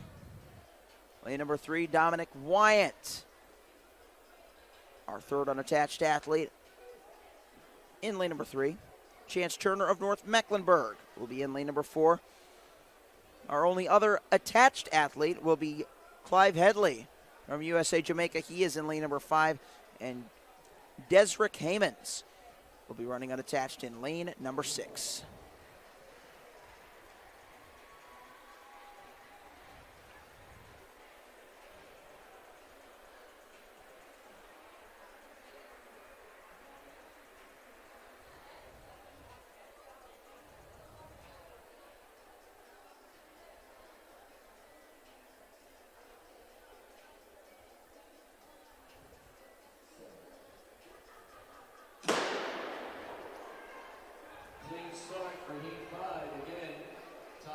Section 5 is underway, and in full stride they go down the back straightaway. Jordan Stevens in lane number 2, making good work in the first 100 meters. Look at Stevens go.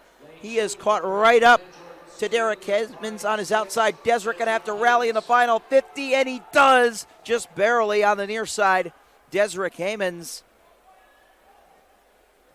from New Jersey out of Plainfield High School in his senior year sets the 22:82 winning mark from heat number 5, winning by just .11 over Headley, and another 200s back to Stevens in third.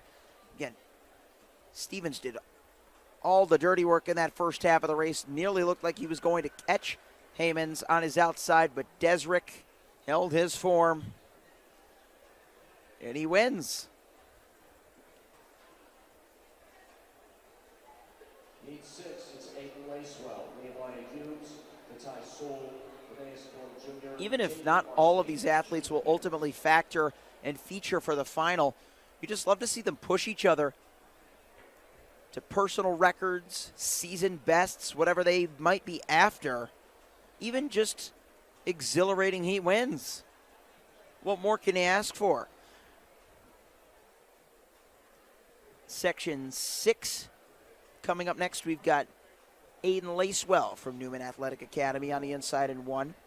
Nehemiah Humes of the Hive in lane 2. Lane 3, Matai Sewell of Full Speed Athletics. He is in lane number 3. Lane 4, Anna Boyd Jr. He's representing the Hampton Roads Hurricanes. Look out for him in the white strip in 4. Lane 5, Jaden Parsley of Elite Cadets. And lane 6, Truman Bears of Leander Spartans.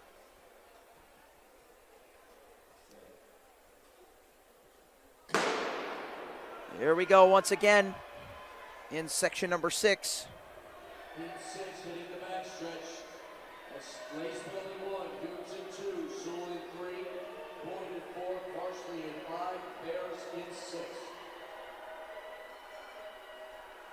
Coming up the turn, this is the man from Elite Cadets, Jaden Parsley.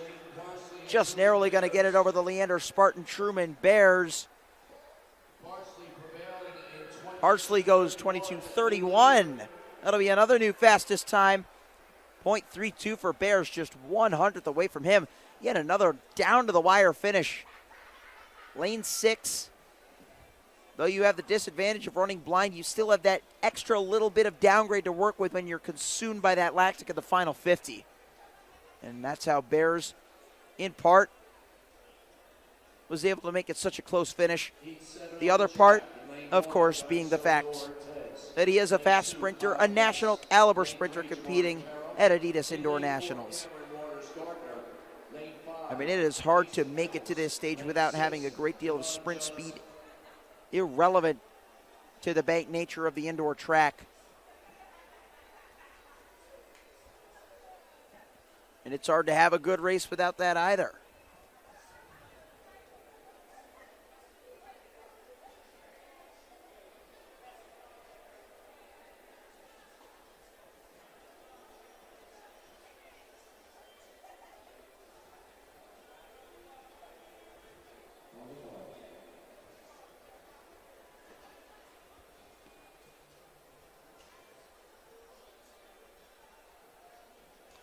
Heat number 7 is coming up next. We are officially in the 12 o'clock hour. So the afternoon has sprung. Lanes 1 through 6 filled here. Johnny Soto Ortez, Kyle Ennis, Jamari Carroll, Cameron Waters Gardner, Mason Mills, and Zavon Johnson. They get underway. Great starts by lanes 4 and 5. That's Cameron Waters Gardner and Mason Mills repping Unattached in Team War. As they come around the turn. Lane 5. Mason Mills with the separation at the end. 22:31 the top time. Of course, top 8 will advance to the finals. 22:60. He should be on the fringes right now. But still a good result, a good win to give himself that chance to begin with. Waters Gardner at 23:04 will likely be on the outside looking in. Mason Mills, though,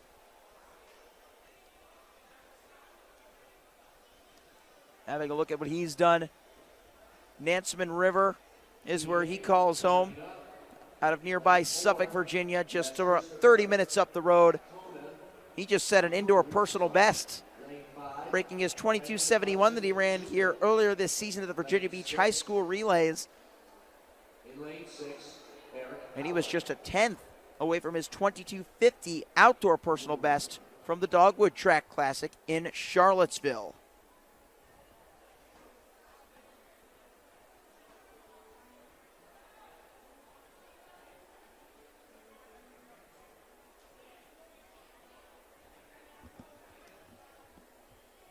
Section number 8 coming up next. It'll be lanes 4 and 5 and 6. Christopher Achonu, Raymond Hudson Jr., and Eric Howard.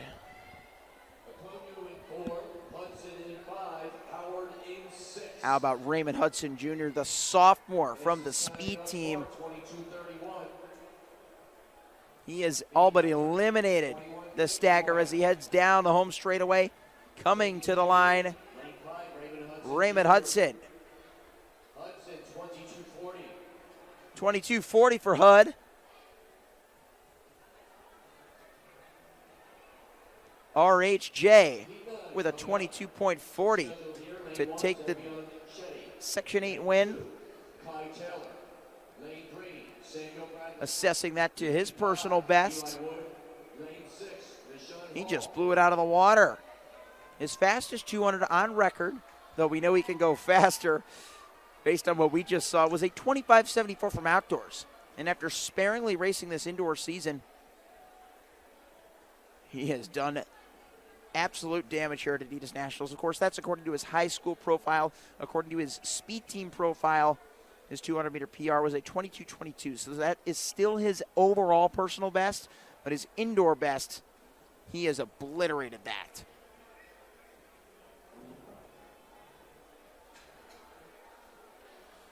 How about heat number 9?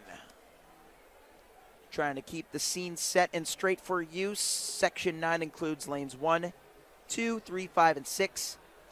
Xavion Chetty, Kai Taylor, Samuel Bradley, Eli Wood, and Nashawn Hall.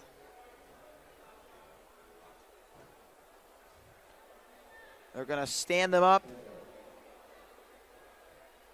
Looked like somebody had unsettled blocks. They're talking to lane number 3 there, that being Sam Bradley from CMIT. He has to fasten his blocks as they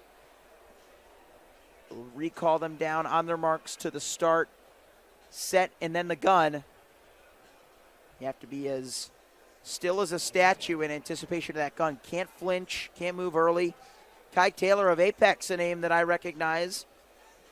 He ran in the mixed relay on opening night and the 400 yesterday. Let's see what he's got left in the 200 here on day 3. Look out for Kai in lane 2.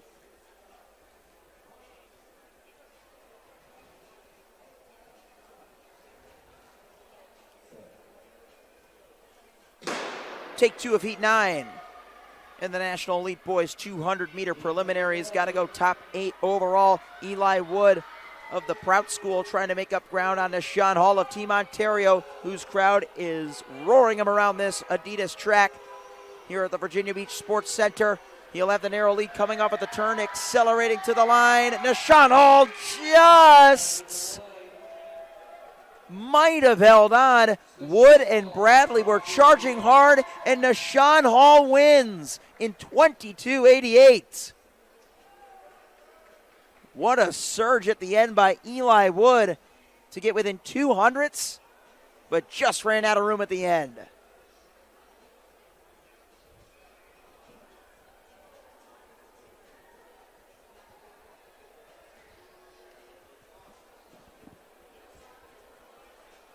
Once again, we're in the double digits of our 200-meter series. Heat number 10 is next on the track. Lane 3, Aaron White. In lane 4, Kendrick Hicks. Lane 6, Caleb McKenna.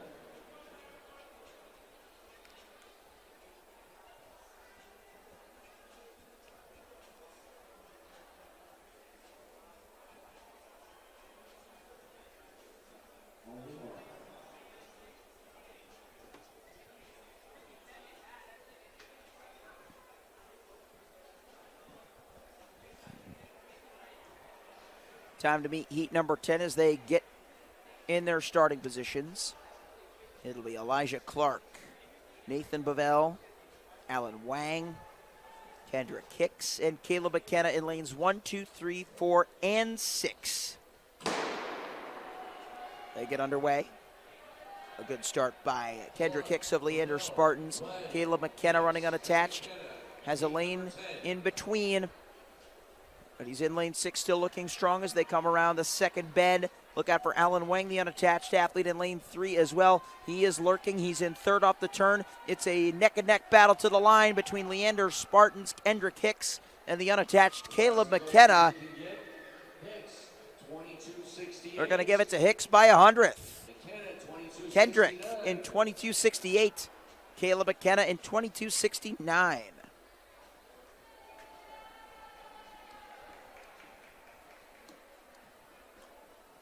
Kendrick Hicks, the senior repping the Leander Spartans, just set a huge indoor personal best. Went even faster than his outdoor club best as well. Liberty Hill High School is where he calls home. A 48.73 400-meter runner, bringing a whole lot of experience.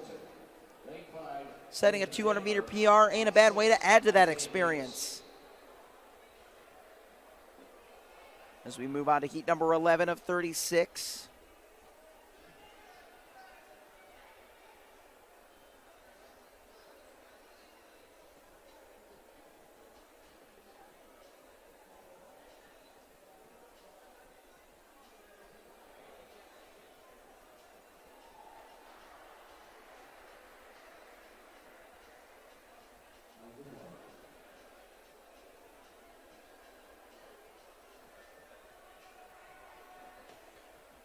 Section number 11 has all 6 lanes filled.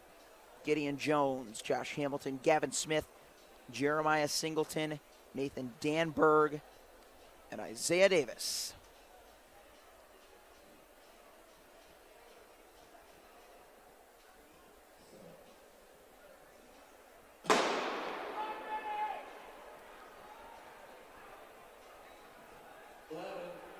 They're underway smoothly, making up the ground. Nathan Danberg of Freedom South Riding.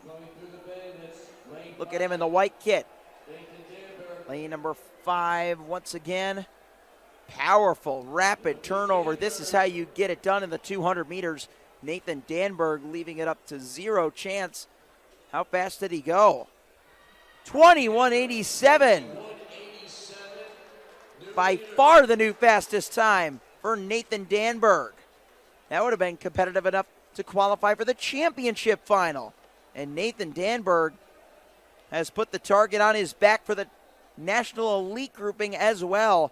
He's still a junior, and he just stormed to a new 200-meter personal best. What a run. If we look at the Virginia State rankings for curiosity purposes, that nearly took the lead in the state. Number 2, tied with Andrew Salvadon for Virginia, number 2 in the boys 200. Salvadon, of course, won the 400-meter national title here last night and holds the 500-meter national record at 60:49. What more can you say about Drew DeReaper? That's who our Heat 11 winner Nathan Danberg just tied in the Virginia State rankings. Awesome stuff. As we continue to Heat number 12. It'll be lanes 2, 3, and 6. Noel Wilson, Amos Kare, and Daniel Walling.